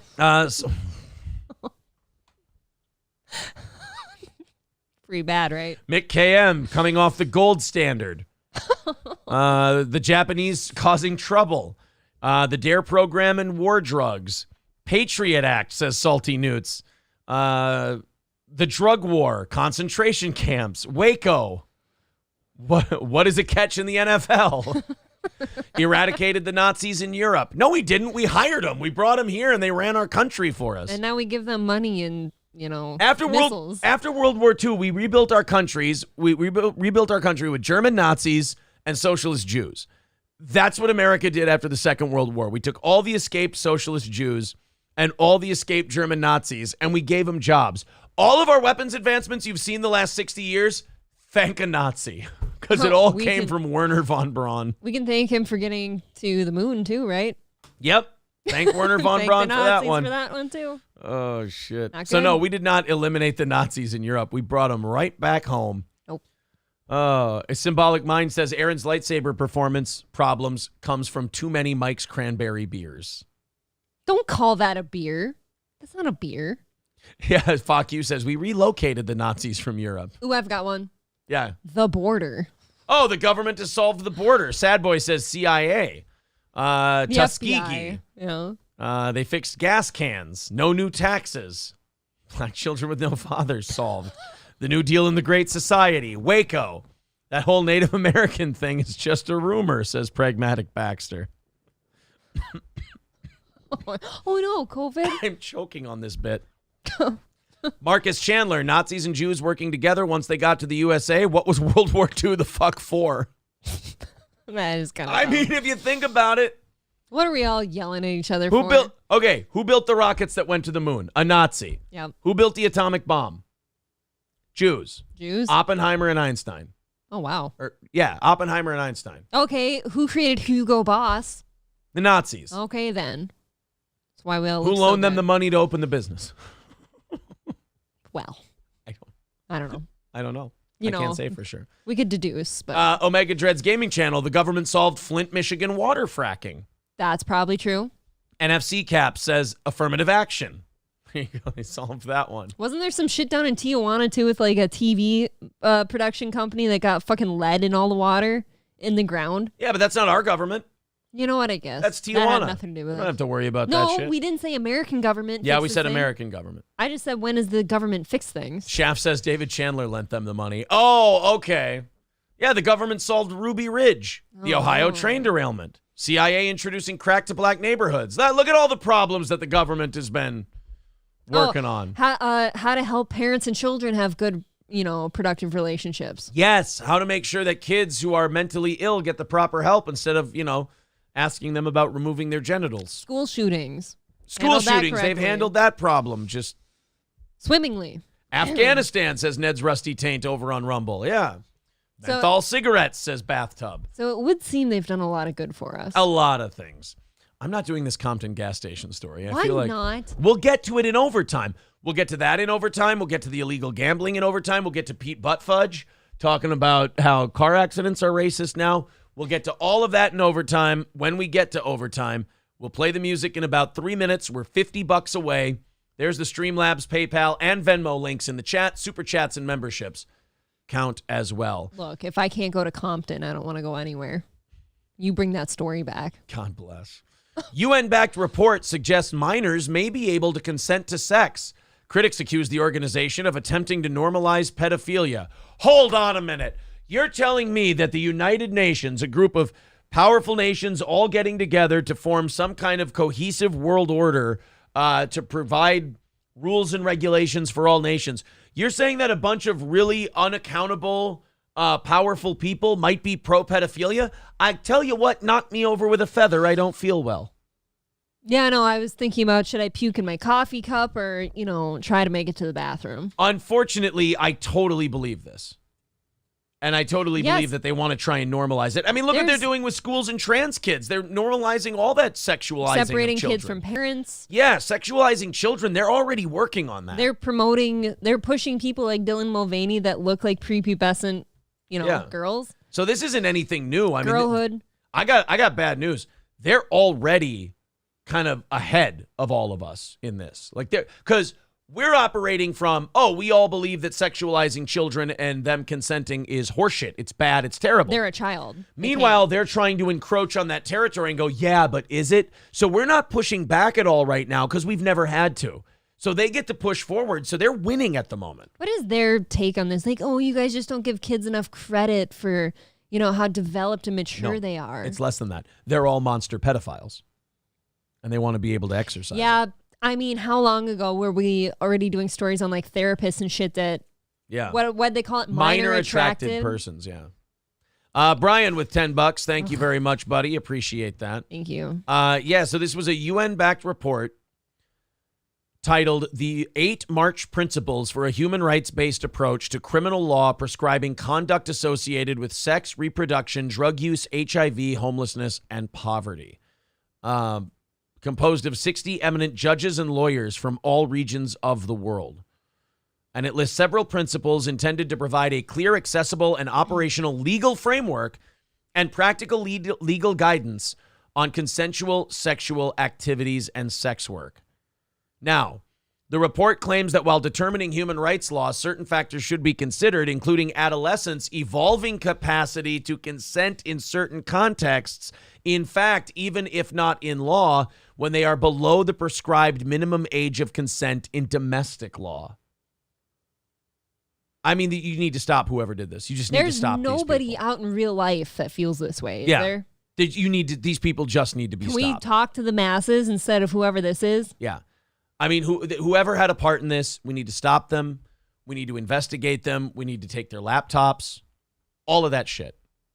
All of it. Please. Marcus Chandler with $27.99 Canadian. I have no idea. Another Chandler. How much that is, and thank you to another Chandler. He says, wonder if all the teachers in the news stories are now going to run for UN representation. Yeah, all the people that did the window licking. Maybe. Of course. Need Trump with $20. Thank you very much. So I think if those are both $20 contributions, thanks, guys. That's going to put us at $15 away from today's goal. So we're not going to do the music today, guys. We're just doing overtime. $15 away from knocking it out. Cool. There you go. We take 70% of YouTube. We take over 95% of PayPal, Streamlabs, and Venmo. We're only $15 away. So if you guys want to contribute to the rest of that, go for it. Go for it. $15 away from today's goal. A half hour of overtime coming your way. Oh, my God. I got a shitload of DMs. Everybody's always sending me busy. Links to stuff. I need to get caught up on my DMs today, too.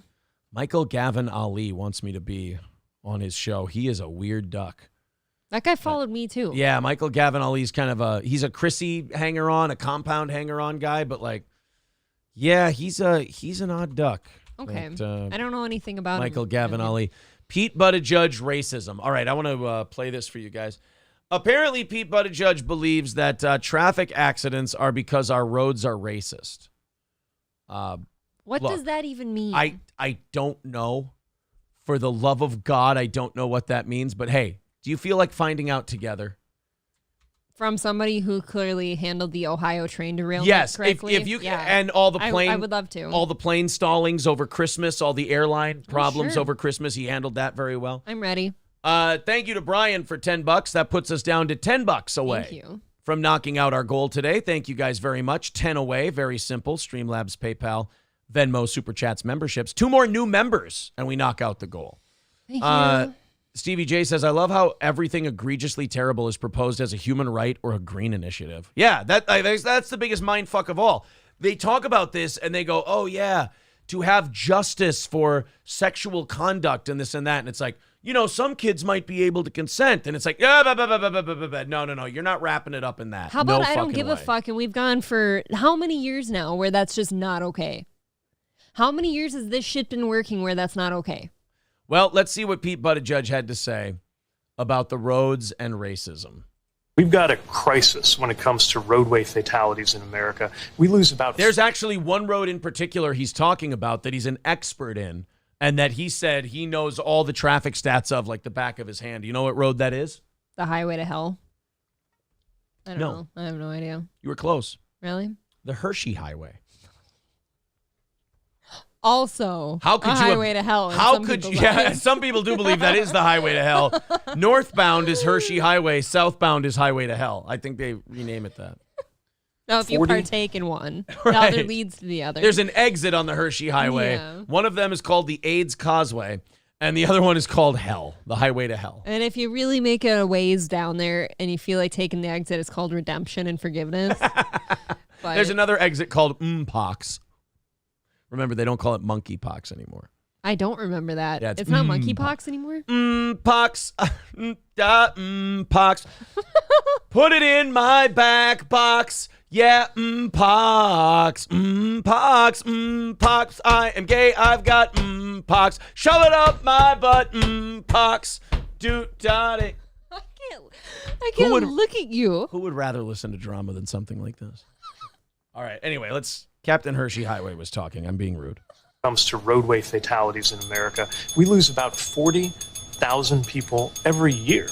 Oh, sorry. Whenever he talks, I have to ring the gay bell. No, it's just ringing itself. It's like on repeat. Sorry. It's afraid. It's shaking. 1,000 people every year. It's a level that's comparable to gun violence.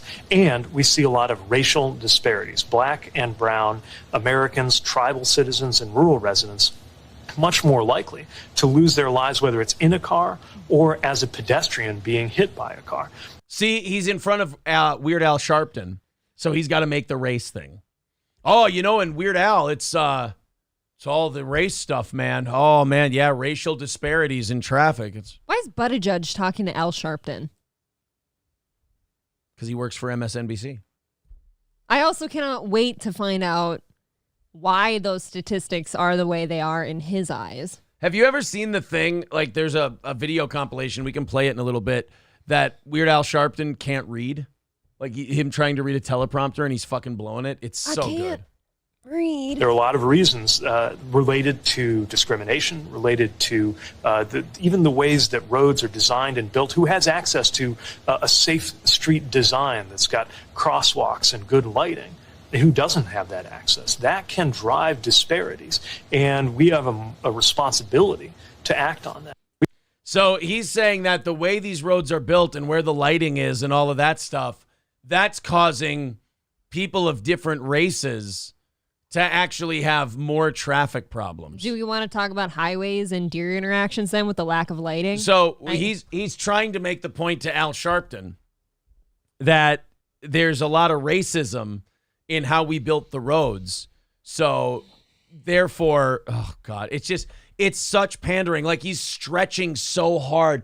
I watched what happened in Chicago. I don't think that's prevented with a few more streetlights. Well, if you talk to AOC, it'll be prevented with a few more trees. Oh yeah, they've got all the great ideas. You know, put up more trees, build the roads different, put up more street lights, everything but, spend a lot of money on law enforcement and let cops do their fucking job. And yeah, will a few eggs get broken? Yeah, but you know what you won't have? Just constant violence and problems and shootings and robberies and Wal Mart's closing because you can't keep criminals behind bars. The shootings could be minimalized with a few more no-shoot zones. No shoot Spray zones. painted. Yeah. And more streetlights. Pander me harder, Daddy. And Malevolent Bystander says, we call it blacktop. How can it be racist? Cerberus renewing his membership for another 6 months. says, I honestly just want to go back to being a mountain hermit. Every day we descend further into madness. I've had that thought before. Like, if I didn't, obviously I'm happy to have you. Oh, thank you. But had things gone a little more south for me in my life before, I'd considered the mountains and just fucking off for a while. Bearded Trucker with $5 says, here's some shekels, Big Daddy. Thank you. So now we're only $5 away from knocking out today's goal. Thank you. And then anything that comes in over that goes to tonight. Goes to this evening's goal. So Whoever wants to throw in the $5 to knock out that last part of the goal today, thank you guys very much for dropping it down the way you did. You dropped it low, as it were. Al Sharpton trying to read a teleprompter. And then there's that rant where he's like talking about black women and beagles and all kinds of shit.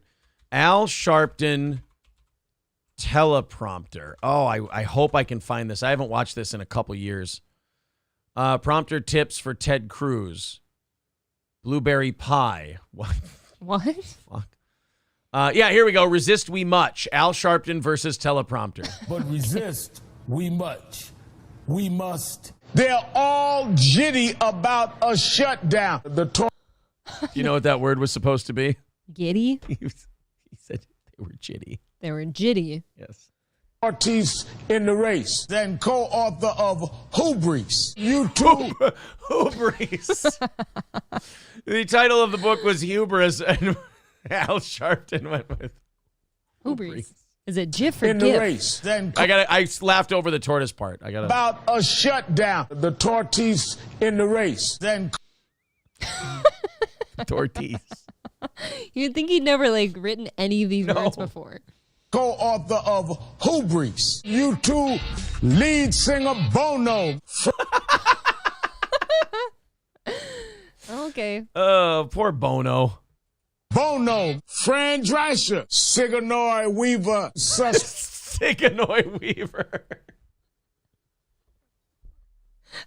That's my favorite. And you know what makes Al Sharpton that much more entertaining? What? He's always so serious. He never laughs at himself. And he's always just mad and pissed off and angry. And he covers stories that make people pissed off and mad and angry. And I am. Jahar Sanayev, Rush Limbaugh. Rush Limbaugh, the show. Calling him Rush Limbaugh? Yeah.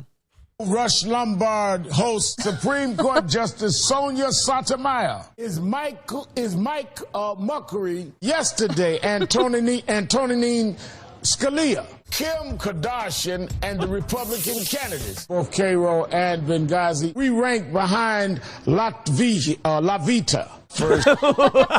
La Vita Loca. We are against living La Vida Loca. Stop Kazakhstan to college students in Beijing. He's getting lunch at Chipotle. Chipotle. You've never had a burrito at Chipotle before? I've heard people fucking say Chipotle, though, and that's bad enough. In Iowa, Bain is appropriate. The GOP's tax day giveaway to millionaires. Why? Who are you yelling at? Jesus. The GOP's tax day giveaway to millionaire. Oh, billion. Where's his teeth? He said million. Where is his teeth? They're hiding. Why was traffic problems email sent? The Environmental Projection Agency. And what sequestration has done.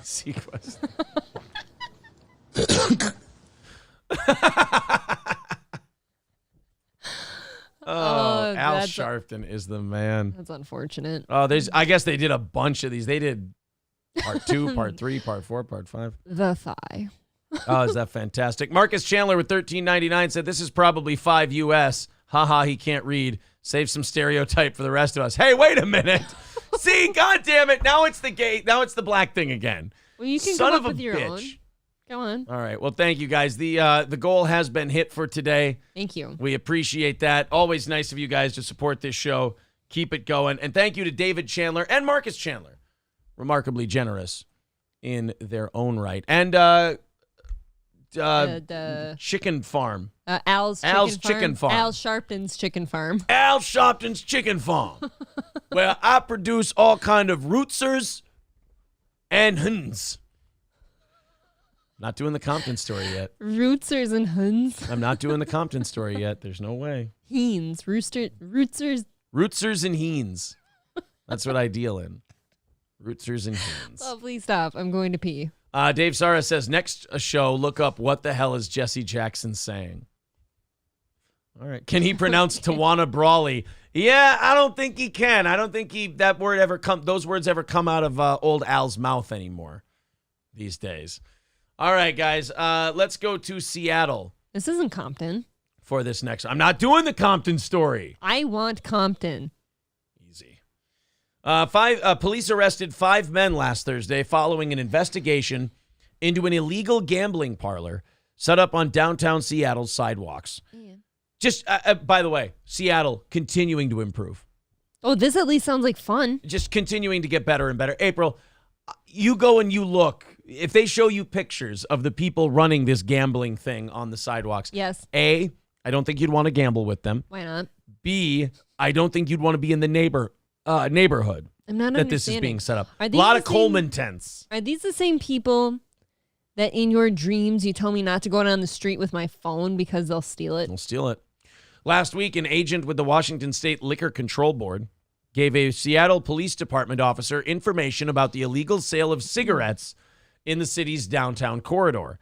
When the officer later contacted the individual involved in the sale, he observed several men sitting at a makeshift gambling table on the sidewalk using money and gambling chips. So, again, it's so lawless in Seattle, nobody even tries to hide it. Should be a new movie, Lawless in Seattle. Thank you. I appreciate that. Yeah. That I walked right into. You're welcome. But no, I mean, it's just they're sitting there with the cards out. They got the 3-card money. They got chips. They're selling Lucy's. And, like, there's no fear. There's no second thought for a minute that the cops might come in and bust them. I'm guessing they're selling booze and stuff with pretty ladies. No arrests were made at that time. Then around 3 p.m. Thursday, the officer observed the same group of 5 men setting up the makeshift gambling table in the 2000 block of 3rd Avenue.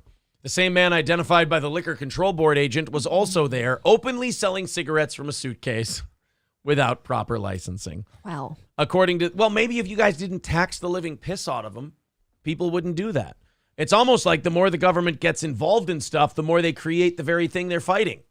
Weird. A little bit. Is it amazing that you're busting these guys for 2 of the things that you regulate the most, gambling and tobacco? According to the SPD, the officer watched from a distance as the group played a game of cards using money. He also spotted a push cart next to the group, which had multiple bottles of liquor and other items on the ground for sale. Yep. Police then contacted the group and took each of them into custody. So they're robbing convenience stores and liquor stores and then yeah, but isn't that okay out there? Right, like I said, like there's no fear of consequence out there. They all seem to be getting along just fine. Away. Yeah. During the search, the officers seized a Smith & Wesson .389 pistol loaded with a round in the chamber, 16.6 grams of hydrocodone, 1.1 grams of crack cocaine, 6.7 grams of cannabis, narcotics packaging, 5 bottles of liquor, $605 in U.S. currency, and gambling chips. A 63-year-old man, a convicted felon, weird, was booked into the King County Jail for unlawful possession of a firearm. A 64-year-old man was also booked into the King County Jail for felony narcotics and illegal sales. So Misery Loves Company is not doing very well at the moment. No, it's, hard times. Really struggling on hard times there. At 63 and 64, if you're still gun running and dealing drugs and running illegal gambling operations, don't even put the guys in jail anymore. Like, nothing's going to help.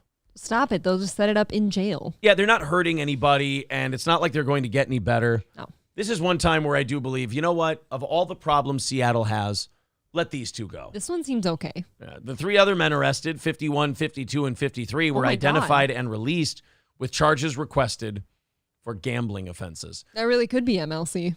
Well, I mean, why not just make it legal then?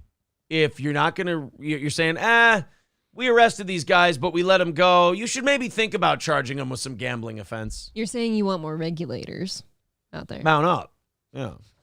Kyle W. says, what, the VFW wasn't enough action for these coots? Yeah, I mean, you would think that, 63, 64, you're looking to run gambling, go play some pull tabs at the V. Why not? That's what you're supposed to do. What are those dice and card games that old men play and they gamble on them and shit? Oh, Isn't it just dice? You're playing dice? Yeah, but it's a dice game with I don't know what kind of dice game old people play. Thank God I don't know. I've heard of something called rummy. I don't know what it is. That's a great boxing YouTube channel. Fuck that guy. Rummy's Corner. You don't like Rummy? I don't like his voice. I'm a big voice guy. If I don't like your voice, can't listen. I like Rummy's Corner. I think he's a charming. I bet you do. He's a charming individual. Rummy's Corner. All right, fine. We'll do the goddamn Compton story. I just want somebody to point out Scooby Jooby Jew. Got it right. We both said hard times, and I looked at you longingly because I wanted to hear Dusty. And I didn't do it. You totally shot me down. Death hard times, Daddy. It's too late. When they throw you a Dusty Rhodes impression and you throw it in the trash. Death hard times, baby. Cutthroat Uno. Roll the Bones. Easy Threes. It's called CeeLo. Cutthroat Uno. I don't know what old people play. I just know that at the family restaurant I used to do, I used to be a server at when I was in high school and college, there would be old men and they'd get the dice thing and they'd roll the dice and they'd put. Why are we doing dice at a restaurant? $1 in there. Well, because they like to have their coffee early in the morning and play dice. I know one place in town here, a sandwich shop, does cribbage. Fucks yeah. Which one? Bowdid's. Do they have like a league? I think so. I'm fucking interested. The one by Byerly's, they do cribbage there. A little cribbage league, perhaps. I don't know. Cribbage makes me think of horses when they're chewing on their stall gates. It's a totally different thing for me. Understandable. Yeah.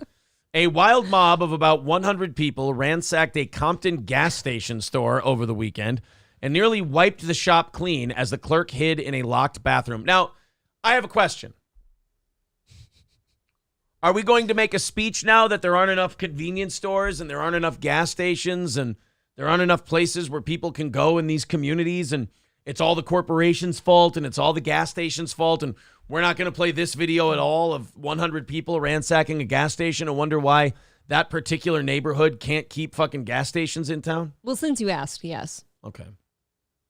They're planning it as we speak. It's just, I'd like to see these problems get solved. I'd like to see, like, people who live in these neighborhoods, I'd like to see their lives get better.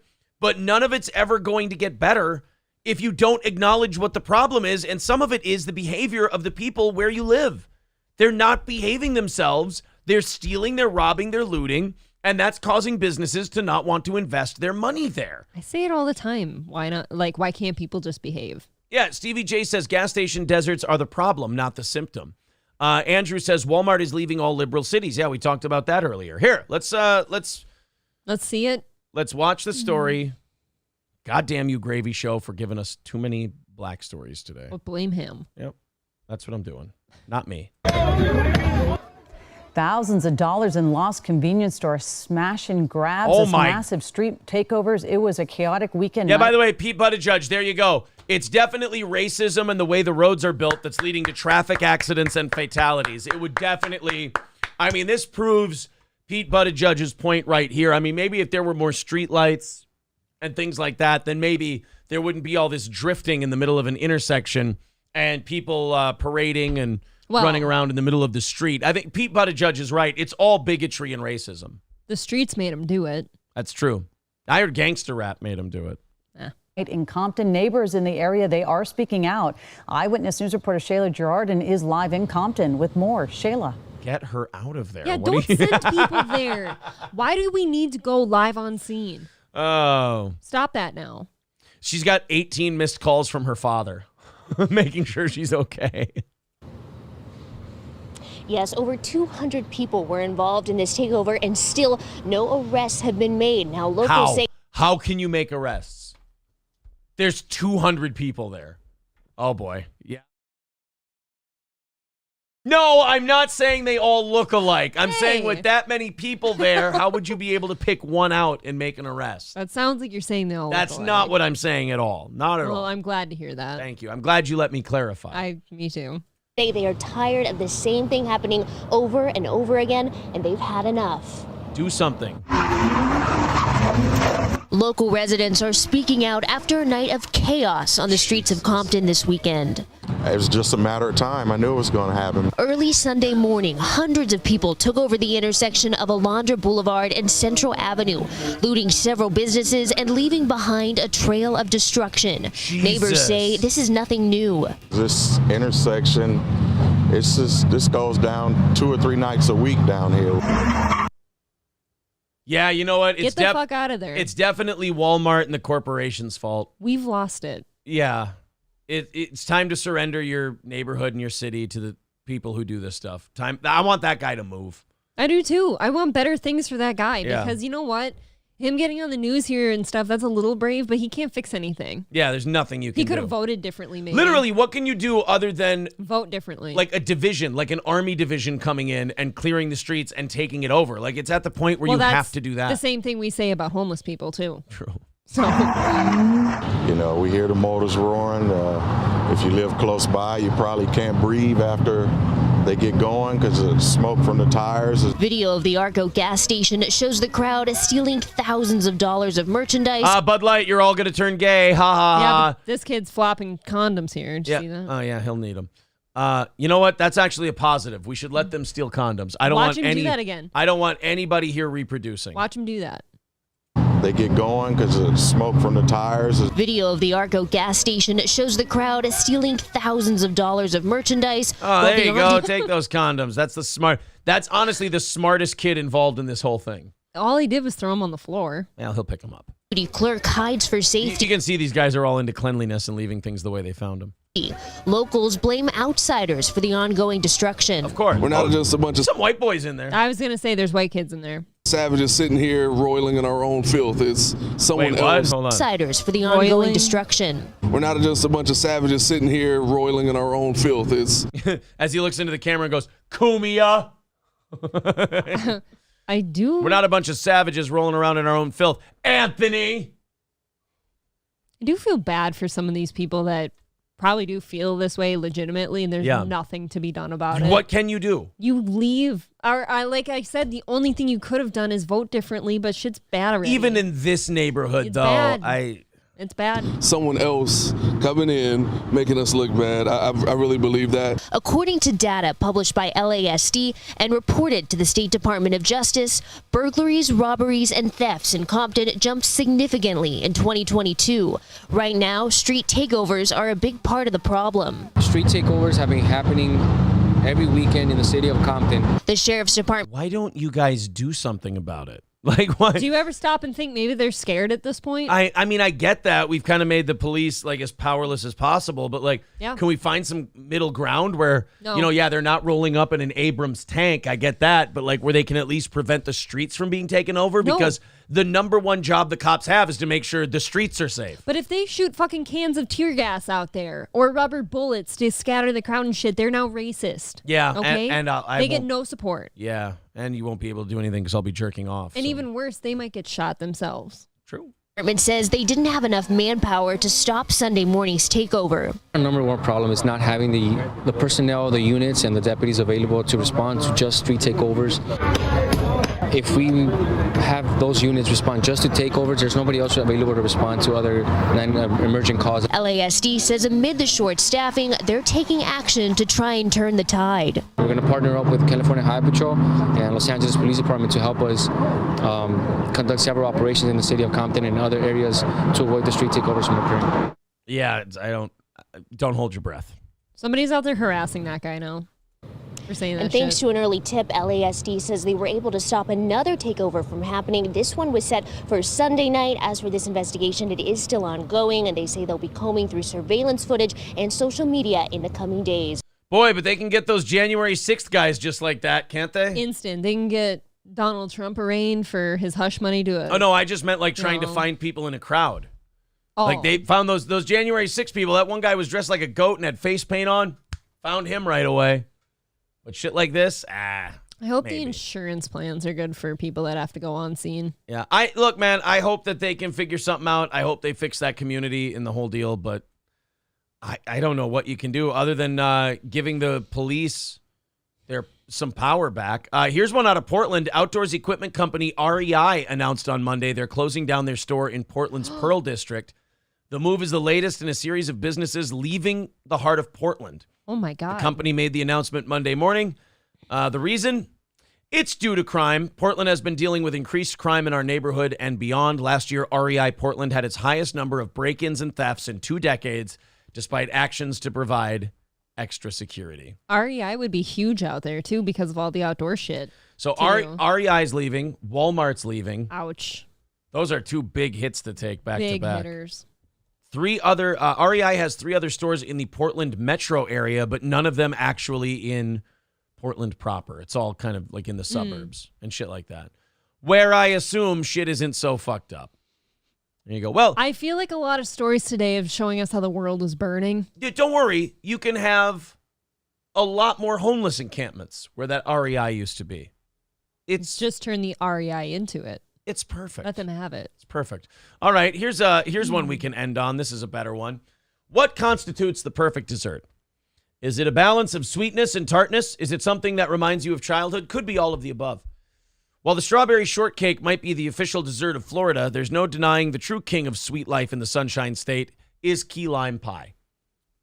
You're wondering where the fuck this is going. Yeah, that was exactly what I'm thinking. Where's this going? This news story is a long wind-up. There's a long contested history regarding the citrus-inspired treat, blah, blah, blah, blah, blah, blah. Okay. That's why one Fort Myers man went out of his way to obtain his favorite post-dinner treat for his mother's birthday. He took the custard creation and secured it in his refrigerator, which would remain until the big day. He even warned another person in the residence, David Powelson, to please leave his mother's edible present unsullied in the icebox. But Powelson was losing all control to a pie in waiting. On February 15th, around 5 p.m., the man slipped into a daze in his recliner when something caught his eye. Powelson wasn't just eating his prized possession, but was making sure that he didn't even leave a crumb behind. What is this story? It's a long setup. The guy got a key lime pie for his mom. Yeah, and it's this in the fucking icebox. asshole roommate is eating it. Not even leaving a crumb. Why didn't you just save me one piece, the dejected man said to Powelson. As the man's blood began to boil over the disrespect shown to his key lime pie, he confronted David, and the two became embroiled in a war of words over the final course. In his attempt to de-escalate, Powelson tried to cool off his heated opponent by dumping 2 large glasses of water over the pieless victim. With that, the Lee County Sheriff's Office was called, where the victim and Powelson each explained their side of the story. Following a brief investigation, I'm not kidding, Powelson was arrested and charged with battery on a person 65 or older. He ate the dude's key lime pie. A terrible offense. He dumped 2 glasses of water on him, and he got busted. It's pie, you guys. Here's the guy. Oh, my God. That's the guy who ate the pie. Look. So that's the guy who ate the pie and dumped the water? This is the gentleman who ate the pie and then dumped the water on the 65-year-old man who was saving that key lime pie for his poor mommy. What is wrong with his eyes? His right eye, so the one that's on the left here, looks huge. He's all fucked up on sugar from that key lime He's pie. got diabetes. Yeah, he's got a weird diabetes high going. That looks like a guy who's going to fuck you up over a piece of pie. I'm scared of him. I don't like that picture. He was eating the pie, and the guy confronted him. He gave him one of these looks. You want to get some pie today? No. I am shooting that down. Laughing at Lion says he's pie-eyed. That's what it is. All right, guys, I got a couple more stories here. I got 1 or 2 more, and then we can get out of here. Jeremy David Hansen, 34, was sentenced to a year in prison for threatening employees of Merriam-Webster after reading the definition for female in the dictionary. This should be good. It's absolutely sickening that Merriam-Webster now tells blatant lies and promotes anti-science propaganda, he wrote in the comments section on the dictionary's website. You know, back in the day, if you wanted to write hate mail to someone, you had to, write out a letter. Paper, yeah. You know, you had to write out a letter and send it to them. Mail it. There's no such thing as gender identity, he said. The imbecile who wrote this entry should be hunted down and shot. Look, you had me on your side for a minute there. Yeah, once you got to that part. Hansen pleaded guilty in September to 2 counts of threatening communications to commit violence. In addition to threatening employees of Merriam-Webster, He also admitted to threatening the president of the University of North Texas. He reportedly sent an email that was titled, "You ought to be shot in the head and have your offices set on fire for supporting child genital mutilation and transgenderism." Well, see, when he puts it that way. Now, I think the biggest offense in that email is that that's the title and not the body. I mean, that's a lengthy title. Prosecutors said Hansen also admitted, oh boy. Hansen also admitted to sending threatening communications to the Walt Disney Corporation, California Governor Gavin Newsom, a New York rabbi, and professors at Loyola Marymount University. Okay, well, he's just sticking up for the kids. Many of these threatening communications specified the race, gender identity, and or sexual orientation of various persons. It's not uncommon for hateful comments to spread across the internet. If people believe they are in violation of the law, they can file a report by calling a hotline, blah, blah, blah, blah, blah, the whole deal. So this guy did not like the dictionary definition of the term female, so he decided to tell everyone that they ought to be hunted down and shot. Well, look, he's got a compelling argument. Just a bad call to action. Bad call to action. Yes. It's concerning. Real quick before we wrap up, guys, Stoney's Bar in downtown Rockville, Minnesota. Saturday, August 12th. It's the 9th anniversary party at Stoney's. Go to eventbrite.com. Go to Steel Toe Anniversary Show and get your tickets, whether it's for the cornhole tournament, the comedy show, or just you want to show up and have a good time and help us celebrate. Gino Bisconti and Keanu Thompson will be there performing live, along with all of us from Steel Toe. That's at Stoney's Bar every weekend. They've got live music. Great place to go. Stoney's Bar. All Care Towing, 320-253-5203. Or excuse me, All Care Towing, 320-253-5203. Did I get that right? You said that. I'm sorry, guys. I'm hurrying through these. Of course, if you go in the ditch, if you get in an accident, your car won't go. Nobody's quicker than All Care Towing. That's 320-253-5203. And Midland Armory, midlandarmory.com. Put the link in the chat. Head to midlandarmory.com. Make your order. Use the promo code SteelToe, and you'll get a nice discount. Nobody better for your firearms needs than Midland Armory. All right, guys, that's going to do it for today's show. Thank you for helping keeping Steel Toe supported. Thank you. In response, we give you the 30 minutes of overtime. I will be posting the window cream story at some point this week, and I will prove to you guys that even though it's fucking hilarious, I'll try to give it the best name possible. It's going to bomb. We'll think about it. April, thank you very much. Thank you. To the rest of you, including David Chandler and the entire gang, thank you guys very much for all of your support. We will be back again at 7 o'clock Central Time tonight. And, of course, Dr. Till is going to be our guest host tomorrow morning. Take it easy. Have a great rest of your day.